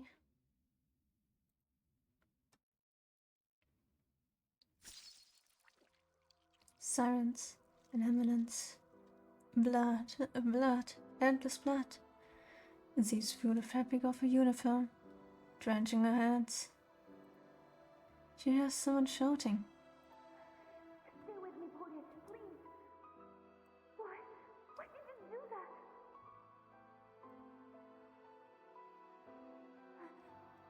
I thought you hated me. People always hate me. Now she can hear clearly. She realizes it's her own voice, hoarse with desperation. What did Portia say to her back then? Blood bubbles from her mouth and nose with each painful breath. You could tell, huh? But that's in the past. Forget it. We just didn't know you yet.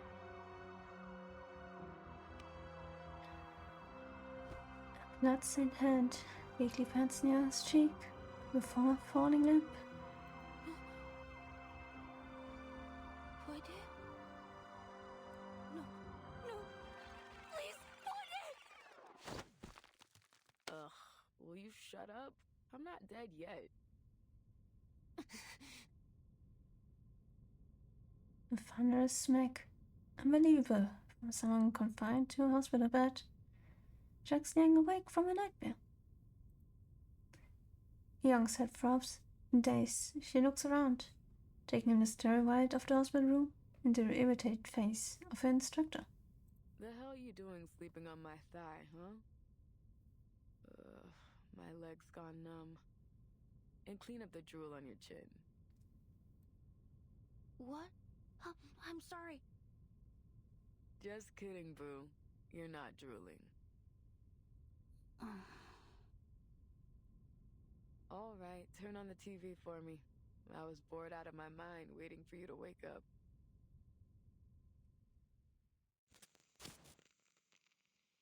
To be continued.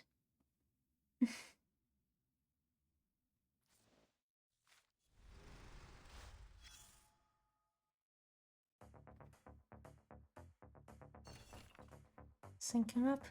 Welcome to the arcade restaurant. May I take your order? So, what happened next? After I passed out, how'd you manage to drive off the night person?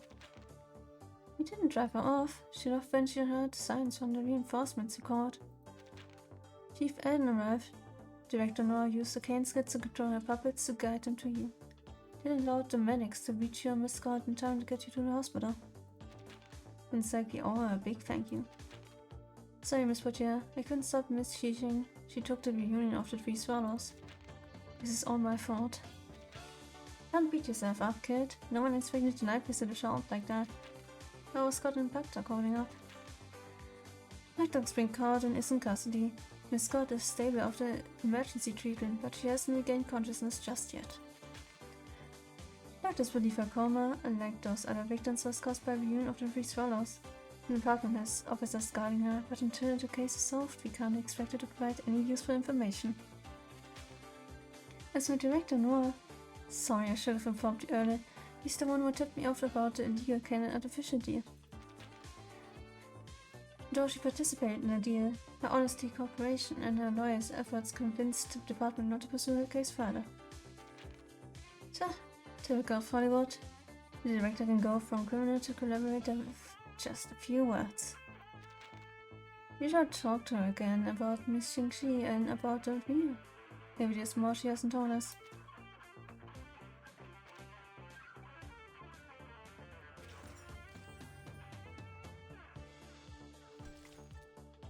This just in. Silence and stillness are already the highest form of alert.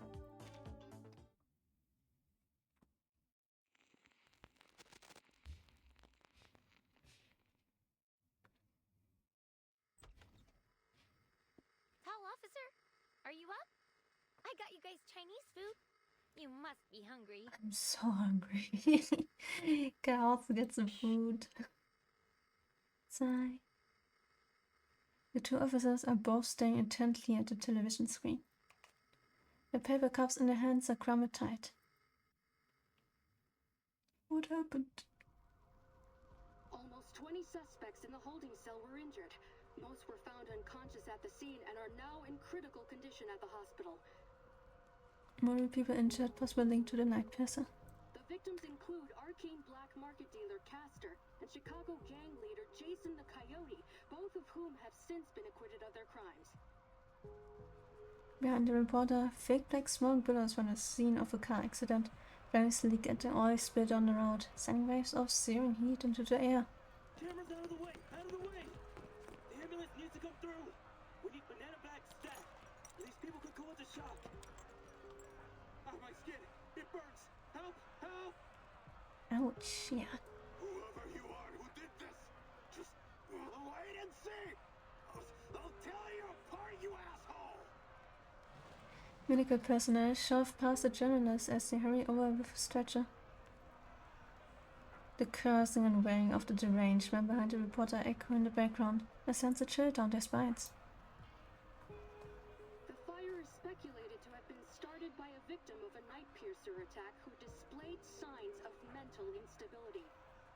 At the same time, similar incidents have occurred at the Lieber Street Detention Center and the Chinatown police station. The situations at both sites are similarly concerning. At the police station? Should some...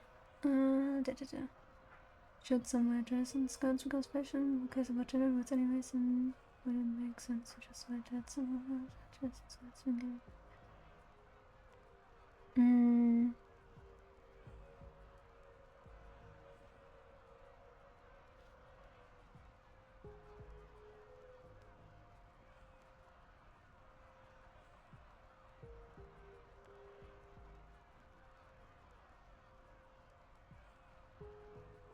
Some, yeah, sure. Because for gender roles is like, honestly, for fashion, yeah, makes sense if you just put someone in a dress, even if they don't normally wear it. What makes it so that sort of outside dresses and skirts and gamer pants and something. Yeah, I figured that Nikki doesn't have many pants. I mean, yeah, you can. Would make sense, yeah. Nice. At the same time, a similar incident have occurred under the street detention at Chinatown. Police stations in both states. It has been reported that the Division of Arcane Affairs is considering the potential connections between these incidents. The mysterious figure behind the unresolved Nightpiercer attacks remains their top suspect. As with the previous attacks attributed to the Nightpiercer, the victims of these incidents are once again notorious criminals with extensive records. However, in light of the Nightpiercer's escalating criminal activities, support for the figure is dwindling as concerns for safety rise.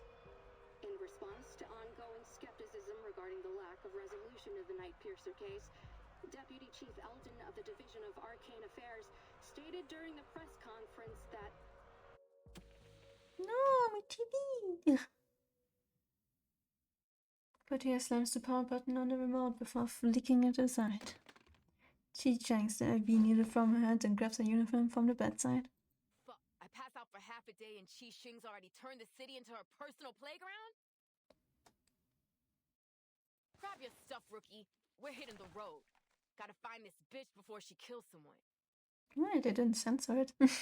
It's always silly when they censor it, and sometimes they just don't. What? Your feet stuck to the floor or something? Portia stops only when she notices Liang still sitting motionless. Liang purses her lips, struggling to speak under Portia's skeptical gaze. Deputy Chief Eldon took us off the case. It was an official order. What the hell? Rude. A few hours earlier in the office for the Division of Arcane Affairs fell into an eerie silence. Early this morning, Constance Scott, a staff member of the Foundation's Arcanum Containment Department, was assaulted during an illegal arcane object trade. She's still in critical condition. Forensic Services has confirmed that the arcane skill traces found at the scene of the attack matched those left by the suspect in the ongoing Nightpiercer case. Thanks to Noir and our Vigils cadet Liang Yue, who are both at the scene of the attack, we've been able to confirm the identity of the Nightpiercer. Name's Qi Xing, a 29-year-old former movie actress from Hong Kong. She played the lead role in the Detective CO7 series, where she gained a reasonable amount of fame. She was in a few more movies after that, but no big hits. She officially retired from acting a few years ago. The BAU's come to the conclusion that she's confused herself with her movie character, possibly a result of a mental imbalance caused by the setbacks in her career. She thinks she's the real-life CO7, the hero who fights evil and cares for the weak. In short, we have a vigilante on our hands. Thanks to a minor mistake from the Foundation's Arcanum Containment Department, we also have a dangerous arcane item. A cursed film reel called Reunion of the Three Swallows, somewhere in the city. Liang has confirmed that Constance Scott, the staff member who was assaulted by Qi Xing yesterday, is the perpetrator of the theft. As you're all aware, there's been an explosion in mental disorders in Chinatown. We now know that the source is the cursed film reel. It's currently in Qi Xing's possession, which makes her even more dangerous. Having learned about the history behind this arcane film, we have reason to believe that obtaining it was one of her motives. Since the film's been in her possession, there have been multiple assaults around the city, all matching the patterns of the Nightpiercer. But there's one key difference. This time, the victims all showed the same mental disorder as the victims of the film. We believe that the suspect is able to control the film's power to some extent, and she's using it to commit escalating crimes at a much higher frequency. We need to act before the situation gets out of control. Reinforcements from the Foundation and the Vigils Bureau are already on the way. We will do whatever we can to protect our city before they arrive. He pauses for a moment as he sweeps his gaze over the officers before him. James, Carter, I'm putting you on the case. You'll be taking direct orders from me. The rest of you, stick to your posts.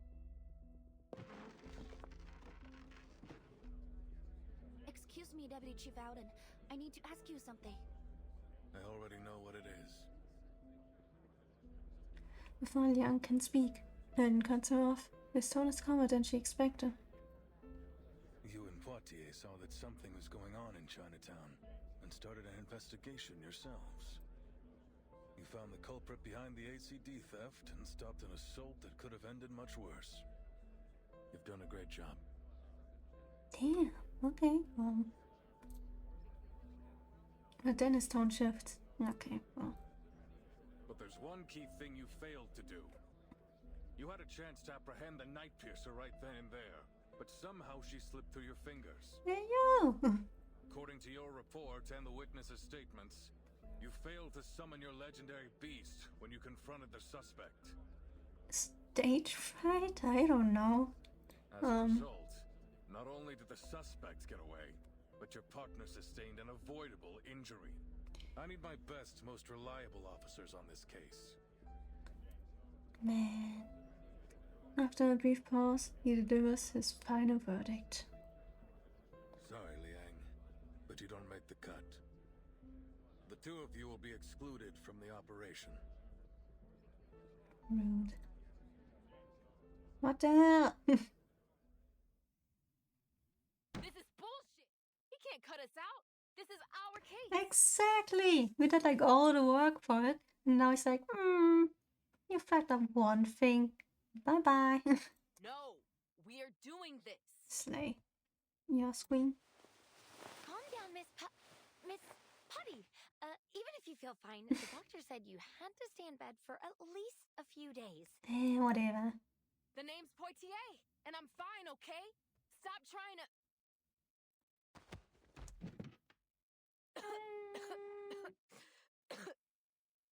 Yeah, sure. Sorry.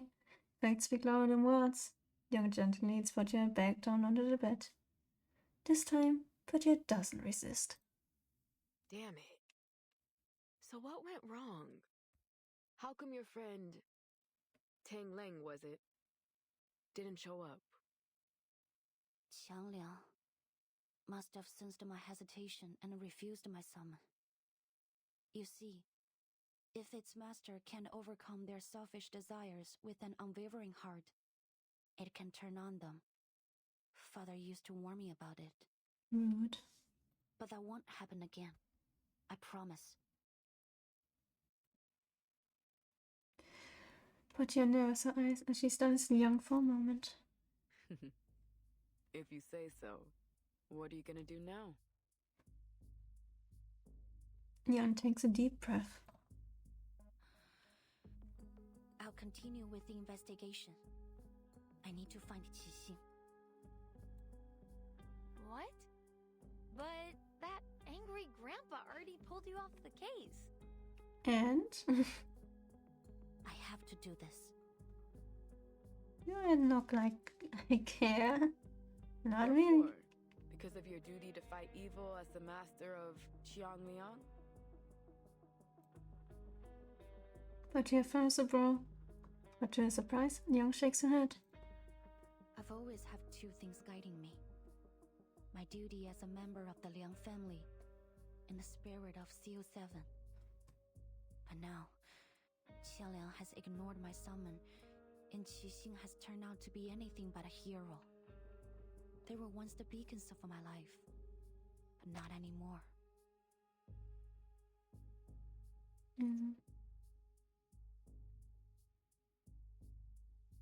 I wasn't going to say ugly grandpa, but I think, yeah. I'm blind. Yeah, angry grandpa already put you off the case. Yeah. Loggerhead, my beloved. Yeah. What? But that angry grandpa already pulled you off the case. We love Loggerhead. This could be a setback, yes. Or it could be an opportunity. For the first time in my life, I can think about what I really want without having to consider anything else. Very well.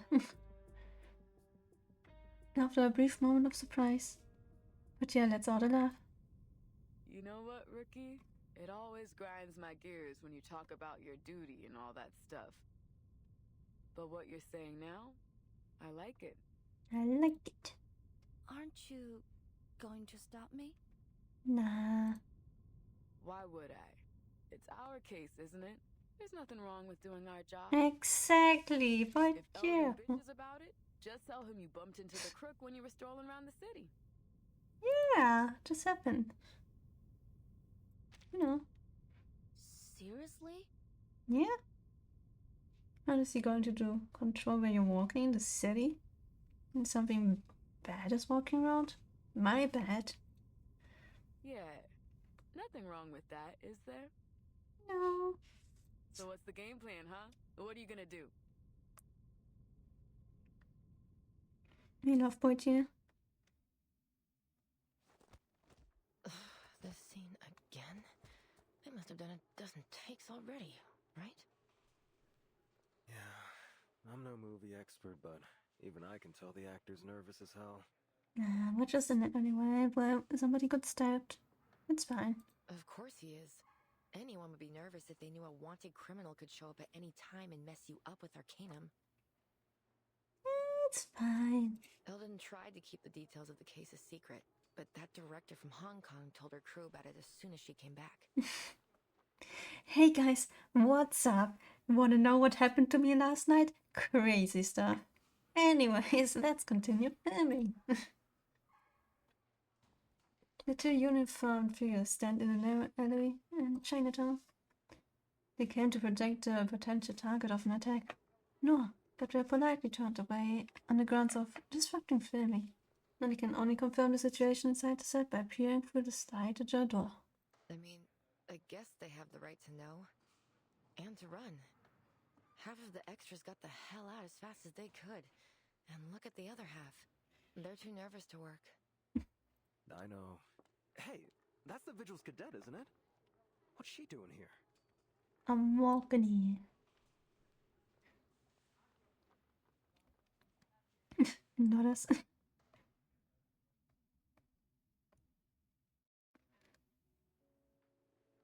The officers said you're here to help, is that right? I infinitely indicate SMH.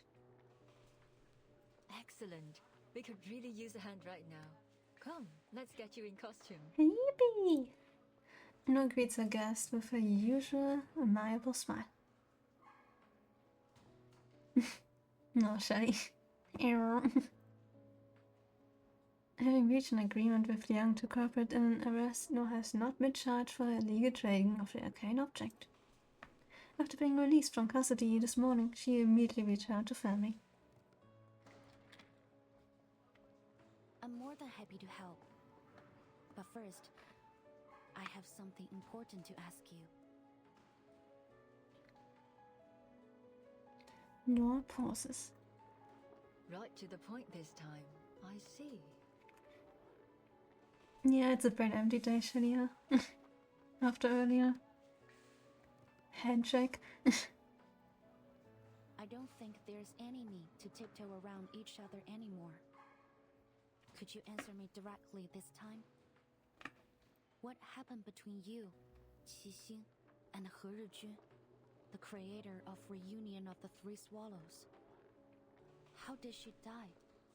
Why do you and Miss Qixing both want that film? And why is she doing this? I mean, looks like a good movie. I would want to keep that, surely. Now looks at Yang, her usual smile fading slightly. What do you plan to do with my answers? Eat.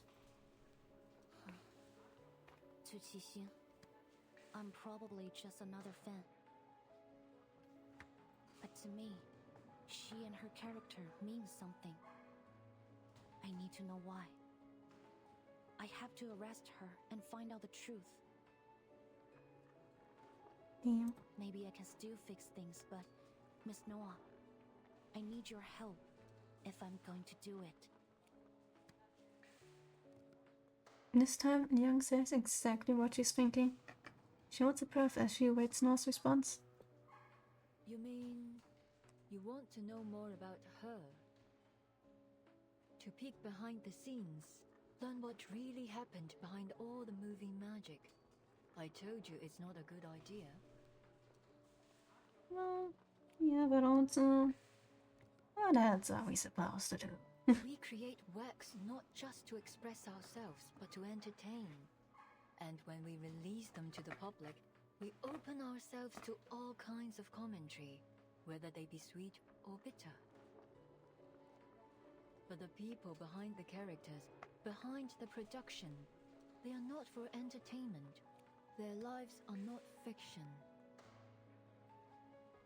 Is that a no? Damn. I haven't finished. Yippee?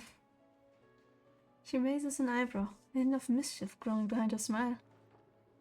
Though I don't advocate trying to cross the line between on and off screen, if we cast aside your relationship as fan and actress and treat you simply as individuals, saying, I want to know more about you sounds rather beautiful. It's touching, really.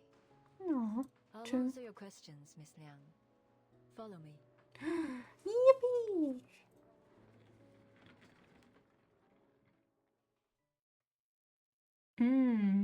Yeah, that sounds annoying.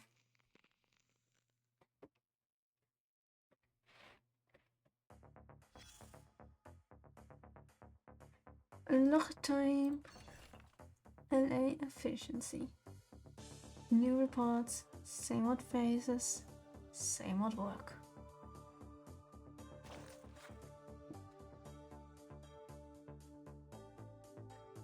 Guidelines from the Widgets Bureau on recent arcane violence. Based on the latest Widgets Bureau guidelines on recent arcane-related violence, modifications and updates have been made to warrant and relate to enforcement departments. These are as follows. Wounded Qixing codename Nightpiercer, threat level raised to A. Last seen in Los Angeles and surrounding areas. Any local institution encountering this individual must notify the Widgets Bureau immediately. Wanted, Arcana, leader of Management Dicty, red level maximum. Any candidates who encounters this individual must avoid engagement and immediately brought to the Foundation and request military assistance. Revoked. Confirmed ceased. Wanted, Kimberly, Miss Kimberly, red level B. Captured and detained upon encounter dinner raids, which is for support. Revoked. Wanted, Forget Me Not, Officer of Management Dicty, red level A+. Captured and detained upon encounter, then immediately contact the Widgets Bureau for support. Additionally, submit a report to the local Foundation office when reporting to the Bureau. Forget Me Not.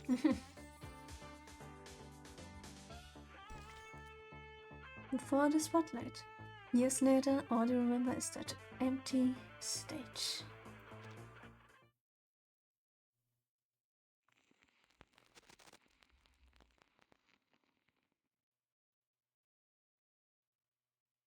Our story began 11 years ago.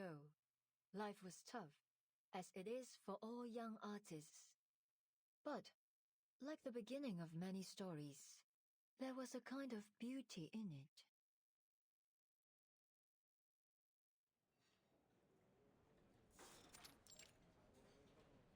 就一新浪潮導演處女作亮相，胡圖雖然底子極佳，但由於大膽創新過度，導致內容詭異顛覆。即使業內有讚，但大眾實在難以欣賞，最終票房慘淡收場，實屬糊塗。咁我仲有咩好講啊？冇 taste 就係冇 taste。 Outfit! Oh, it's cute. Off the earring. That's pretty. casually tosses the newspaper onto the table. The loud front drawing a surprised glances from the nearby diners. OK， 要叫好又叫座，有時係要妥協嘅。但係問題係我一向最唔擅長，亦都最唔中意妥協咯。Nora？ 係咪 Nora？ 估唔到會咁啱喺度見到你。好耐冇見，見翻你真係好開心啊 The outfits are cute. 你係 Teresa？ 你點解喺度嘅？你幾時翻香港㗎 ？Teresa, or as you know her by 何日君, was a dear friend of mine, the scriptwriter of Detective CO7 and the creator of the cursed film Reunion of the Three Swallows.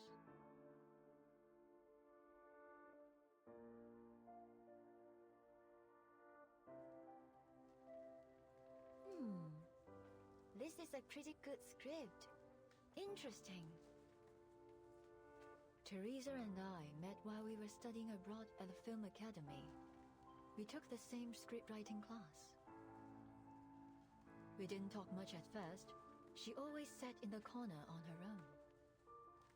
I only got to know her after our teacher showed a script to the class as an example of excellent work.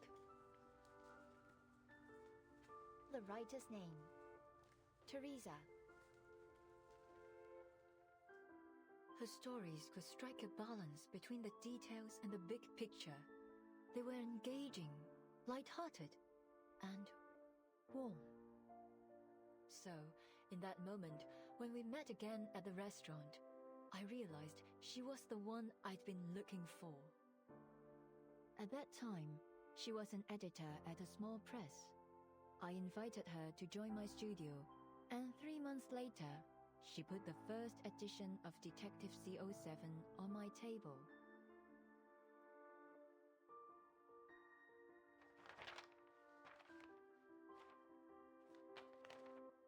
So, 你覺得點啊？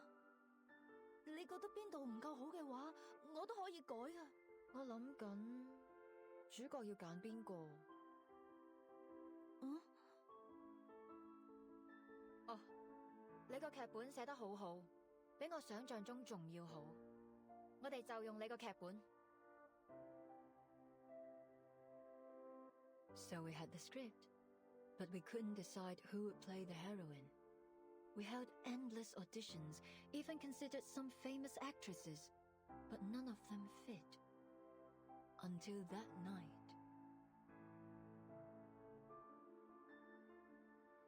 頭先嗰幾個你覺得點啊？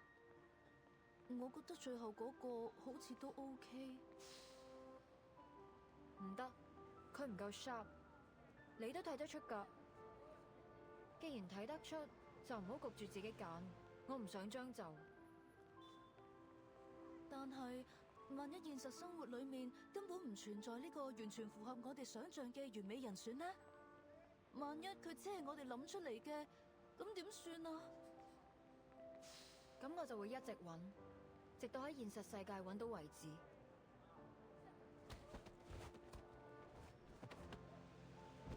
哎呀！你喐手腳做咩啊？我就係喐手喐腳啊！點啊？死鹹豬手！呢度唔歡迎你哋啊！仲唔快啲啦！你睇住嚟啊！我唔會放過你㗎！ Throwing out a few uninspired threats, the hooligans flee in disgrace. Behind the door, a worried face peeks out. 哎呀，大鑊啦！今次嗰兩個古惑仔附近出晒名，佢哋肯定會翻嚟報仇㗎。我知你睇唔慣佢哋對個靚女鹹豬手，但係人哋都唔出聲啦，你嬲咩啫？你咁搞法之後，我點做生意啊？唉，今鋪真係俾你累死啊，阿星！得啦，事頭，我走，佢哋再嚟就叫佢哋嚟揾我。嗱，鋪頭鎖匙啊，你記得早啲嚟開門啊！唔係啲熟客等到戇居居。哎阿星，你，唉。 Restaurant owner resides, taking the key in silence. Without a backward glance, the girl steps down from the door, only to be quickly stopped. 睇嚟你啱啱失業喎。邊位啊？關你咩事啊？我有份工介紹俾你，你對做戲有冇興趣啊？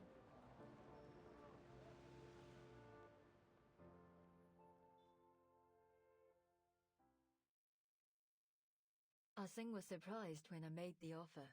She said she needed to think about it, so Teresa gave her a copy of the script.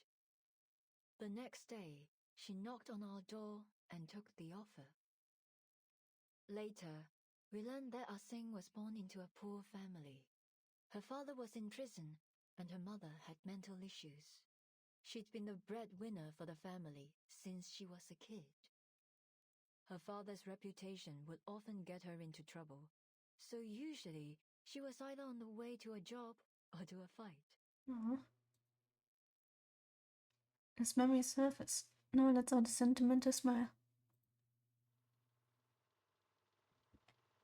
The CO7 you saw always had a confident smile on her face, but in actual fact, Ah Sing almost never smiled at the beginning.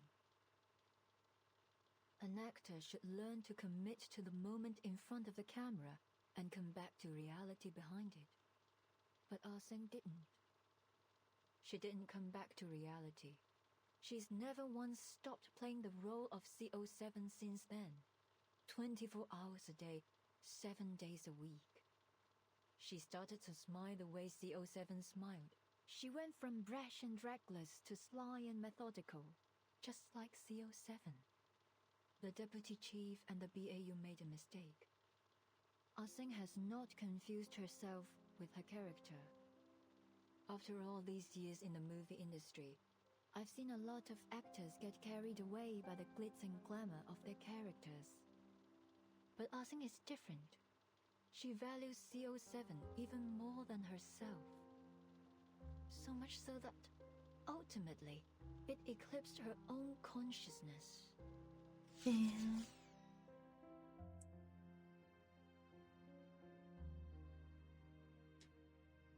Miss Liang, you asked me which rumors about CO7 and the three of us were true.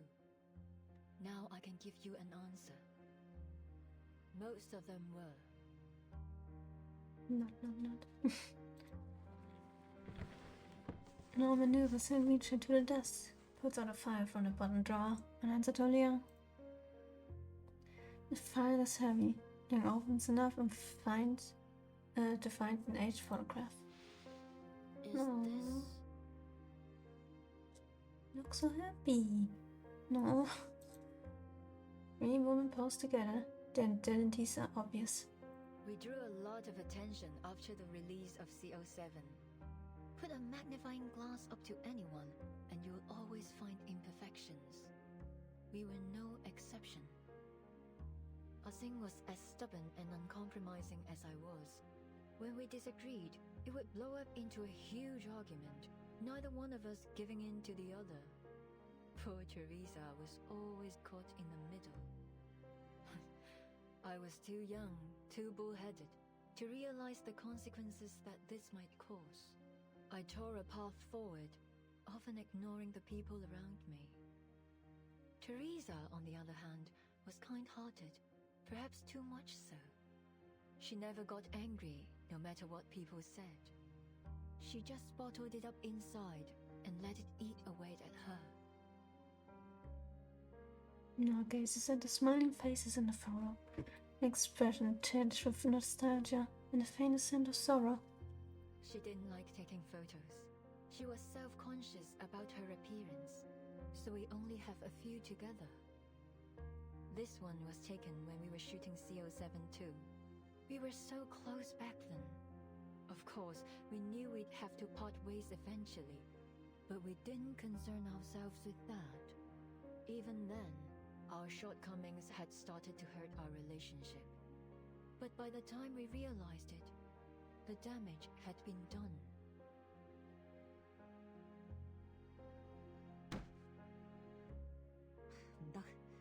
結局太離譜啦，司靈真唔會咁做㗎。When we were making CO73, Ah-Sing was up in arms about the ending. In the sequence, CO7 tracks a criminal through a Shehua parade, hoping to finish him off herself. But when she finds him sitting at home with his family, she changes her mind. Ah-Sing didn't like it. She said that CO7 would punish the villain for what he's done, that she would never change her mind. We had countless arguments over this ending, and of course, we never reached a conclusion. 得啦得啦，到此為止。我哋咁嘈落去都冇意義。我有個提議。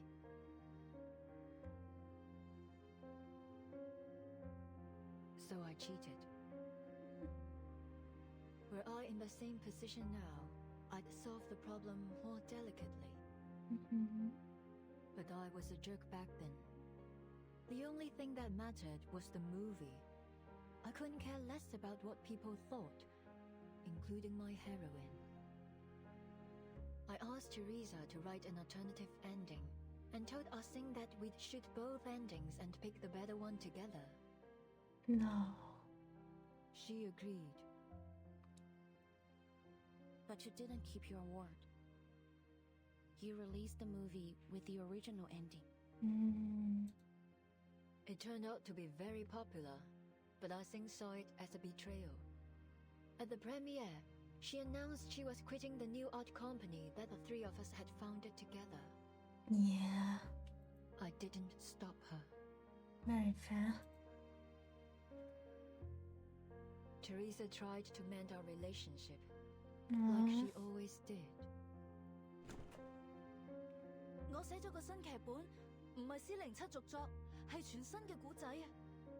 如果你哋覺得有意思嘅話，我哋下一部戲可以拍佢啊！Oh, Teresa. 拍咗部片花，雖然好簡單，可能拍得唔係幾好，但係可以嘅話，我哋一齊睇啊！ Tried so It was hard. her proof of concept for reunion of the three swallows. No. I knew Teresa had always wanted to put an end to the CO7 series and write something she was really passionate about. Perhaps she thought a new story would help Ah-Sing move away from CO7 and become herself again. Unfortunately, when she came to show us the script, Ah-Sing and I were in the middle of a fight. 唔使啦，我唔會再同你哋拍戲。阿星，等陣啊Ah-Sing had always been kind to Teresa, but on that day, she pushed her out of the doorway and stormed off. No. Well, as I said, I was a jerk. I flipped through her script, and a flurry of harsh words left my mouth. No. 點解仲係上次嗰個類型㗎？ What the? 我咪講咗咯，呢種故事唔啱你寫啊！ God, it's gonna hurt.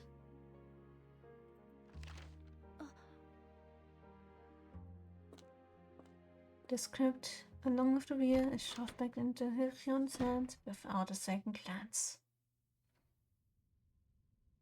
In the end, neither Ah-Sing nor I cared enough to watch Teresa's sizzle reel, even though she tried so hard to present it to us. That was the last time we saw Teresa. Aw, that sucks. That fire. Yes, that's why I'd pay any price to get that film. Her script was burned to ashes in the fire. I need to know what story she was trying to tell. I suppose Ah-Sing feels the same. No gestures towards the file. This is what you wanted to see last time you and your officer friend visited me. You mean the threatening letter? It's not a letter, actually. Young sits down the photo and puts out the remaining contents of the file. It's a nice script, It's covered enough by time. As she flips through, familiar lines of dialogue meet her eyes. In an instant, she understands the significance of what she's holding. It's the script of Detective 071. No. The original. The one Teresa handed to us all those years ago.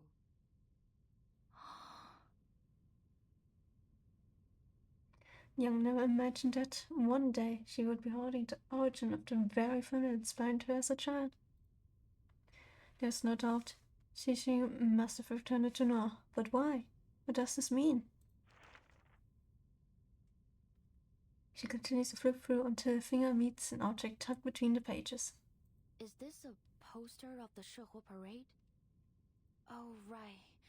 It's almost time for the Dushu festival. With everything going on these days, I almost forgot. The young expression suddenly shifts. Wait, is Miss Xixing going to... Yeah, Your guess is as good as mine. They exchange a glance, then both turn their gaze to the image on the Xiangshu parade printed on the poster in front of them. Yeah, stuff's not gonna... Yeah. A lot is going to happen soon, TM. It's fine. Yeah, we're almost done. Gulp. Je veux sure. Chinese TV news clips featuring the bomber for the Chinatown Showdown parade. Chinese TV news segment Showdown parade. I suck at it, I'm sorry. Our reporter brings you an exclusive frontline update. The Showdown festival in Los Angeles Chinatown is once again live with the excitement of the Showdown parade. Humans and Arcanists will soon come together to pray for a year of peace and prosperity. We're currently at the Chinatown Community Center, which houses 12 sacred arcane idols, marking the starting point of the parade. I'm fortunate to be interviewing Principal Huang, who is this year's summoning official. Principal Huang, could you tell us about your role in the festival? The summoning official is responsible for reciting the summoning rites and inviting the idols. After lunch, the rotating god of Xixia will be placed on the palanquin. Some of the parade members have already gathered outside. I literally picked the worst chapter to Troy stream. I can't pronounce the names, I'm so sorry. That's right, we can see people carrying lanterns and flags preparing for the parade. Principal Wang, what's the large animal lantern over there? It's really sure, Xiangqui. Later it will join the Bee's lantern team. The parade will be led by the 5 colored banners in the Jing group. Led by the Xianzhou bees and Xiangqui creatures. Quite a spectacle. The Xianzhou bees are those legendary creatures said to ward off evil plagues? Exactly. During the plague banishment segment, General Qianmo will shout a command. And 3 young men wearing Xianzhou bees masks will sing the plague banishing song, imitating the bees to drive out evil. The musicians will accompany them with gongs and drums. The parade will go on until late at night. Quite a festivity. Thank you, Principal Wang. Though the parade has yet to start, we can see crowds waiting already. Stay tuned as we bring you live coverage of the Shenyu parade.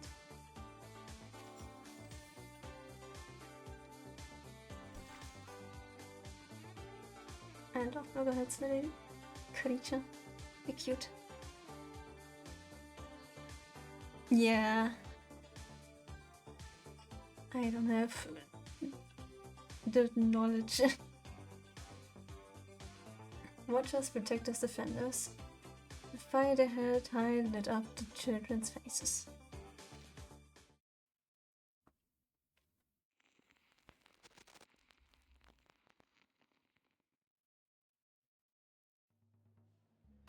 No. Wow!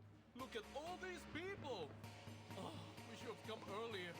I can hardly see a thing from here. Really? And whose fault is that? You are the one who took ages to get ready. Anyway, at least we haven't missed much. Looks like it just started. I heard there's a new event this year. I wonder what it is. Gulp. Not an event. A film crew's shooting a scene during the parade. Apparently, they already talked to Mr. Shao and said they wouldn't cause any trouble. Let's go check it out. Maybe we can get into one of the shots. Maybe we could get into one of the shots. This is the busiest time of year in Chinatown. The streets are filled to the brim. At 4 doors with keen eyes, some odd eyes can be spotted among the crowd. This is C2. All clear. Copy. Group C, all clear. No sign of target. All units, stay in position. Wonder how the Vigil Girl and Eldon are doing. Yeah. Having ended the transmission, the officer glances towards a Chinese restaurant at the street corner. Despite the bursting crowd, the sign on its door reads closed.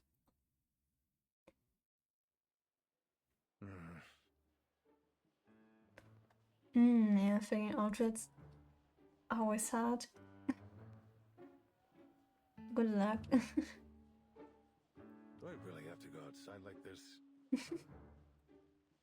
Deputy Chief Eldon stands awkwardly in front of the mirror as he stares at the brightly colored traditional outfit he's adorned in.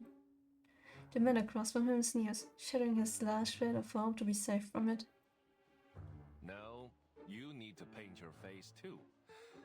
I'm not gonna let you join the parade looking like a weirdo. Based. You're the one who said that the parade needed guards in case there was an attack. Have you changed your mind? I'd be more than happy to kick you out of here. Love that guy. Sorry, but your profiling and a BAU report seemed like a load of crap to me. If someone does attack the parade, I'm sure we can handle it ourselves. Listen, I won't pretend to understand the meaning behind all this. But what I do understand is that this is one of the most important events of the year for the people of Chinatown. Yep. The target could strike at any time, so we need to be prepared. No one wants to see a celebration turn into a nightmare. Yeah, sounds smart, Shelly. Why didn't you say that to your men? They are the ones who've ignored the Chinatown all this time. Real. What a hypocrite. Sigh. He glares at the officers with clear distrust in his eye, but before tension can rise anymore, the girl besides him cuts in with a smile. Aiya, Uncle Zhao, today's our big day. That sour face of yours is gonna scare this guy straight off. Honey. Leave the past in the past lah. They are doing this for the right reasons. What we've got to lose. Real. Besides, we could really use a hand right now. They can make up for our manpower shortage. Now, give me a big smile lah, before your long face scares off our good fortune. You know, finally, girly pop. Always a sweet talker, aren't you, eh? He has some glass, but eventually waves it off. Fine, but you've got to look the part if you're gonna be in the parade. I don't care what your mission is. Oh, you, Blondie! Tighten your belt, or your pants will fall down when you dance. And the big guy over there, the lining should be under your coat.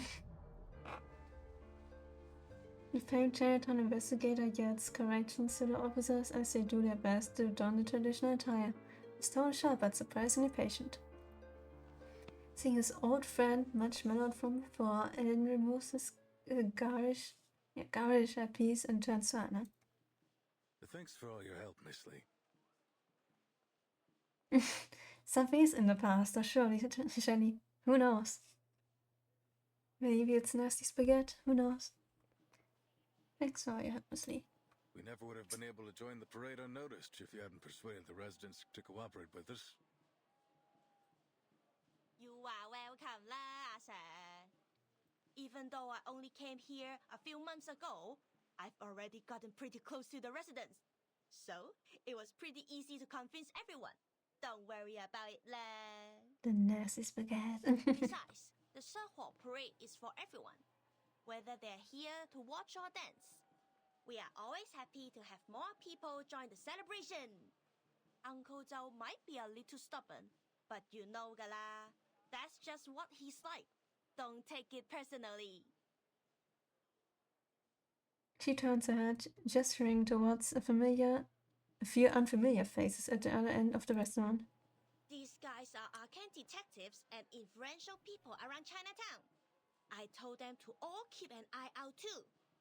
There's a saying in Hong Kong, as stupid as the god of longevity who hangs himself.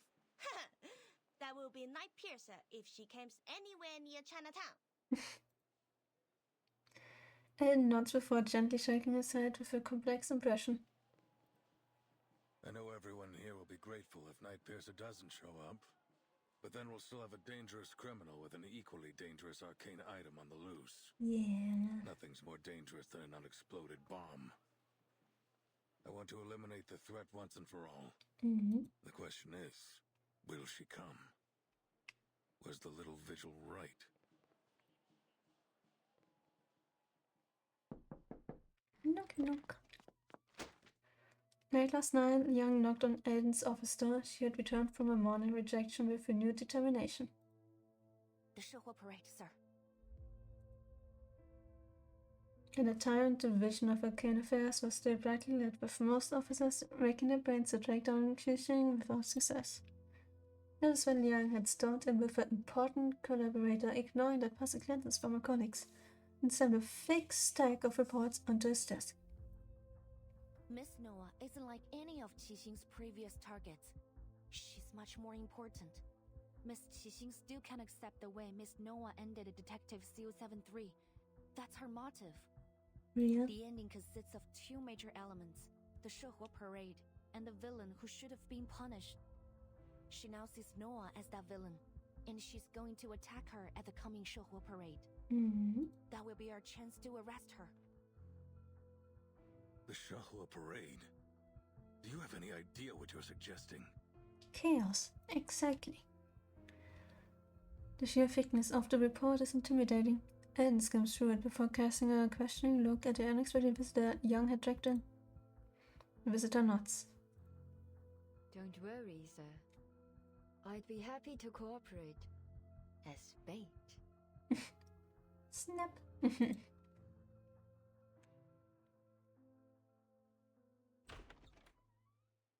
Asing will come.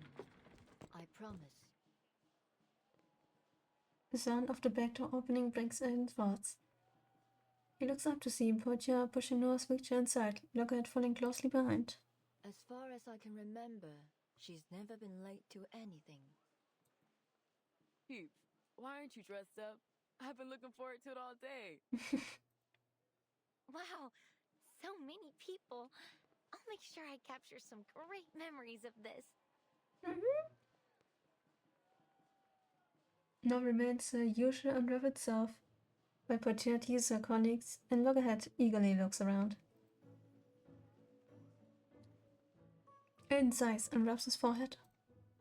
I understand that the festival atmosphere is exciting, but you ladies need to remember that we're not here to celebrate. There's a tough fight ahead of us. Poitier, you sure you're healed up? Yarp. Of course, Chief. You've approved my participation in this operation. It's too late to take it back now. Amen. Aiden looks her over. Clearly she's alive and well, but he still carries concern on his face. Eventually, he sighs and nods. What about Miss Latham? You've been proven innocent, and I heard the Foundation told you to await orders. There's no reason for you to be here. Aiden's words draw everyone's attention to Loggerhead. Her head twitches slightly. Yeah, but it'd be weird to stay in my room alone when everyone's out here. Don't you think? Ria. Anyway, I'm waiting for Scott to wake up from her coma. I want to ask her why she stole from the Foundation and pinned it on me. Very fair. I need to know what she thinks about me and our friendship. No, Loggerhead. If I let you guys do all the work while I just wait in my room, I won't be able to question her without feeling insecure. I know I might not be all that helpful, but I'll do everything I can. The camera lens almost seems to flash with something resembling a plea. Miss Latham's being modest. As a staff member of the Arcanum Containment Department, she knows how to deal with that film reel better than any of us. She may forget things, but she still has a wealth of knowledge.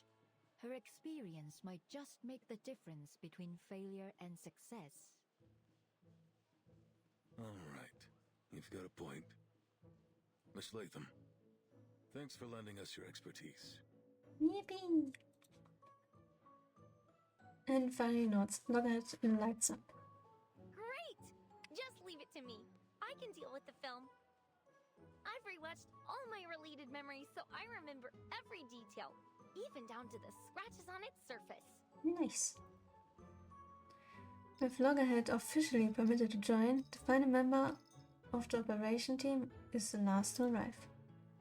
There you are. Everyone was gone when I left the changing room. I thought something was... What's wrong? Wow, the costume fits you so well. Fancy, whoa. It doesn't even look like a costume. Much fancier than that. My goodness. You are like the best parade dancer I've ever seen. There's no way the Night Piercer will spot you. Look at her, Uncle Zhao. So cool, huh? The Chinatown investigator scrutinizes Liang from head to toe before letting out a derisive snort. Is that the Liang's family ritual dress? Let me see. Good. You're wearing right. Nice to know that at least some kids remember their traditions. You better not dishonor your family wearing this, kid. Well, we're trying. My thoughts exactly. Yeah, sure. Everything's in place. You sure you can perform this time, Vigil? I don't want a repeat of last time. The alley out back's empty. Show us what you got. He gestures to the officers, motioning them to line up before Liang. Each officer stands tall and imposing, on what feels like a solid wall before Liang. Refusing to shy away, she squares her shoulders and meets the gazes head-on. Yes, sir. I will prove myself to you.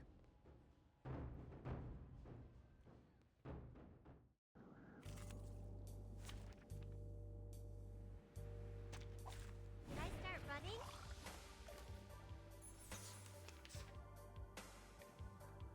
I didn't bring any tissues, Princess, so if you start crying, you have to wipe your nose on your new uniform. Alright, let's see if I'm up against a powerless little girl or a real challenger. Understood, sir. I'll go easy on you. I believe in you. Another jar? It's newly made this year. So long lives this, and this gives power to thee. Gotcha! You don't want to miss it!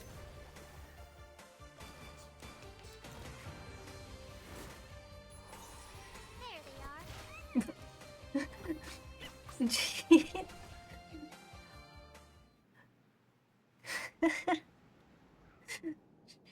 Won it. She's gone. Oh god.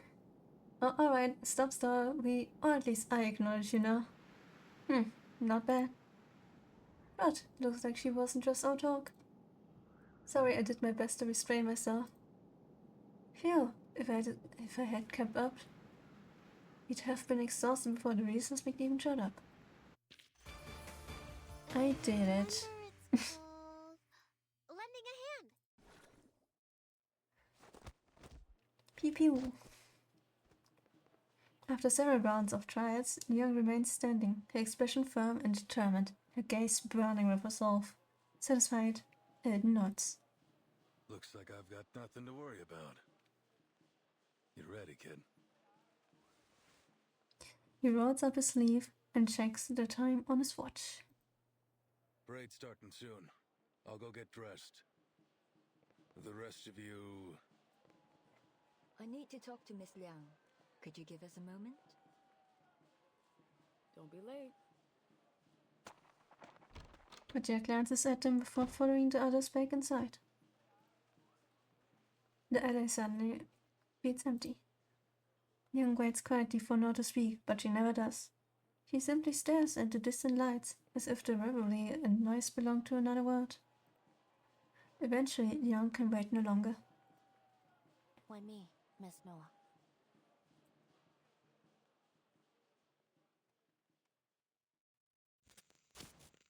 To be continued. It's gonna get serious now, huh?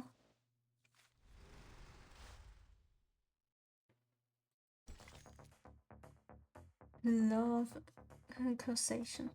Fruit taken must be returned to their branches.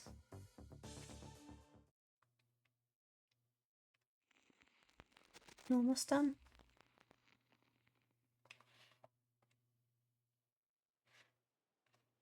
Cheers and light of the Xianyu parade echo through the alley, muffled and distant.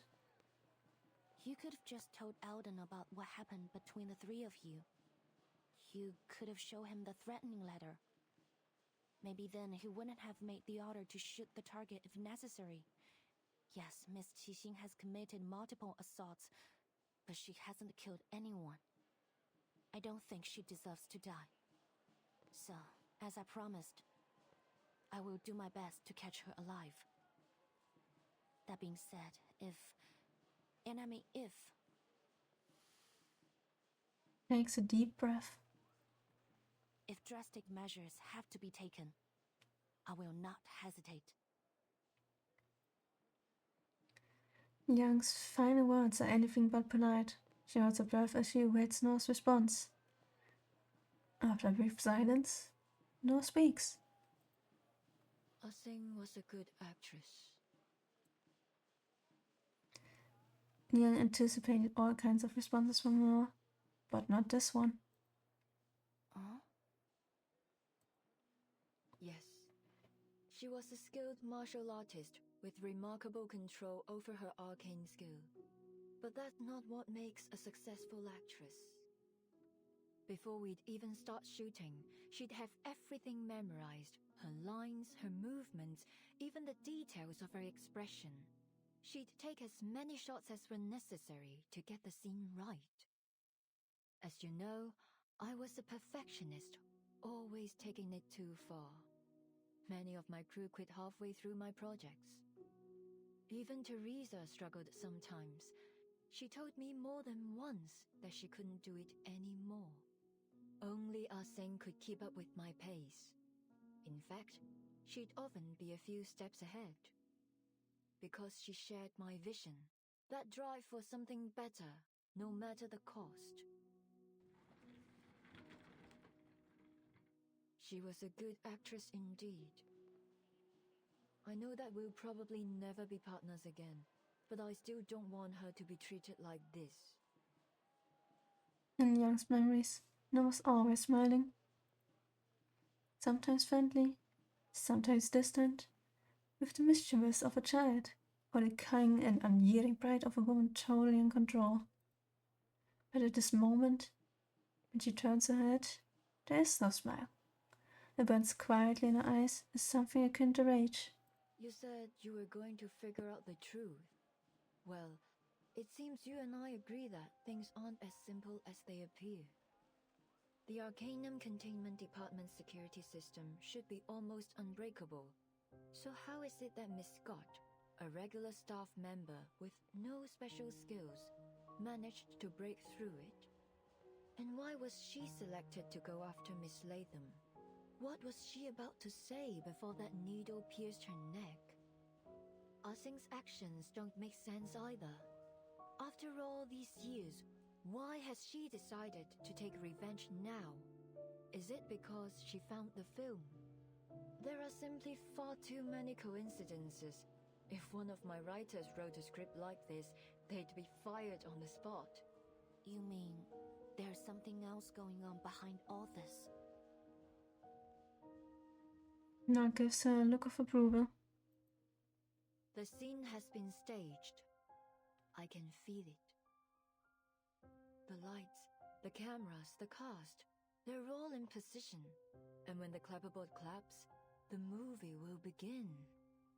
And this time, I'm not sitting behind the camera, but in front of it. Miss Liang, I've been holding back. I apologize for that. I hadn't figured out which role you'd play in this movie. If you're saying this to try to get me to talk about the behind the scenes of my life, I'm afraid you'll be disappointed. No, of course not. You got me wrong. She waves her hand dismissively, her expression light but her eyes still blazing. I'm a director. I don't act in movies made by others. Sing, Miss Latham, Miss Scott. The camera's focused on them too. But none of us know where the story will go. Something stirs in Liang's chest. You mean Miss Qixing's being manipulated? I've considered that possibility, but who's the one behind the camera? What do they want? All I know is that if Sing continues down this path, there will be no happy ending for her. I understand that she's trying to reach something she's always strived for, but whoever's orchestrating this won't let her get it. I've done that to her before, and it was a huge mistake. I won't let that happen again. What are you going to do? Noah smiles. Since coming to Hollywood, there's one thing I found difficult to accept. The producers always stick to the script. They're obsessed with it. Changes are incredibly rare. But that's not how we do it in Hong Kong. The script's finished, and so what? Things will always come up during shooting. You have to be flexible if you want to make truly great art. If a moment of inspiration were to strike me and I weren't allowed to add it to the movie, then you may as well just kill me there. Yang takes a moment to understand all this. You want to change the script? Precisely. But we have a small issue. Noah gestures to her legs resting on the wheelchair. As you can see, I'm not exactly ready to jump to my feet and into the action. I'm better at working behind the camera than I am in front of it. So, I need a protagonist. One who's as eager as I am to change the script and find that perfect ending. Are you interested? She reaches her hand out to Liang. It would be an honor. And Liang takes it in her own.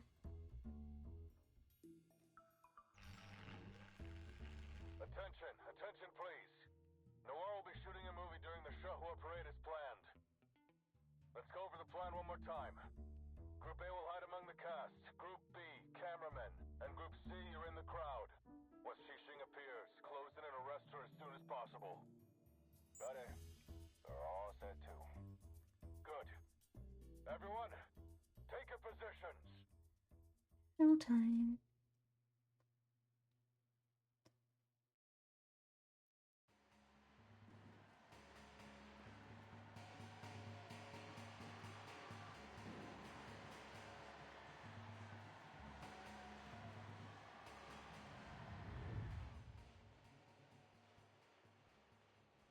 There she All right, is. Noir. The time has come. This will be our final scene.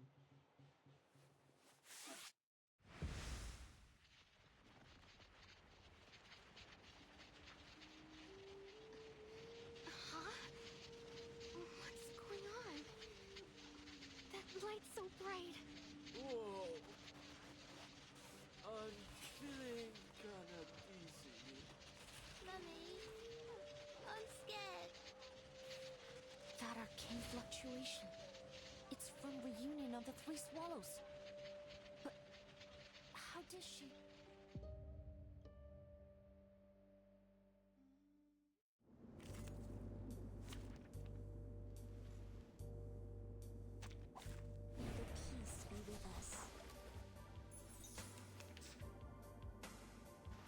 What are those twisted shadows? Ah, they're swarming all over. So, don't be afraid, child. Here, stand behind me. Stay calm, everyone. This is just a new parade performance. Newly made this year. Another jar? I know, girl. And this is an alien city.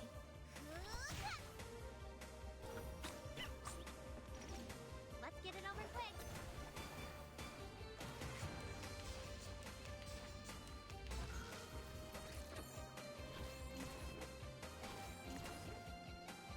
There they are.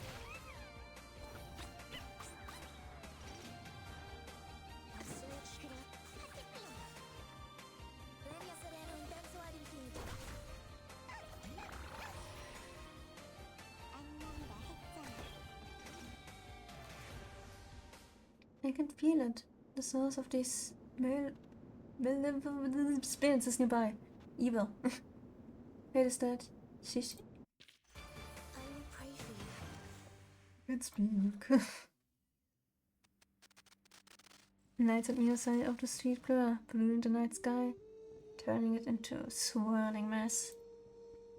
It's as if everything inside has been tossed onto a painter's palette and smeared and blended. All definition have been lost. What's happening? Is this part of the parade? How'd they do that? Amen. Wait! What's this? Stand back. A young officer rushes forward, positioning himself between the unknown monster and the Chinatown residents.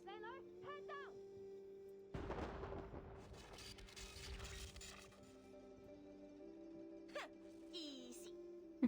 Easy. Thank you. They teach you that in Hong Kong? That thing's nothing like the critter you're used to dealing with. What were you thinking rushing like that? You're totally out of your league.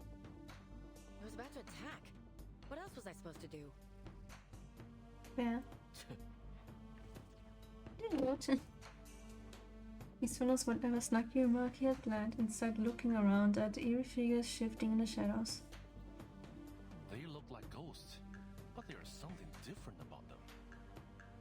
So, Little Ghost Hunter, can that machine of yours tell us what they are?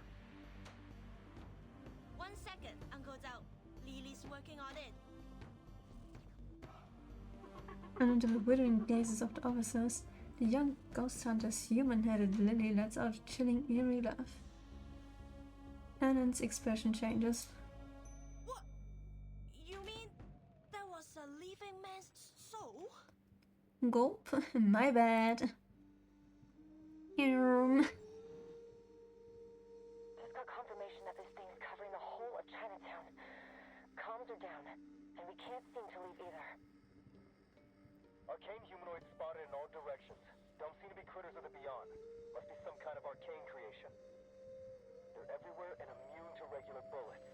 Arcane skills and specialized bullets break them apart for a while, but then their bodies just morph back together.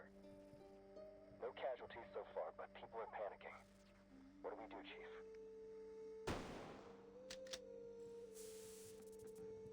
Sorry, not my type. The specialized bullets successfully repel the shadowy beings, but the supply is limited. Then has to fall back, yelling into his chameleon comb as he does so.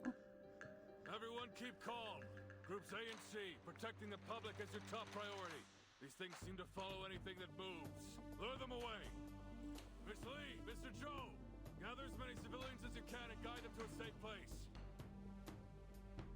He expected the private investigator to fire back with his usual sarcasm, but to his surprise, his response is immediate and to the point. No problem. They know us. I'm sure we'll be able to calm them down. Amen. I'll tell them they are special effects. They all know that a movie was being shot here. That should help. At least long enough to get them to city. That means you guys are gonna have to figure this out yourselves. Show me what you've got, Arcane Affairs. We won't let you down. Not this time. He takes another deep breath, filling his belly with renewed strength. Group B, hold your positions. Target's probably trying to distract us with these monsters. What's your status? Report immediately. This is Portier. Same thing's happening at the rear of the parade. Noir is fine, though. Keep it that way. The rest of you keep your eyes peeled. The target could appear at any time. Camerahead, any idea what's going on? The Arcanum Containment Department employee is the person most likely to understand the current anomaly. I think Chinatown's been sealed inside an arcane barrier created by the film. Sounds fun. There's nothing in the records about this, but these arcane fluctuations are definitely from the film. What about those ghost things? I don't remember the file saying it could spawn spirits out of thin air.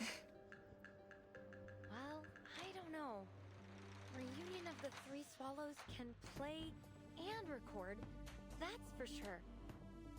But even if its power has been enhanced somehow, it probably wouldn't develop a completely unrelated ability. You are right, because it's not unrelated. Anand's voice cracks through the communicator. Even the usually carefree ghost hunter sounds a little tense. Remember the film's victims? Part of them was taken away by its record ability. What they lost was part of their spiritual energy and memory. Their Sawan Tapa, or Free Souls and Seven Spirits. These monsters are actually the Sawan Tapa of the victims. They're the victim's spiritual energy?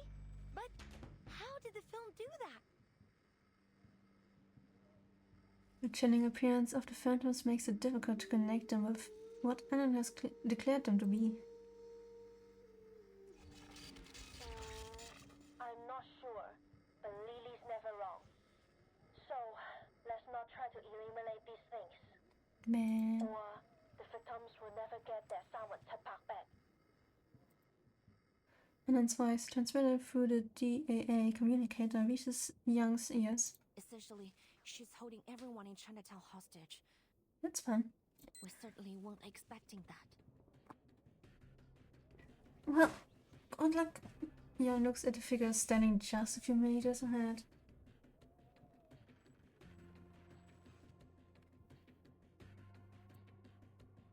The frightened crowd clings to their family and friends, frantic and scared.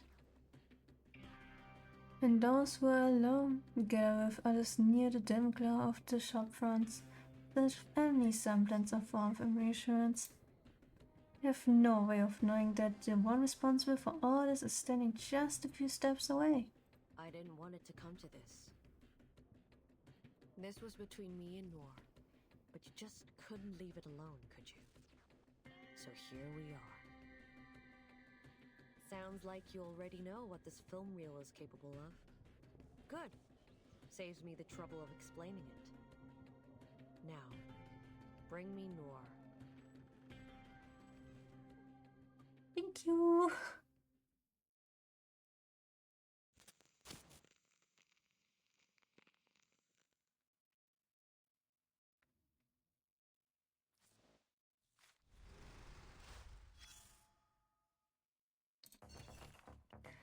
Truthful exchange. People just can't resist sharing their hearts with strangers. You know, I shared so many of my stories with you. Why don't you tell me some of yours? Directors are always on the lookout for good material and curious about your past. You say you're once-in-a-generation talent, the one with someone in Xiangyang, the Xiaodo beast that hadn't answered the Yang family call in 300 years. That was all just a misunderstanding. Oh? The day I summoned Xiangyang, I learned its name and glimpsed its memories. Centuries ago, Xiangyang was gravely injured during its last summoning and has been recovering ever since. That's why it hasn't answered the Yang family calls. I just happened to summon it when it was finally needed. My family thought Xiangyang chose me, so they placed high expectations on me. But I'm not chosen one. I was just lucky. Does your family know about this? No, I never told them. I didn't want to disappoint them. Damn.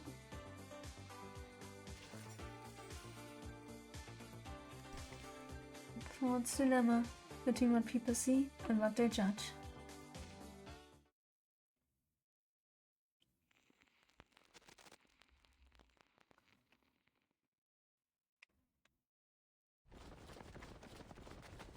Target spotted. I repeat, target spotted. Within moments of the plainclothed officer's words, the arriving police evacuate the crowd and seal off the street.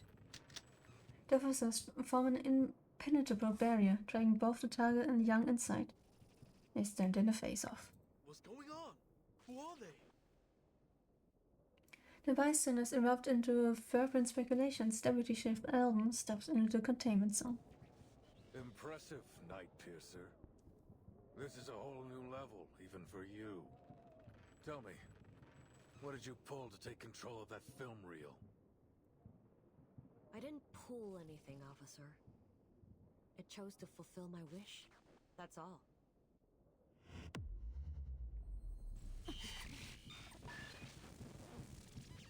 Without warning, an excruciatingly sharp knife shears through her skull, setting waves of vertigo crashing over her. For several agonizing seconds, she can hear nothing but the distant groans of the officers and bystanders stepping alongside her.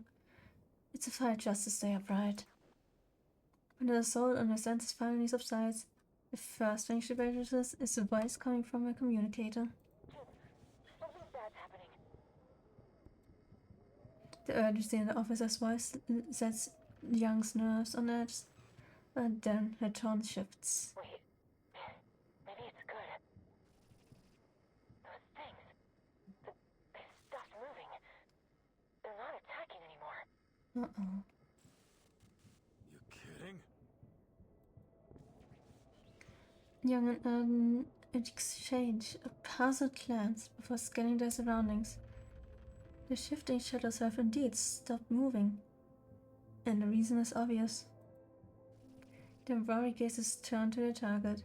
He's standing calmly in the middle of the street, unfazed by the array of loaded firearms directly aimed at her. I never wanted to get innocent people involved. As I said before, this is between me and Noor. Now, may I see my dear old friend? If you're worried about her safety, the little vigil can tag along. Young and Erden exchange a look. It's too dangerous. We've already put Noir at considerable risk, but pushing her right into the hands of a criminal, I don't think so. We can't put a civilian in danger like that. Besides, why would Qixing let you go with her? You're walking right into a trap. Trap or not, I'm afraid we don't have much choice. Her voice isn't loud, but in this high-tension standoff, its slow, measured cadence feels completely out of place. Poitier pushes Nora's wheelchair forward, placing her squarely in the spotlight. Poitier, what are you doing? I told you to hold position. Nora raises her hand, smiling as she cuts off Erden's rising fury. Please don't blame Officer Poitier, sir. I forced her to bring me here. What? What the hell are you thinking?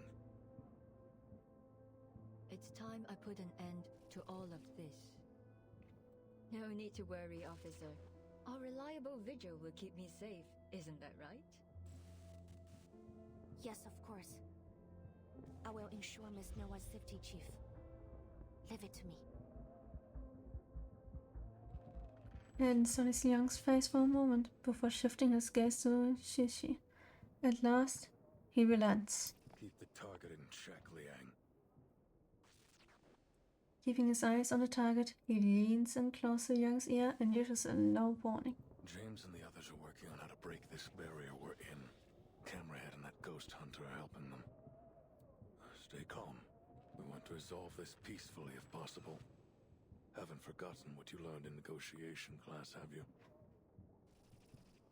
Of course not, sir. I got straight A's. Poitier takes Young's other side and rests a firm hand on her shoulder. Guard up, rookie, and straighten your back. I get why you want to wear this outfit, but you can get things done with or without it. Isn't that right, partner? Right, ma'am. I won't fail.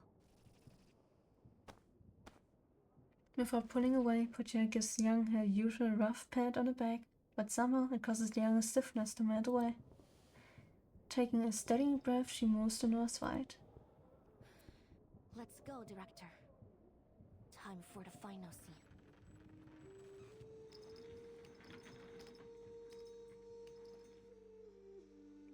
Accompanied by Young, Noah weeds into the distorted world before them.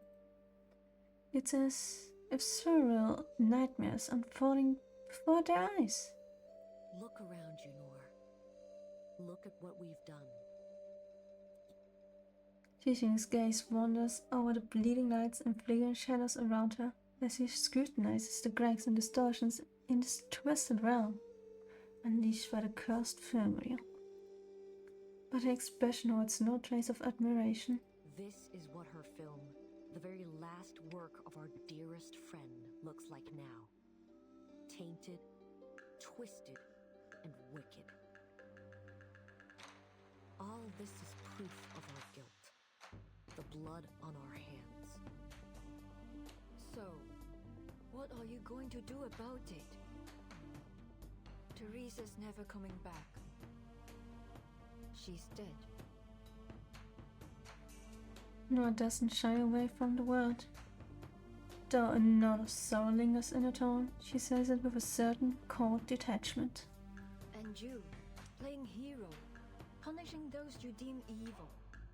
Does that make you feel better? You kill me and then what? Kill yourself? That's how you'll atone for your failures? Forgive my bluntness, but how laughably naive you are. Noah's voice has an uncharacteristic sharpness to it, as Xixing shows no sign of wavering under scrutiny. Instead, she smiles. Atone for my failures? You're way off. You're right about one thing, though. She is gone. The person who cared for me more than anyone in the world. Dead. When she gave me a shoulder to lean on, I pushed her away. I left her to die alone and in pain. How could I ever atone for that? How could I ever expect her to forgive me? How selfish of me to even ask for that. Young frows her brow in suspicion. Then why can't you let it go? CO7 is the hero who brings the happy ending, no matter what she's faced with. What you are doing now is anything but that.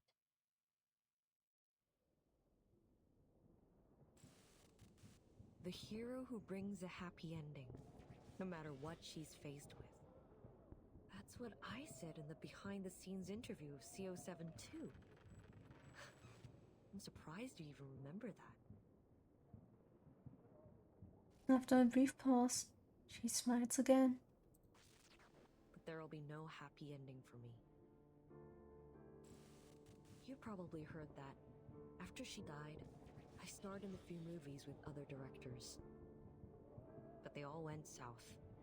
Not because they weren't commercially successful or popular, but because I couldn't shake that feeling of disgust. I'd never felt that playing CO7.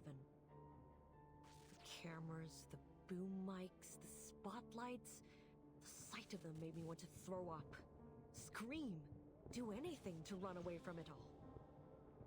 Eventually, I retired from acting. But that sense of disgust never left me. It haunted me wherever I went, whatever I did. I kept asking myself, why is this happening to me? Why can't I just act? Why? Day and night, I wrestled with these questions. Until one day, I found the answer. Her gaze burns with intensity, and yet it carries a bone-chilling coldness. It is fixed firmly upon Noah. It all began Hi, with a Nana. dire mistake. one that needs to be corrected. Welcome to the finale of the stream, basically. Silver needles shriek through the air in a sudden downpour. Miss Noah, get back!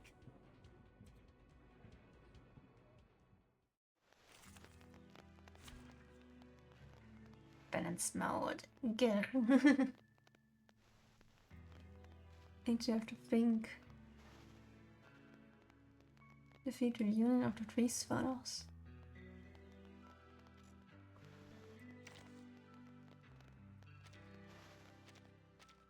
You actually get an assist. That's cool. See, let me just try with those. I wasn't wrong about you after all.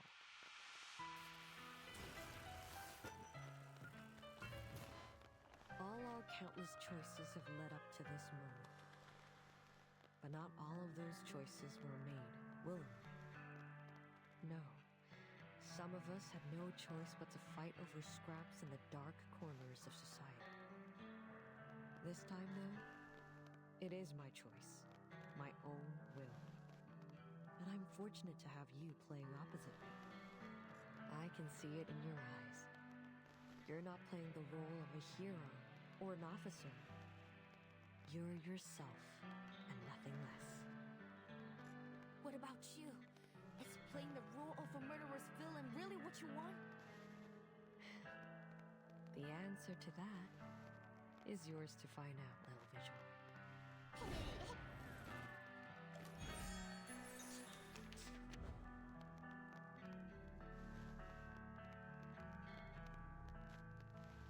Okay. I believe in you. It's newly made this year. Another jar? That was certainly a So choice. long lives this, and this gives power to The thee. music. It's so good. Okay, let's see. You don't want to miss it. This team is okay enough. It won't hurt.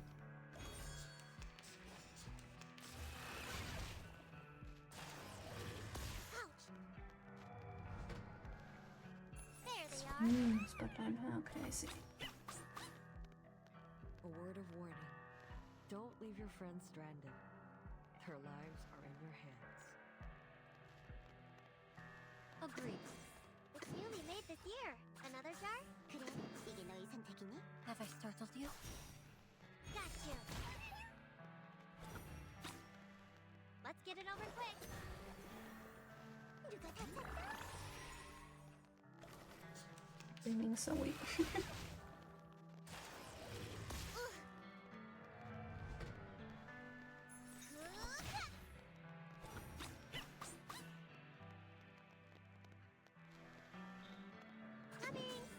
I hope you like a splash of red.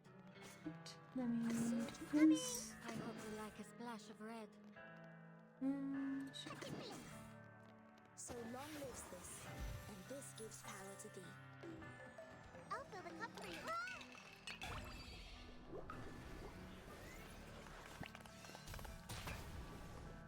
Close your eyes. It will all be over soon.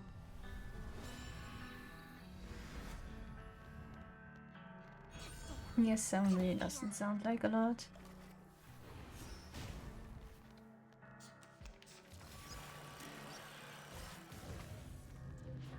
I see. Ouch. Oh, it seems you know how to take care of your friends. Oh, another addition to my collection. Soon, you'll all be tucked away in my film reel. Go. Flash rewind.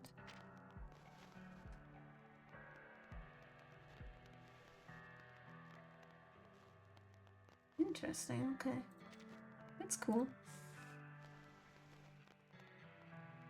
Yeah, I can't with takeover because okay, I see, I see. 그래, 이게 너의 선택이니? 하티플레이. Trust me, it won't hurt. I've been waiting for this. Get the camera rolling, Mulan. At last I'll get the ending I always wanted. Looks like there's no stopping you. In that case, I'll make you stop. Fair enough.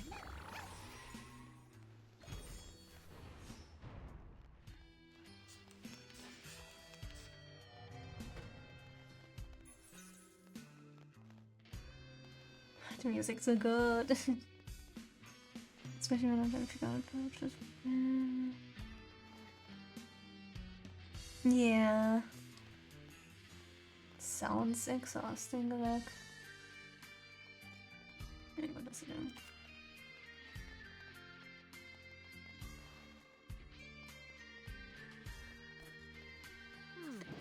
That was certainly a trick.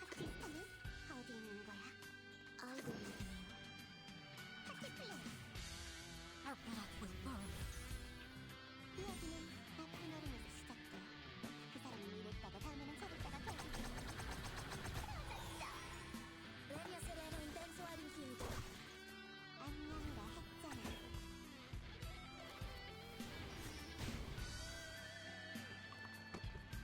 I got new canvas back. It's so cool. I'm a big fan.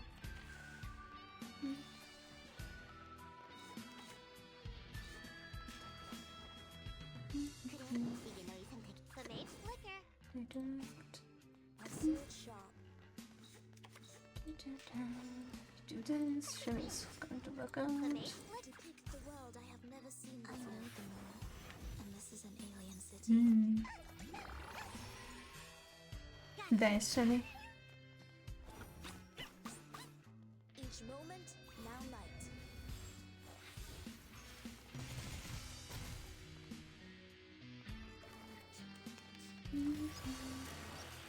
Oh no, we support.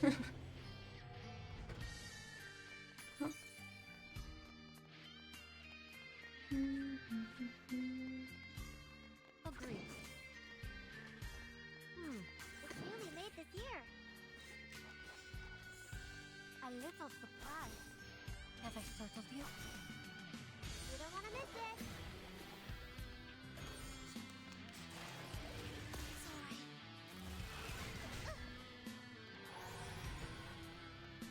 There they are.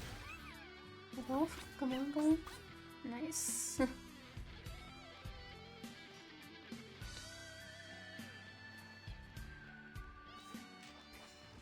believe in you. I hope you like a splash of another jar? I believe in you. I'm really just enjoying the music right now. Sounds nice. I'm a big fan.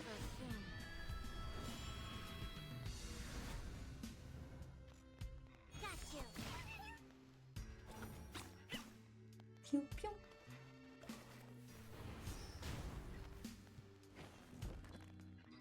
Enough of this, Shishu! Stop this feudal resistance and face reality! No matter how hard you try, you can't change the past! Damn. No, Little Vigil. This isn't my curtain call. Not yet. Not yet. Watch out, Liang. Gulp. I remember it's called lending a hand. Damn. MS running low, sir. They must be gaining power from this area we're in. Damn. What the hell? I hate you more. You were born with a silver spoon and exceptional talent. You took everything for granted. You looked down on everyone else. I've always hated you. Miss Noah, hold on! That was close.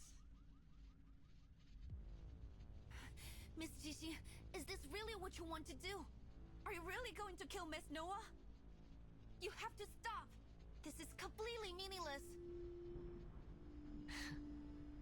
Meaningless? No. This is exactly what needs to happen.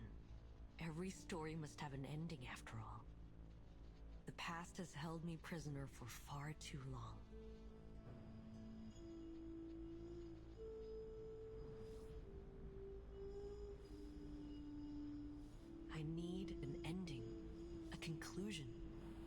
can finally leave it behind me. Only then can I reach my perfect grand finale. Qiangliang, impossible. You didn't chant the incantation. This time, I won't hesitate.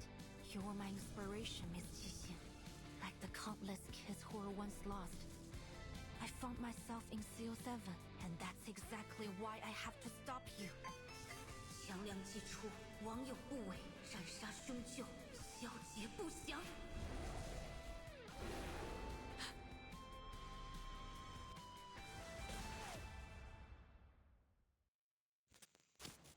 Damn, okay. Uh-oh.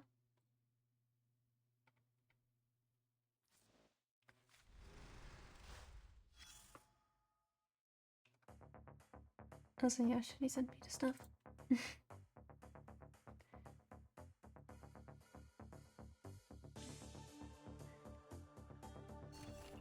Inside the film, a nearly born consciousness, formed from fragments within a chaotic sea of thoughts. V1, Scene 24, Shot 9, Take 3. Writer, Richian. Scene description: an old house contested by sworn sisters is reduced to ruins in a fire. Covered in ash, the three lie amidst the rubble, drinking beer brought from a convenience store, and gazing out at the sunrise. I must finish this film. The film must be finished. Only then can I be whole. Edit scene: an older woman drops her cane, crying tears of joy. I'm cured! My family won't need to spend money anymore. A classic technique, blending social issue with sentimentality. Edit scene: a man kneels, crying out, "You killed that con artist, I avenged my mom!" A perfect emotional outburst for the film's midpoint. Edit scene: a woman paces in a room after watching the film teaser. She mutters, "This isn't your usual work. The real has absorbed your hatred. It reeks of malice. I'm not like the others. I believe sinners must be punished. This time I ensure your film has a perfect ending. Purging sin with death? That's perfect. Just right for the finale."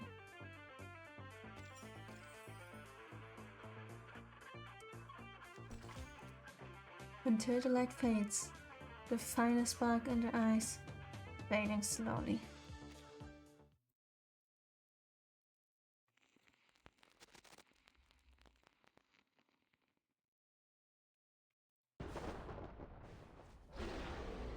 A brilliant flash splits the darkened sky in two, and a thunderous roar scatters the shadows. All fear and unease are forgotten in an instant. Every head turns to the place where the lightning struck to see a colossal beast standing in solemn majesty. The crowd falls silent, then a single young voice cries out.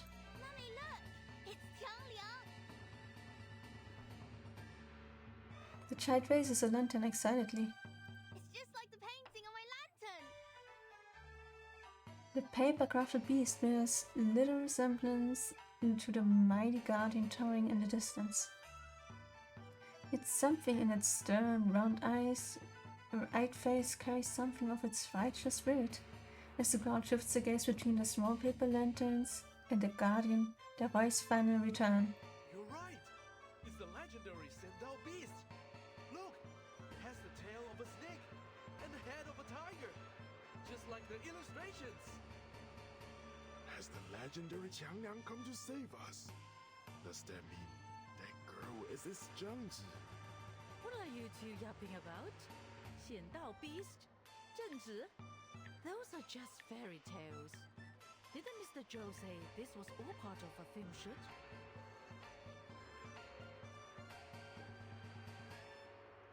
That's right.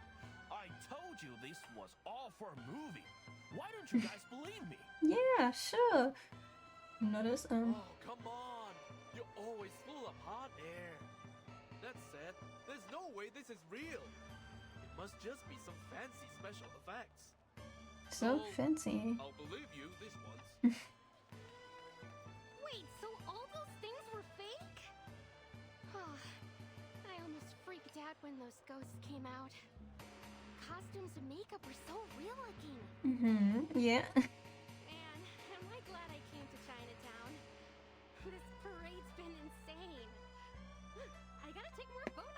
Yeah, good luck. You feel that once filled their hearts gradually fades. Those who understand the truth exchange knowing smiles. Wow, that's Changliang, huh? Looks totally awesome. I heard that a descendant of the 12th Zhenzi joined the Fiju's bureau, but this is the first time I've ever seen Changliang in action. Oh, looks like they got that actor lady under control. Now all we need to do is grab that cursed film reel and break the barrier, and the victims will be sane again. It'll be happily ever after for everyone. Yeah. Before she can finish speaking, the optimistic prediction is ruthlessly overturned. What boy? This again? What's going on? Didn't they finish the job? An anomaly even greater than the last crashes down upon them. Startled cries arise from the ground. Look! iPhone! Something's wrong with it! Something is very wrong indeed. What was assumed to be a mere optimal distortion is now starting to seep into tangible reality. It is undeniably interfering with the physical world. Is that archway melting? It kinda looks like a burning piece of film. They look at each other, finding the same alarm on each other's faces. Wait, the barrier was created by that spooky film reel, right? Then this mean is... It's falling apart. We need to get out of here. Get everyone away from the edges of the barrier. The further they are from those twisting buildings, the better. Understood. But what the hell is going on? I thought you had the target locked down. We do. But clearly this isn't over yet. Miss Latham, anything you can do? Yes, sir, but I'll need a few of your men. I can use the containment incantation they taught me at work, but I don't think it'll hold for long. Just do your best. In the meantime, we'll eliminate the problem at the source. Aiden's furious gaze lands on Shishin. Alright, Qixing. Whatever you're doing with the reel, stop it now! Or I'll make you stop it! I'm not doing anything. She stands, her head a few feet away, her body slumped against the wall behind her, as she barely managed to stay upright. She forces a crooked grin. It's the film reel. It's reached its limit. From her coat, she pulls out the object responsible for all this chaos. Had Liang not once had the film reel herself, she might not have recognized it at all. The reunion of the three swallows. What's happening to it? Wait, there's something else here.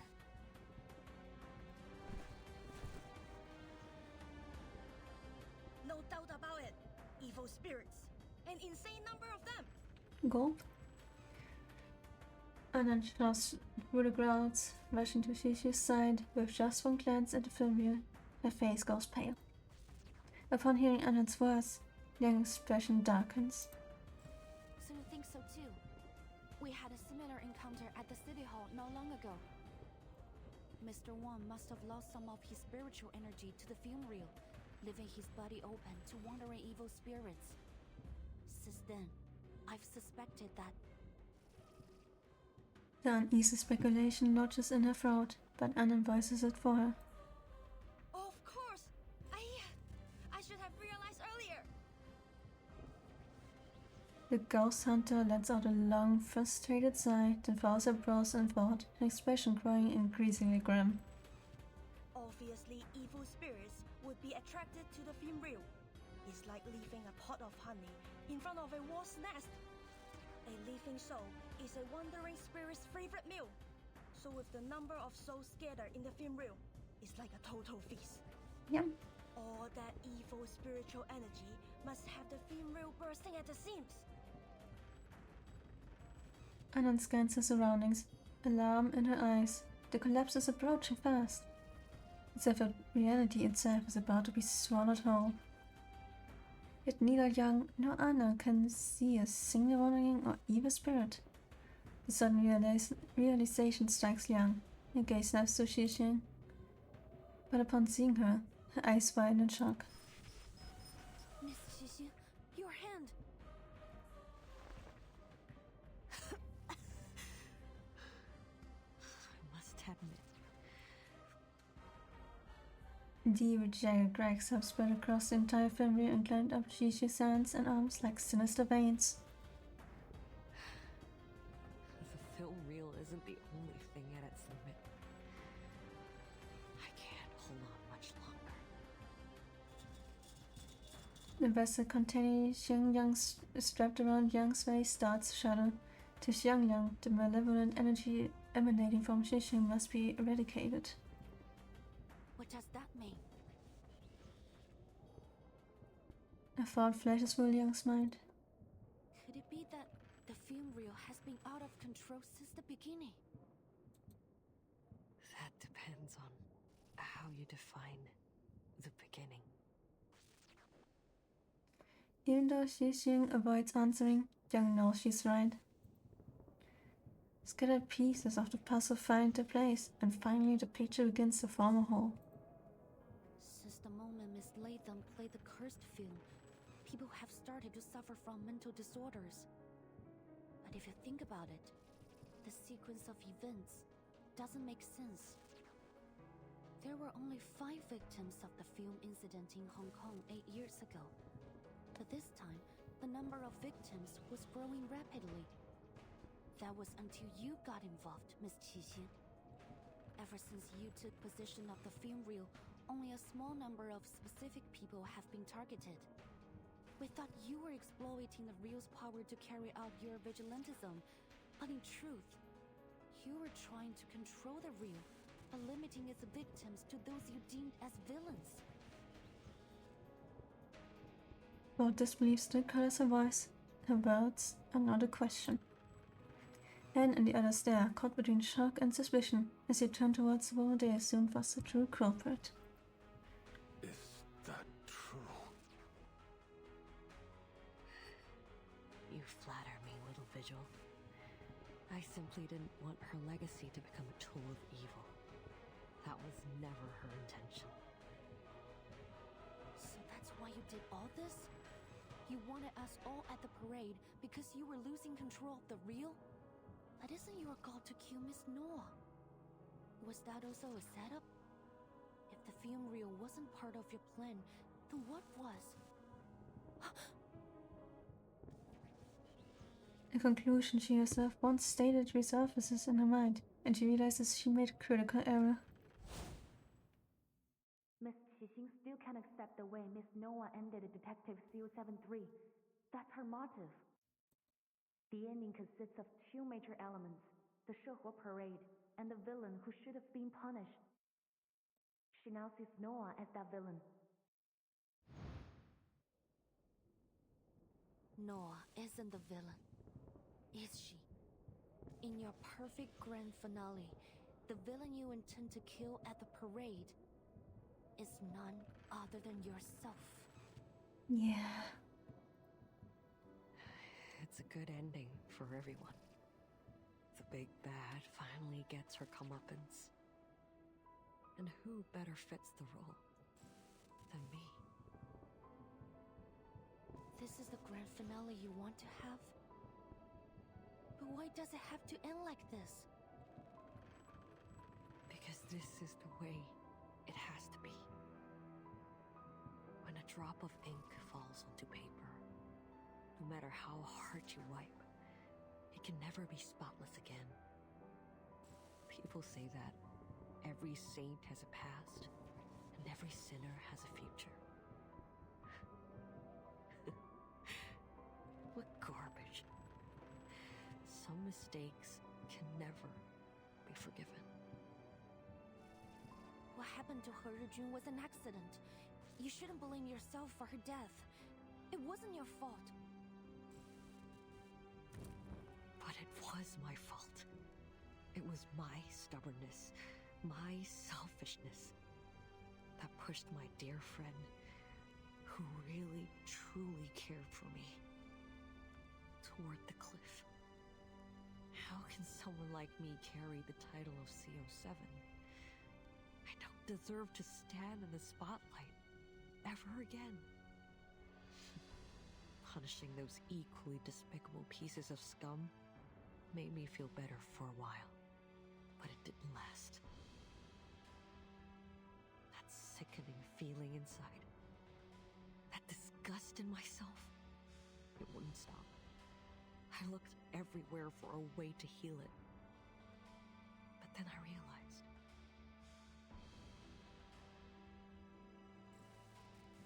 that the biggest piece of scum was me. Xixing looks up at the sky and lets out a long breath. For the first time, her expression softens, as if she finally released the burden. And within her eyes, something new flickers. Hope. The answer was so simple. I can hardly believe it took me so long to see it. And now, it's time to put an end to this nauseating nightmare. Young cannot understand it. No, you're being too harsh on yourself. Hejun doesn't blame you. I'm certain of it. Quit it, Vigil. Look around you. Can you still claim that I'm not to blame?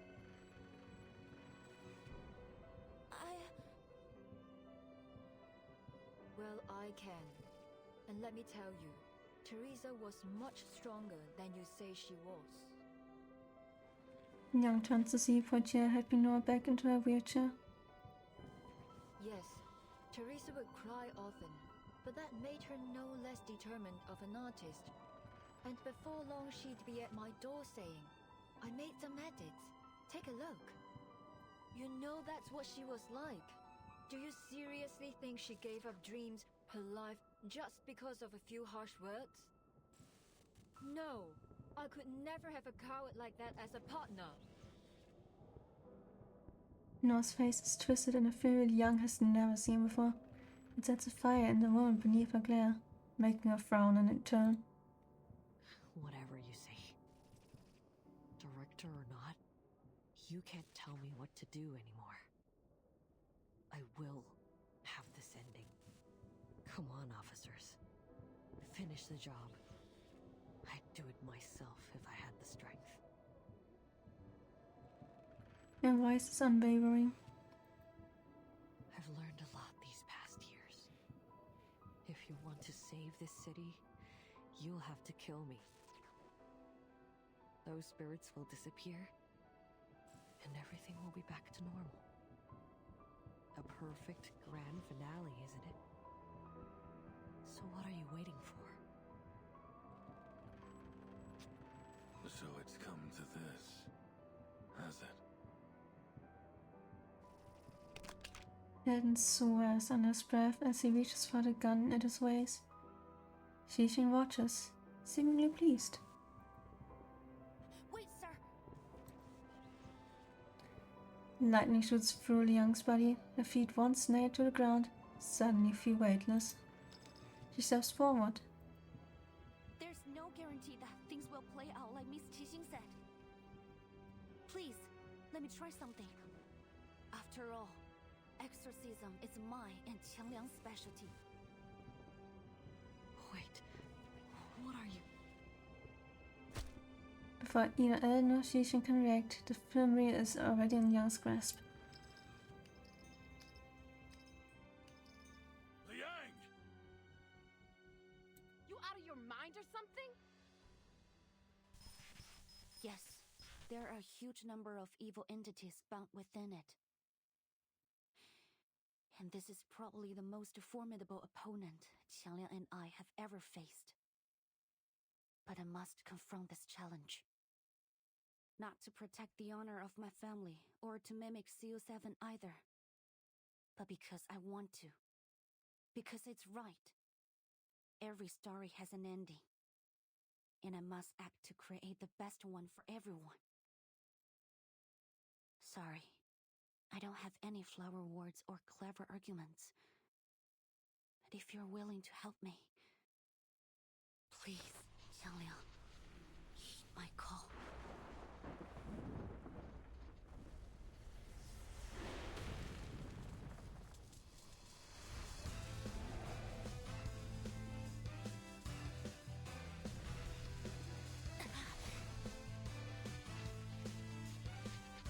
This isn't good. Is this the best I get? Xiangliang?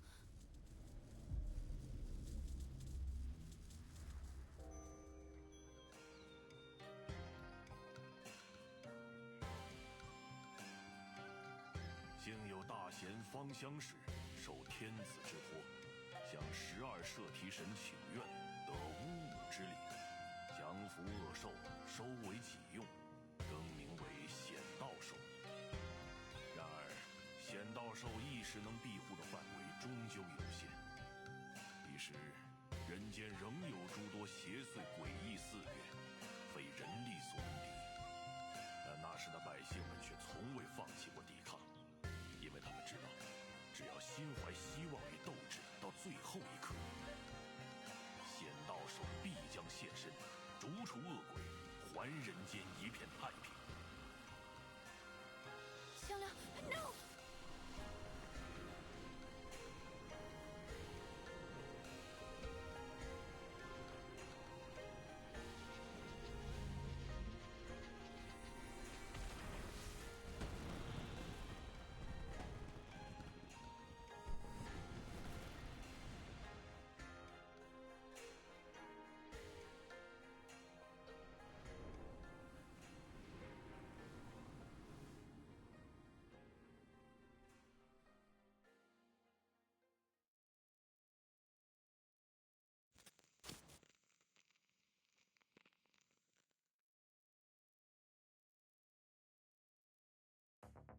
Well, that just happened.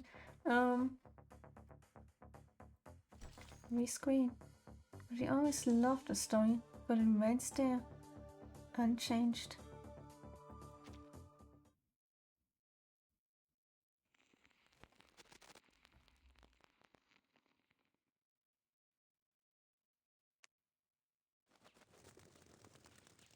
The storm clouds gradually disperse and sunlight streams into the ward. In a corner, the television broadcasts a news report. Last night, the Chinatown Showdown parade drew hundreds as tourists and locals gathered for the Eastern spectacle. These photos, shared by an enthusiastic tourist, show the enormous holographic images that were created on site using arcane skills to present a stunning performance of the Chinese folktale Zhangliang's Exorcism. The event has been deemed a well-organized success, with many promising to attend again next year. Locals have expressed their thanks.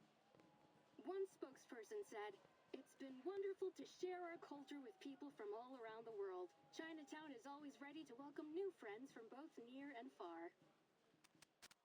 In other news, the arcane vigilante Night Piercer, who has perpetrated dozens of attacks across the city, has been apprehended by the DAA. Night Piercer was revealed to be Qi Xing, a former Hong Kong movie star. Some members of the public have expressed continued support for the vigilante due to the questionable backgrounds of her victims. Deputy Chief Eldon of the Division of Arcane Affairs gave his response. Vigilante justice is incredibly dangerous to our society. No individual has the right to bypass the law and enact their judgment on others. Taking the law into your own hands will only lead to chaos, violence, and potential harm to innocent people. We urge the citizens of Los Angeles to place their trust in us as we continue to dedicate ourselves to maintaining a safer society for everyone. If you share our passion for justice, we encourage all citizens to direct their assistance and feedback to the Division of Arcane Affairs. The LAPD has just announced a plan to add a number of positions for Arcane Affairs officers in the coming year to address the DAA's staffing shortage. The St. Pavlov Foundation's Vigils Bureau training program is also set to begin in the coming months. To apply, please dial... Damn, we're not allowed to call. That sucks. Hearing this news, the woman hops up joyfully and turns to the man sitting up in bed. Hey, they're hiring Arcane Affairs officers. Hasn't it always been your dream to don the uniform? Looks like they accept all the applicants too. Why don't you give it a shot when you are better? No. Knock it off. I've been a greengrocer for 20 years. There's no way I could be a cop. Nah, you got this. Buddy, I believe in you. He wakes off his wife, but as he does so, he turns to the man beside him with a nervous look on his face, expecting the idea to get shot down. But the reaction he gets is unexpected. What are you staring at me for? If you want to do it, just do it. I'm sure the neighborhood will be glad to see you wearing the badge. No. Besides, I spent some time with the officers at the parade. I'm sure that you will be just as capable as them. You're gonna have to toughen up a little, though. Yang Wu has been watching the exchange. Smiles. Mr. Wan, you're strong, healthy, and have a natural talent for arcane skills. With a little training, I'm sure you'll become an outstanding officer. There's a lot that goes into being an officer, but I believe what matters most is the heart to pursue justice and the courage to protect others. The doctor said you can be discharged soon. You should seriously consider applying for the position. Well, in that case, I'll think about it. Yeah, might as well give it a shot. Huh? Thank you so much, young lady. I heard you were the one who got rid of the curse and saved everyone. You are our hero. She clasps Liang's hand tightly in a warm grip. This time her hand is steady. Yang returns the handshake. You're too kind, madam. I was only doing my job. And I didn't do it alone. It was a combined effort. Well, that's that. No more cursed film crazies. Almost all the victims have recovered. Most of them have already been discharged too. Just a few poor saps who got hit hard are still around. But they should be out of here before long. Same goes for the victims in the parade. They've all regained their what's it called again? Anna gives a helpless sigh. It's 三魂七魄啊 madam. Just call it spiritual energy or something like that. I heard that those crooks who were taught by a thing or two by Qixing has also recovered. Well, mentally they are pretty physically messed up, so they will have to stay here for a while, I think. So many victims and not a single death. That's a blessing. That's surprising, honestly, considering what has happened like other stories. Qixing pulled her punches, apparently. I guess deep down she wasn't the deliverer of justice she claimed she was. Well, no use wondering about it. Years on this job will quickly show you that the madness in Arcanist blood always comes out in Arcanist criminals. Trying to understand them is a waste of time. That may be the case, but I think that if we look at each other as individuals, we can come to understand one another eventually. She takes out the brick-sized mobile phone she has carried with her since she was 6 years old. But now, its screen remains dark. No matter how much Liang tries to summon the spirit residing within, there's no response. If we'll try our best. Holding on to hope, Liang tries a few different button combinations on the phone. Usually the screen would light up, but this time, there's nothing. Still nothing from Xiang Liang?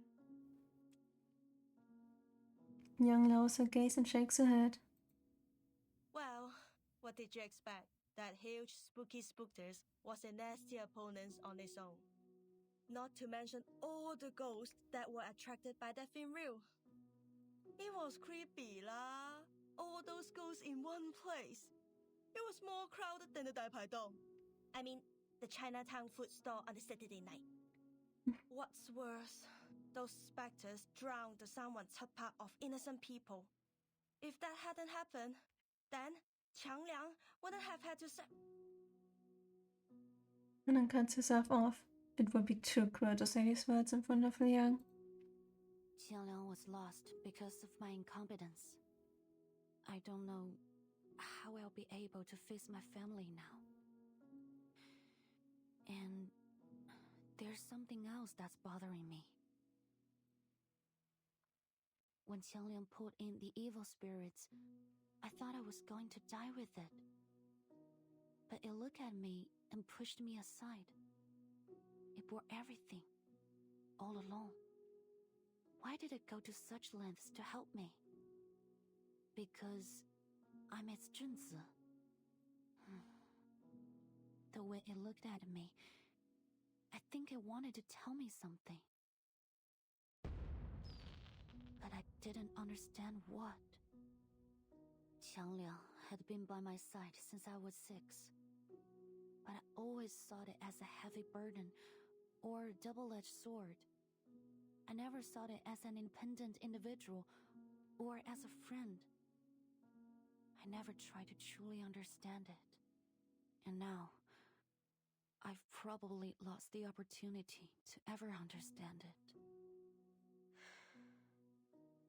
Yang sighs and falls silent. The other two exchange a glance and simultaneously pat her on the shoulders. Come on, enough with the long face. Maybe Qiang Liang will respond to you one day lah. You never know. And I'm here if you ever need my professional ghost-busting service. Exclusive discount just for you, Agreed. Isn't it a literal legendary beast that's existed for ages? No way it bit the dust just like that. I bet it's recharging in its lair or something. Then it'll come back when it's full of juice again. I hope so. He knows these are just comforting words, but a concern for her gives her the strength to move forward nonetheless. Oh, Portier! There you are! And the ghost-busting girl in Liang! Great! A familiar figure waves from the end of the hallway as she hurries over. Noticing Liang's slightly surprised expression, she slows her steps. Oh, sorry. I mean Officer Liang. But if you don't mind... Of course I don't. Just call me Liang. Despite her swift response, Liang still feels a little surprised when she sees the officer extended her hand towards her. Oh, where are my manners? Name's Jenny Carter. Just Jenny's fine. Unlike your instructor, I don't try to hide my appreciation of people. I gotta say, you've done an awesome job. Folks at the department have all been talking about it. We're proud of you. Please tell me there's some way to postpone the end of your field training. No. This is the second hand Liang has shaken today. Thank you. That's very kind. What brings you here? Deputy Chief Eldon, of course. Who else? Fair, okay, yeah. Foundation staff have arrived. They're gonna take over Qi Xing's interrogation and everything. They're gonna take the film reel back to their headquarters, too. But your request has been approved. We can watch Reunion of the Three Swallows before they take it away. Nice. Movie time. For crying out loud, the DAA isn't a movie theater. Where'd all these people come from? Sorry, we're having fun. My bad. Lynn scans the group before him. My apologies, sir. I invited them. This may be the only chance for Teresa's last work to be shown to the public. I want as many people to see it as possible. Every filmmaker wants their work to be shown to the world. I appreciate your understanding. Before Anne can respond, Anne cuts in. Come on, sir. It's no big deal. Everyone here knows what really happened. We just want to know what the theme's about. Yeah, didn't you see something on TV about assistance and feedback? You'd be going back on your word if you ignored us now. Exactly.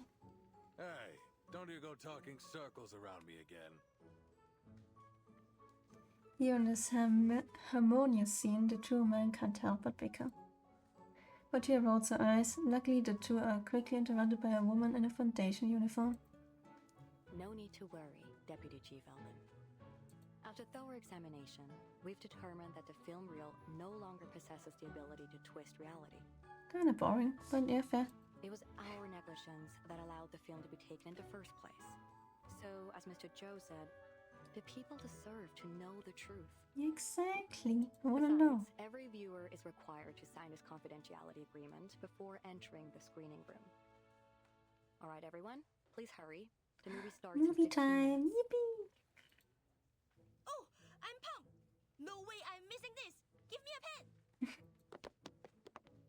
And then heads over to the desk, and the DAA officers and Chinatown private detective follow suit. Young and Noah, on the other hand, hang back. They already signed the confidentiality agreement. After all, they are the ones who drafted it. You have my thanks, Vigil. If it weren't for you, I doubt Sing and I would have had this chance to watch our good friend's swan song. I also have to thank you for helping me stop Sing and for helping me keep my promise. Your promise? Noah pats her hands on her thighs. Yes, I swore on these two legs. In the past, all I cared about was making the best film. I saw everyone, even my actors and writers, as tools to reach that goal. But I was wrong. There's no such thing as a best film, only a better film. And to make a better film, I need a team around me. What matters most is the people who make the film, not the film itself. Real. She turns her head and looks towards the water door at the other end of the room. But as long as we're living, there's still a future. Maybe I should hire a good lawyer for our Sing. They can probably secure a shorter sentence when she's free again, both physically and mentally. Perhaps we can make a movie together, just like old times. That would be sweet. Young is momentarily stunned. Are you sure? With all due respect, Miss Noah, that will probably be a very long time from now. Well, the time will pass anyway. Might as well. So, even if we're old ladies by then, as long as we can still move, I'm certain we can make movies. Exactly. Speaking of which, you'd make an excellent addition to my crew, Miss Liang. Don't hesitate to contact me if you reconsider your career choice. You're very generous, Miss Noah. But I think I'll stick to being a fan for the time being. I look forward to seeing what you do next. You won't be disappointed. By the way, have you seen Miss Latham lately? I tried to invite her, but she didn't pick up the phone. She must have left it in her room again. Actually, I ran into her at the hospital earlier. Miss Scott just regained consciousness. She wanted to visit her.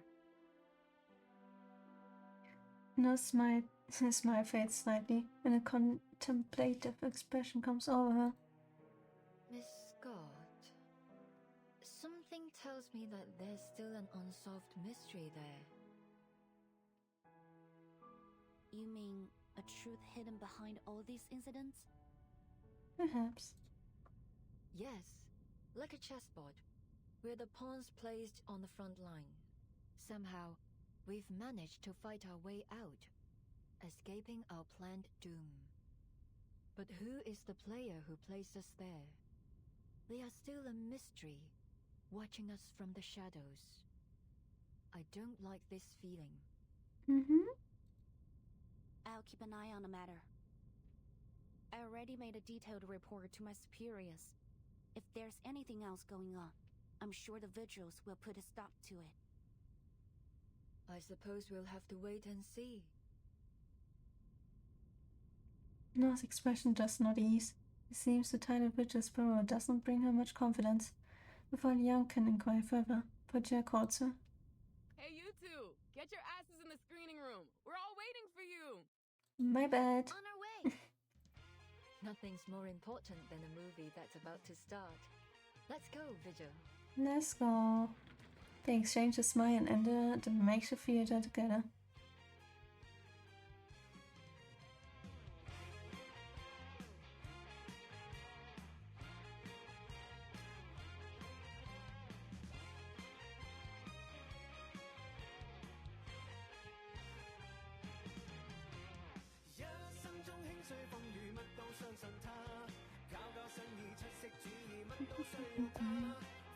Your fit looks good, Jenny. I like it.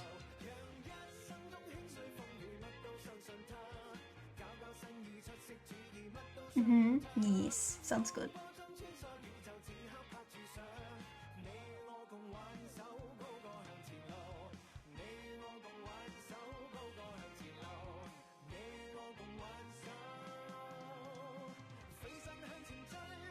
The end.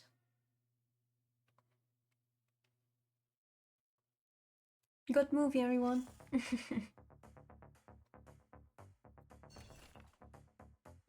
After the show, exclusive interviews with cast members. Final discussion. That morning, Peter admits the rumors and Sis handed me a bottle of beer. Suddenly, I understood. I already had the whole world. I just hadn't bothered to look. Yee. Have fun, Jenny. You're right. If we cut out the chaotic, corrupted footage, this could be a great film. That line, it's so Teresa. A house can be rebuilt, and the gaps between friends can be mended. She always loved life. It's hard to believe, especially after seeing this. A Teresa like this would never have taken her own life. You're right. This visual, thank you.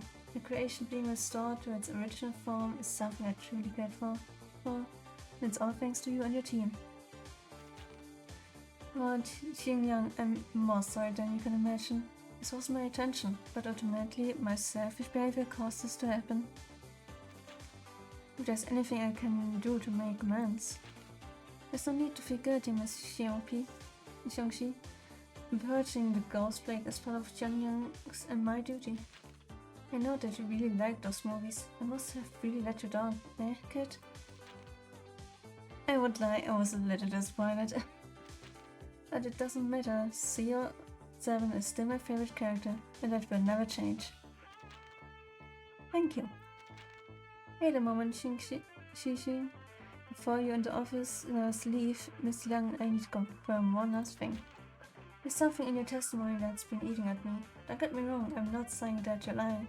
The vicious interrogation experts confirmed that much. But even you probably noticed the sequence of events that led you to become the Night Piercer. You stole the rear and caused the incident in Chinatown, but your motive seemed inconsistent. I feel like I'm missing a piece of to this puzzle. It's almost like the memory gaps affecting Loggerhead, but your expertise in arcane skills surpasses hers. Perhaps you can recall something?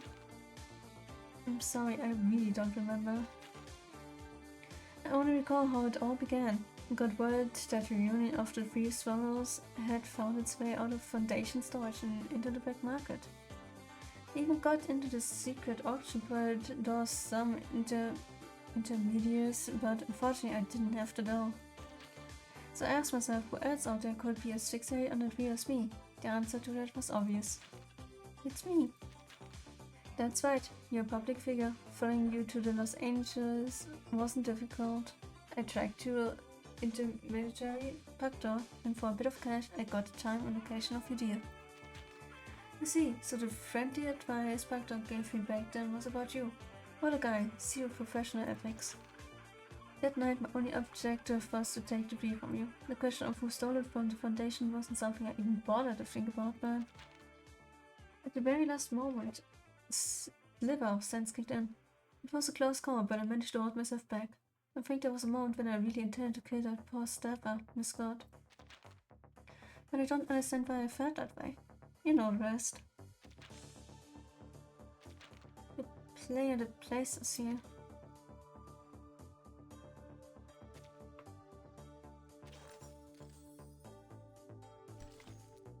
An anonymous visitor, a bouquet left by the comforter rotting away.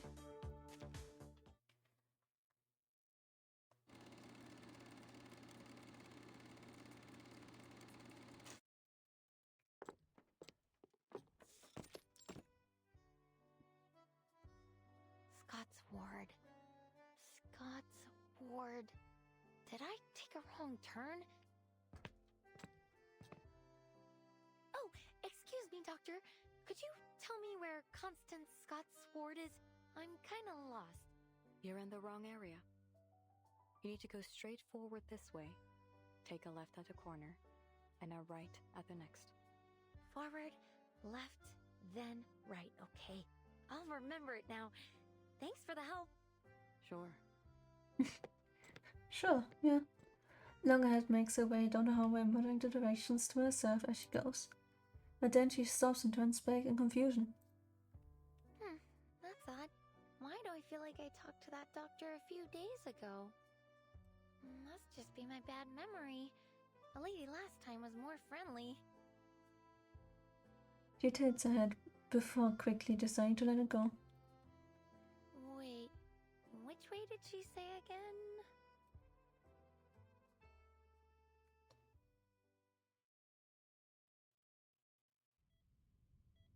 Sorry, Doctor.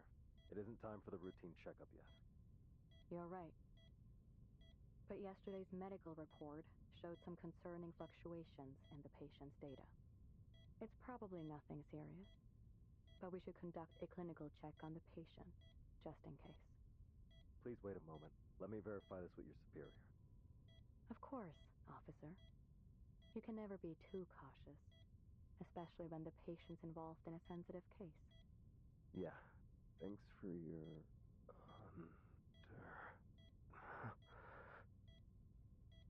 Patient inside the ward hears the conversation outside the door come to an abrupt halt. She sits with her hands clasped to the railing, turning her head away from the window and towards the closed door before her. What's wrong? There's no response from the other side.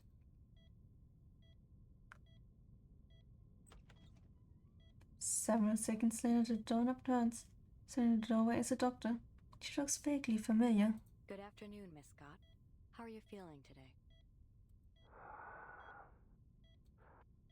Before the door is closed again, Scott catches a glimpse of the arcane affairs officer staring straight ahead. He doesn't so much as glance in that direction. Something is wrong. Scott shoots up straight. Who are you? Someone brought you these flowers. Flowers? Only then does she notice that the doctor is holding a glass vase filled with pure white flowers. Fresh and delicate. No.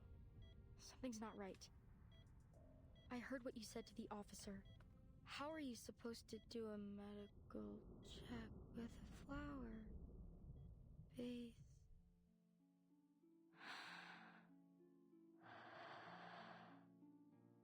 Scott vaguely hears her own voice being swallowed, but somehow she doesn't care. All her attention is locked on the vase. Not the flowers, but the vase itself. At first glance it looks like any other glass item, but now that it's under the sunlight, it is shimmering like crystals, refracting dreamlike colors around the ward. Is this crystal? The barrier blocking off her memory suddenly bursts. It's you, madam. You said you wouldn't contact me unless something bad happened. Is there something wrong with the object you bought? No, it is perfect. You have been of superb help. It was my honor to serve you, madam. And I must say, you have incredible foresight. The vigils caught me, but they couldn't get any useful information because I can't remember any. But you still seem to be in a rather precarious situation. Yes, but you needn't worry. I can handle this myself. That is good to hear. The other end of the communication incantation felt silent. If not for the light still refracting from the vase, she might have thought the other party already hung up. By the way, I met Matilda not long ago. She was worried about you. Have you not contacted her? That is not necessary. Were she more perceptive, she would have already discovered me herself. She will find me when she's ready. Damn, okay. The voice on the other side shows little interest in the topic. Scott smirks to himself but struggles to find another excuse to prolong the conversation. But a moment has already passed. The colors twist and her consciousness begins to spiral. What was I doing again? I am contacting you to express my gratitude. Merci beaucoup, Miss Scott.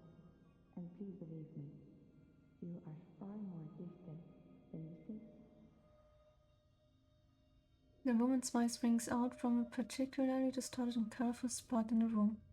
It is elegant, dignified, and strangely familiar. Who are you? The voice does not answer. However, those black dogs have a keener sense of smell than I thought. I am afraid our relationship has come to an end. Adieu, Miss Scott. Huh? Wait.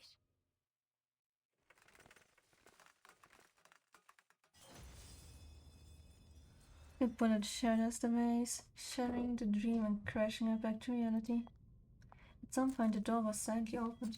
A pair of black leather boots steps over the shards of the broken vase and comes to stop at Scott's bedside.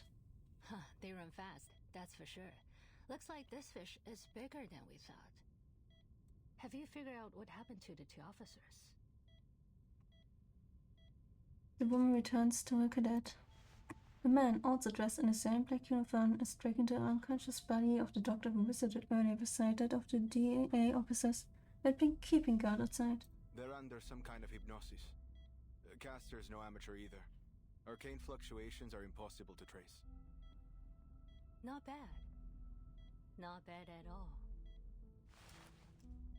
She crouches down to pick up a shard of glass. As she examines it, her mouth curls into a smile. Not bad. This is really bad. We already knew Scott was the culprit, but you just had to use her as bait to reel in the fish hiding in the darkness. Now all we have is Scott with no memories of what happened, and a stone-cold trail. Truly genius.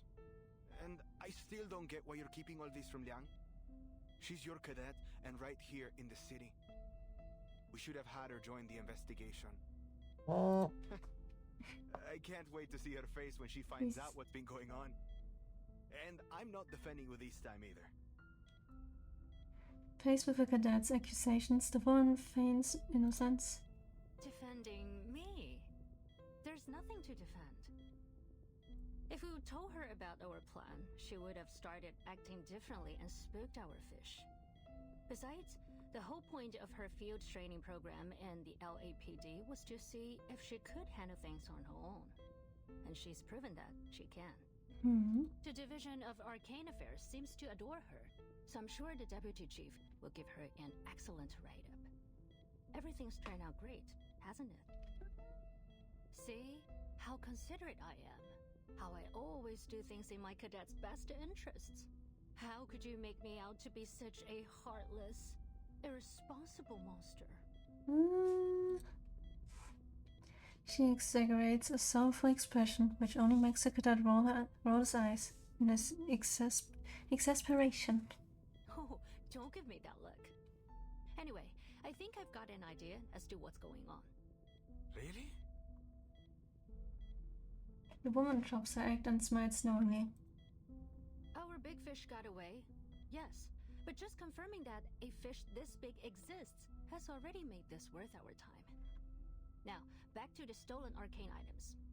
There are 5 in total, including the cursed film reel and the wind-up toy that the timekeeper shattered. Tell me, Bob, does our fish need all 5 arcane items? It's Alan, not Bob. How many times do I have to tell you? And to answer your question, no. I don't think so. The wind-up toy has already been destroyed, and the film reel's been recovered by a fellow cadet. These items did cause a few problems, but I don't see any common thread between the incidents they caused. Correct, Brian. Those 2 items were probably just decoys to divert our attention. Again, it's Alan. Poor guy. Ignoring her cadet's correction, she goes on. 夫藏木于林，人皆视而不见. Of the 5 objects, they probably only need 1. Take a guess, Buck. Which one do they need? It's Alan. A-L-A-N. There isn't even a single B in it. You sure? The cadet sighs, half in reluctance, half in realization. Well, out of the 3, which one is... Wait, could it be? Bingo. Notice? From the way her cadet's face darkens, she can tell he has found the answer. Does that mean the legend's real? It can really be used in that ritual? It would seem so. So, it's Manus Vindictae again. The usual, yeah. He speaks the name, his expression grim. They must have planted a mole somewhere among the Foundation's elites. Someone with clearance to the Arcanum Containment Department. It seems our fish doesn't wear the black robe. The woman taps her chin. This response makes the cadet's eyes widen in disbelief. Huh? So you're saying there's someone behind all this who wants to perform that ritual and somehow has the means to steal from the Foundation? There's just no way. The stolen items would probably go to the Manus eventually. But I have a hunch that our wily fish isn't totally on their side. Manus Vindictae obviously considered the succubus a valuable asset before she got away, right? So if our fish was a die-hard loyalist, they would have delivered the wind-up toy to their master straightway, rather than letting it be passed around all over the place. While our fish is in collusion with Manus Vindictae, they are swimming in murky waters. They may be pursuing their own agenda. She curls her lips into a smile and flicks the shard of glass from between her fingers. Things are starting to get interesting, aren't they? Like I said earlier, not bad at all. With that, the 2 figures on black will vanish out the door.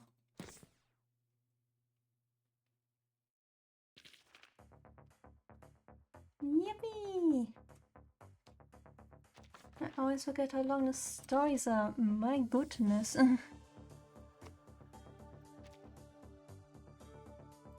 I can show up. Hello. I've played like the one story where Burton does show up. With the Burton VTuber. Crazy.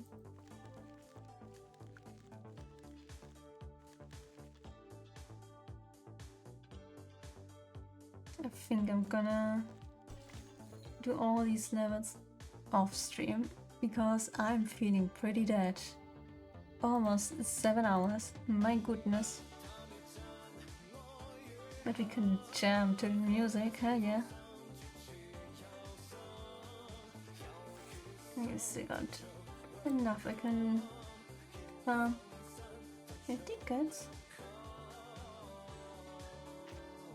Oh yeah, those are new. You got critters. You got this one. You got main skeleton. And like standard stuff. I like those also happening soon. Nice. The puppy assures you that he. And we got the puppy.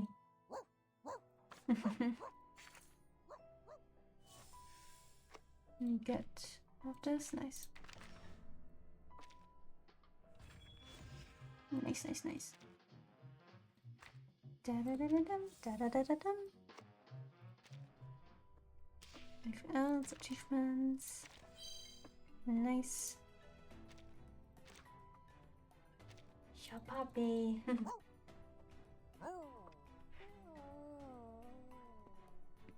Nice. Pony. Kush. But I think I'm gonna stop the stream. Almost 7 hours of story. My goodness. But it was fun. Maybe I'll stream tomorrow or once a week. Once a month. Once a year? I don't know. I'll try to stream more often. Because it is actually kind of fun. Just to yap a bit. But yeah. Thanks, Tony, for watching. And I'll disappear into the void again. Talk to y'all another time. Bye bye.